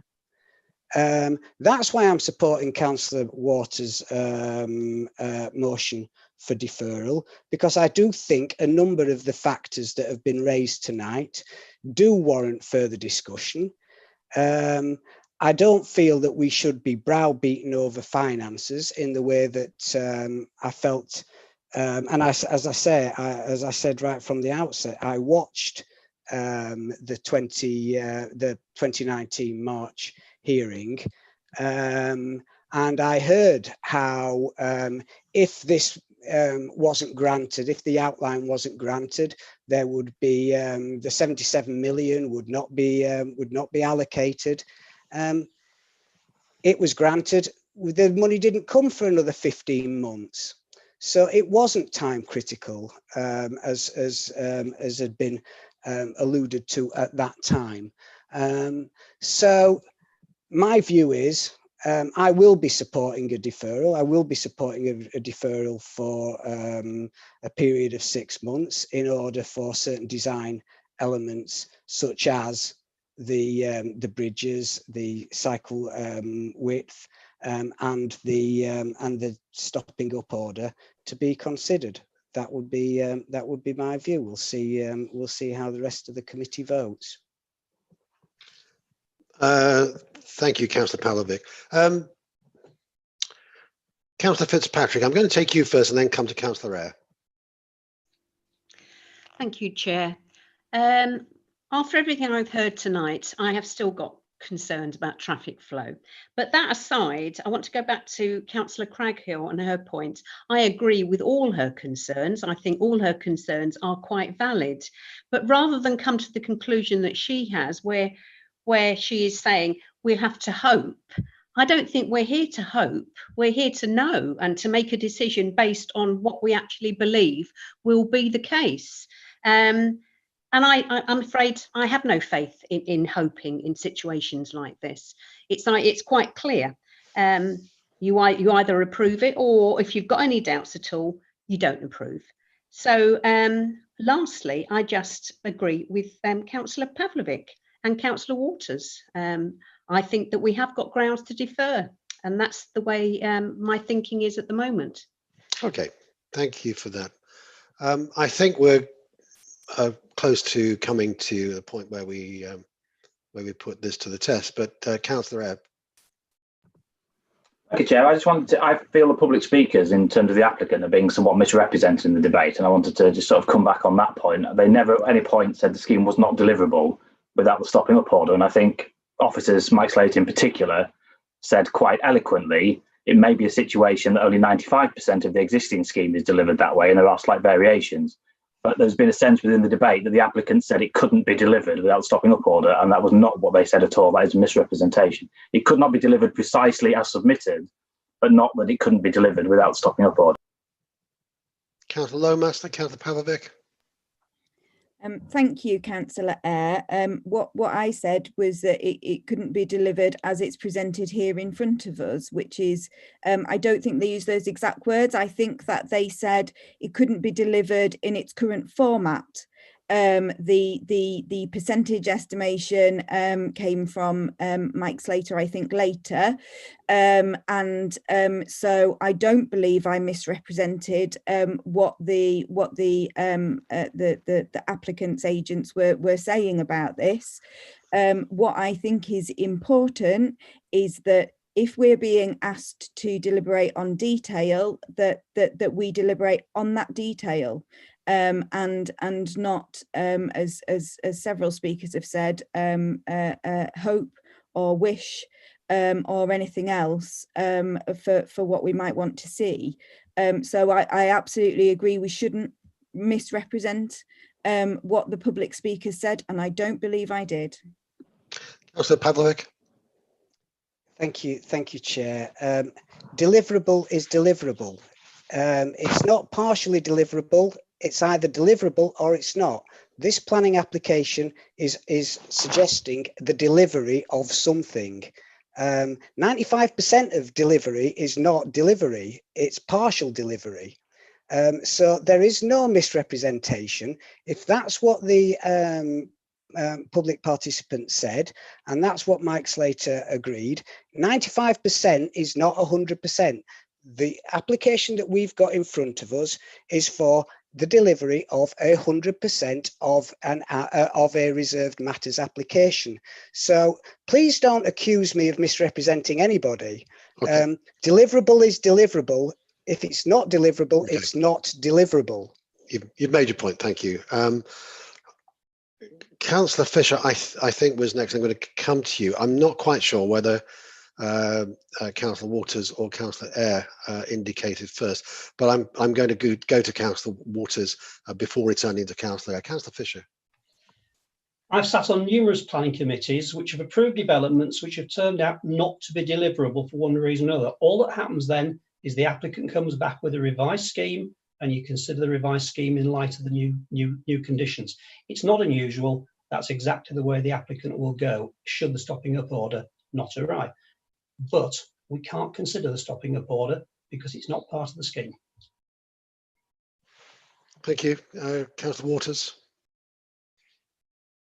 Thank you, Chair. I know exactly what the applicant said because I wrote it down as they were saying it, so I don't think there's been any misrepresentation of what they said. If the stopping up order is not successful, the detail that everybody's chewing over at the moment flies out the window. Okay, I think we've covered that. Councillor Eyre, did you want to add anything there? You took your hand down again. Councillor Eyre, we can't hear you at the moment. I think Councillor Fisher pretty much said what I was going to say in terms of the difference between the planning that is submitted and what is actually delivered on in reality. Okay. Then thank you very much. I think we've said what there is to say on this, and we move to the vote. So before we do that, I'm going to ask Sandra just to help us in terms of any legal advice on this, and also we would need to sum up what it is that we would be voting on and the grounds for that deferral. When the deferral was proposed, it was on specifically the grounds that Councillor Waters suggested, but in the course of our debate, there have been various other reasons put forward, and so I think that if we are to put this to the vote, we need to be very clear about what it is we're voting on. Sandra, can you help us before we take the next step, please? Yes, thank you, Chair. I actually did want to just come back on something or to clarify something that unless I misheard Councillor Pavlovic earlier, I think I heard him say that you have not, or there is no legal advice here tonight as to what would be the outcome of an appeal were you to defer to allow the stopping up process to play out. I was referring to Councillor Fisher's comments in which he offered an opinion as to what the outcome would be. Sandra, it was not any anything real in respect of your advice that you offered. No, I'm sure there's no disrespect. No, I didn't think there was, but just to clarify, and it is of course my duty to advise the committee if it is going to potentially take an approach that might be erroneous in law. As a matter of law, members can of course only at a reserved matters approval stage, which this is, members are only entitled as a matter of law to consider those reserved matter details that are before them. Members are constrained, and it is my advice that were you to refuse or to defer to allow the stopping up order process to play out, and if that decision were appealed, my advice is that I do think that you would fall foul of a planning inspector on those grounds. It is my advice that the outcome of the stopping up order process is not a relevant consideration to the determination of this reserved matters approval. Thank you. That's helpful. As I said a moment ago, that was the reason that was attached to Councillor Waters' proposal, that this is deferred, and that is what was seconded by Councillor Pavlovic. Councillor Lomas, do you want to add something to this that might help us? Yeah, I thought I already had in my contribution earlier, but I'm happy to restate it. I made it very clear in my contribution that I was not supporting deferral on the basis of the stopping up order deliberations. However, I thought that because of the other concerns, the other two items that I was concerned about, I was supporting deferral, and I felt that there was an opportunity to revisit the design to deal with those concerns, and in fact the outcome of the stopping up order deliberations might provide those opportunities. But the two issues for me are the lack of clarity about the potential impact on residents in terms of their relocation, and the lack of communication and consultation with residents around the impact of on them of potential relocation, and inadequate cycle and footway provision, especially lack of consideration of the needs of disabled users. Okay. Cycle and footways and roads, and cars being prioritised in the plans above other road users. For example, the right turn on the right turning lane on Water End being prioritised over the adequate cycle path width. That's just one example, but those were the items I mentioned, Chair. I was aware of that, and that's why I summed up in the way that I did a few minutes ago. So thank you. That is helpful. I'm aware that Councillor Eyre wants to come in again, but before that happens, Councillor Waters, it was your original motion, your proposition. Do you want to revisit that in terms of, in the light of what we've heard since, in attaching the reasons for deferral, given everything that we've heard, particularly I'm thinking of the legal advice? Well, in terms of the legal advice, I find it extraordinary that this meeting's taken over 5 hours, and if we'd taken the legal advice literally, as we've just heard, this meeting could have been over in 5 minutes. You sort of ask yourself, what is the point of it all? No, I'm quite happy to keep with what I originally asked for, which was a deferral of this, and I would be quite happy to see other aspects, such as what's just been raised by Councillor Lomas, added to that reason for deferral. But the main reason, in my opinion, is it's presumptuous, premature, and inappropriate in the light of the ongoing stoppage process and that public inquiry. Okay, that was what was proposed. That was what was seconded by Councillor Pavlovic. I think we may find it a little difficult to be clear then on how we progress, but I'm going to ask Becky if you can help us at this point in terms of how we clarified this as something that we then put to the vote, and in particular that we do so mindful of what has been. Yes, I know. I'm going to come to Councillor Ayres. I'm just getting, Becky, I'm just preparing you so that you're ready to come back to you in a moment, and with the legal advice. Councillor Ayres. I just wanted to clarify on the first of Councillor Lomas's comments around the relocation. I think the question was asked whether that was in outline planning. And I think the answer was that yes, it was in the outline planning. So as per the advice on, that's what I was just asking for clarity on. You want clarity from me on the outline planning? Is that what you're asking? I think that would be helpful. Right. Whether no the problem. relocation issue was in the outline planning or whether that is part of the reserve. It was covered via a condition that was part of the outline application. Well, are we in the same situation that we can't undo that as with the other aspects? It's not quite the same because it's covered via a condition that we haven't discharged yet. But yes, it is covered by a condition that requires a construction environmental management plan. And as part of that, we will look at all the different mitigation measures that is required. But yes, it was secured by the outline, but we don't know the details yet. Does that help?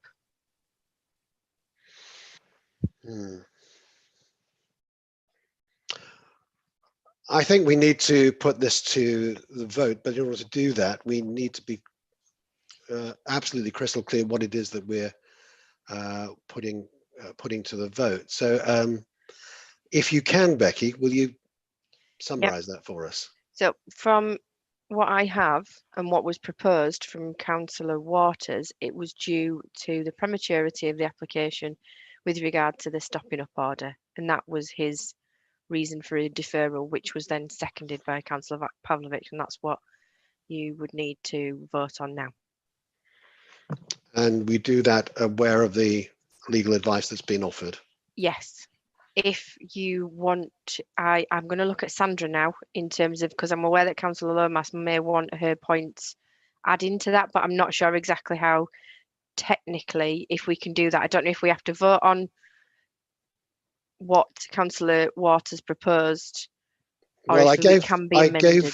I gave Councillor Waters the opportunity of removing that first reason for proposing that we defer this. That hasn't been done. Sandra, if you can help us, that might just help us to take the next step. Sorry, Chair. So the issue is whether or not you're voting on a deferral reason, which includes Councillor Waters' proposal that it's. I understand that we are, because that's what was proposed, and yeah, it's whether or not we can amend it. Anyway. Can you add Councillor Lomas's point onto Councillor Waters? Point?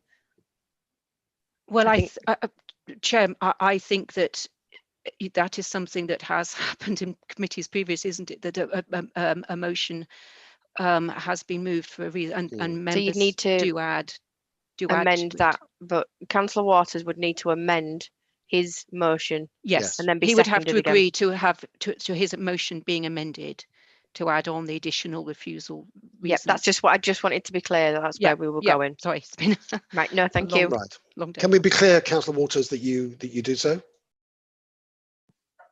Yeah, quite clear. That's what I tried to express last time. Okay, I thought you were, and Councillor Pavlovic, having seconded it, you're still content that we move forward. So we've got that in terms. So there's now 3 reasons for deferral. There would be the stopping up order. This is me just summarising and the construction environment management plan concerns and the highway pedestrian concerns. Okay. They were the 3 reasons for deferral. In short, I know they're longer than that, but they're in short what they were. Okay. Members, are we now content that we've clarified that and we can put that to the vote? Thank you very much. In order to avoid any doubt whatsoever, as members will be aware, we now put this to a named vote. So I ask the Democratic officer to help us to do that. That will be done in alphabetical order with the chair last. Thank you. Thank you, Chair. Can everybody hear me? Okay. Okay, so this is the vote for deferral. If members could just indicate whether they are for or against. So Councillor Ayres. Against. Councillor Barker. Against. Councillor Craghill. Against. Councillor Daubney. Against. Councillor Douglas. Against. Councillor Fenton.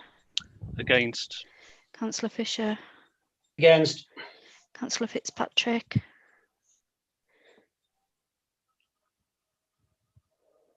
For deferment. Thank you. Councillor Hollier. Against. Councillor Lomas. For. Councillor Pavlovic. For. Councillor Perrott. For. Councillor Rowley. For. Councillor Waters. For. And the chair. Against.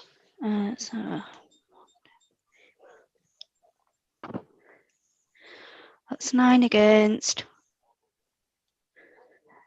and 6 for. So that's falls. Thank you very much. Thank you. Councillor Ray, you're still indicating. Is that from earlier or? No, I was just going to move approval, Chair. Thank you. It looks as if Councillor Fisher was indicating, seconding that. Am I correct? I didn't hear you, Councillor Fisher. Sorry, I couldn't unmute. I'm happy to second that. Okay. Are we happy to take that straight to the vote? 2 seconds. Let me just clarify that includes. Please do. just to include the additional amendments to the condition that is outlining the additional information, please. Okay. If you could hold just for a second, Becky. Yep. Councillor Lomas, is there something you are keen to say at this moment? Yeah, thank you, Lomas? Chair. I think it's very difficult to having had a tricky discussion over deferment to then go straight into approval without just saying that for all the reasons that I wanted to vote for deferral, I cannot vote for approval because I do think that there are aspects of the detail of this scheme that are not adequate, not sufficient, don't give the residents the reassurance that they need, and don't consider the need of footpath and cycleway users, and specifically don't consider the needs of disabled footpath and cyclepath users. I've heard what you've said, Councillor Lomas. Are you proposing anything or in terms of informatives or anything that might be helpful in taking those things forward in the event that this is approved? No, Chair, I don't believe there's anything that we could do. From what I've heard everybody say throughout all the discussions, I'm not clear that there is anything that we could do if we approve this evening. Okay, can I put the same question to Councillor Craghill, because during the course of our debates earlier, Councillor Craghill, you were I think at one point suggesting something that might have been picked up as an informative in terms of revisiting some aspects of the proposals, if I remember correctly. I can't hear you at the moment. Sorry, Okay. I thought I'd unmuted there. Okay. I hadn't. I mean, the informatives, I suppose if you're looking at very specific things, it would be about the design of the bridges to look at whether they can be made more user-friendly, and you know, even if that's just detailed design rather than the actual structural design, if they can be made more user-friendly for pedestrians and potentially for cyclists as well, just in terms of the. But I mean, I think there is something about that in there. But that would be an informative. A broader informative would be to keep on looking at the whole sustainable transport issue in broader terms as to what could be added to what we're approving, what we may approve this evening to improve the actual sustainability of the traffic management. Okay. Is there anything more that any other members want to say before Becky sums this up for us? I just didn't want to lose those points, and thank you very much, Councillor Lomas for just conditions causing us to pause there. Chair. Okay, please go ahead. Those informatives, are they subject to part of the vote that Councillor Craghill's made? Because they sounded quite sensible to me. But, only if Councillor Eyre is willing to accept that. And I speak for yourself, please, Councillor Eyre. I was waiting for Becky to sum them up, and then I was going to say I'm probably going to accept those, unless you said something quite controversial in the next 2 minutes. So, Becky, sum up, please. Oh, no problem. So it's approval subject to the conditions outlined in the report and the additional information, along with informatives with regard to looking at the specifics of the design of the bridge, and with regard to looking and asking the applicant to look at any further sustainability measures. What I'll also suggest is that we could potentially send a letter out with the decision notice, specifically outlining the concerns that members have just given us in terms of the sustainability, and asking them to work with us as a planning authority going forward, because I think that would probably help as well. That is okay. Happy to incorporate that into my motion, Chair. Okay. And Councillor Fisher still happy to second that? Totally satisfied with that, yes. In that case, I think we're ready to put this to the vote. And again, if I could ask the democracy officer to help us to do that.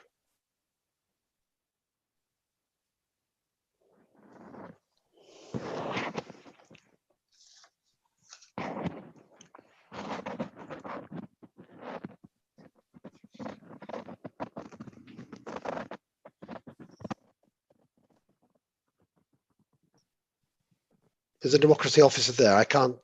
Sorry, I'm having connection problems. Okay, good. Can everyone hear me now? We can indeed. So this is for approval with the reasons outlined by Becky. So if members could indicate whether they're for or against. So Councillor Eyre. For. Councillor Barker. For. Councillor Craghill. For. Councillor Daubney. For. Councillor Douglas. For. Councillor Fenton. For. Councillor Fisher. For. Councillor Fitzpatrick. Again, Councillor Fisher, we didn't hear you there. Apologies. Sorry, I meant Councillor Fitzpatrick. We did hear you, Councillor Fisher. Councillor Fitzpatrick. For. Councillor Hollier. For. Councillor Lomas. Against. Councillor Pavlovic. For. Councillor Perrott. For. Councillor Rowley. I absolutely support the York Central bid and the development, but I can't vote for this particular motion as it stands, so I'm voting against. Okay, Councillor Waters. Against. And the chair. For. So that's 3 against and 12 for, so that's carried. That's approval granted. Thank you very much. It's been a long evening, so thank you to members for your contributions, and I wish you a very good night. I have no urgent business. This meeting is closed. Thank you.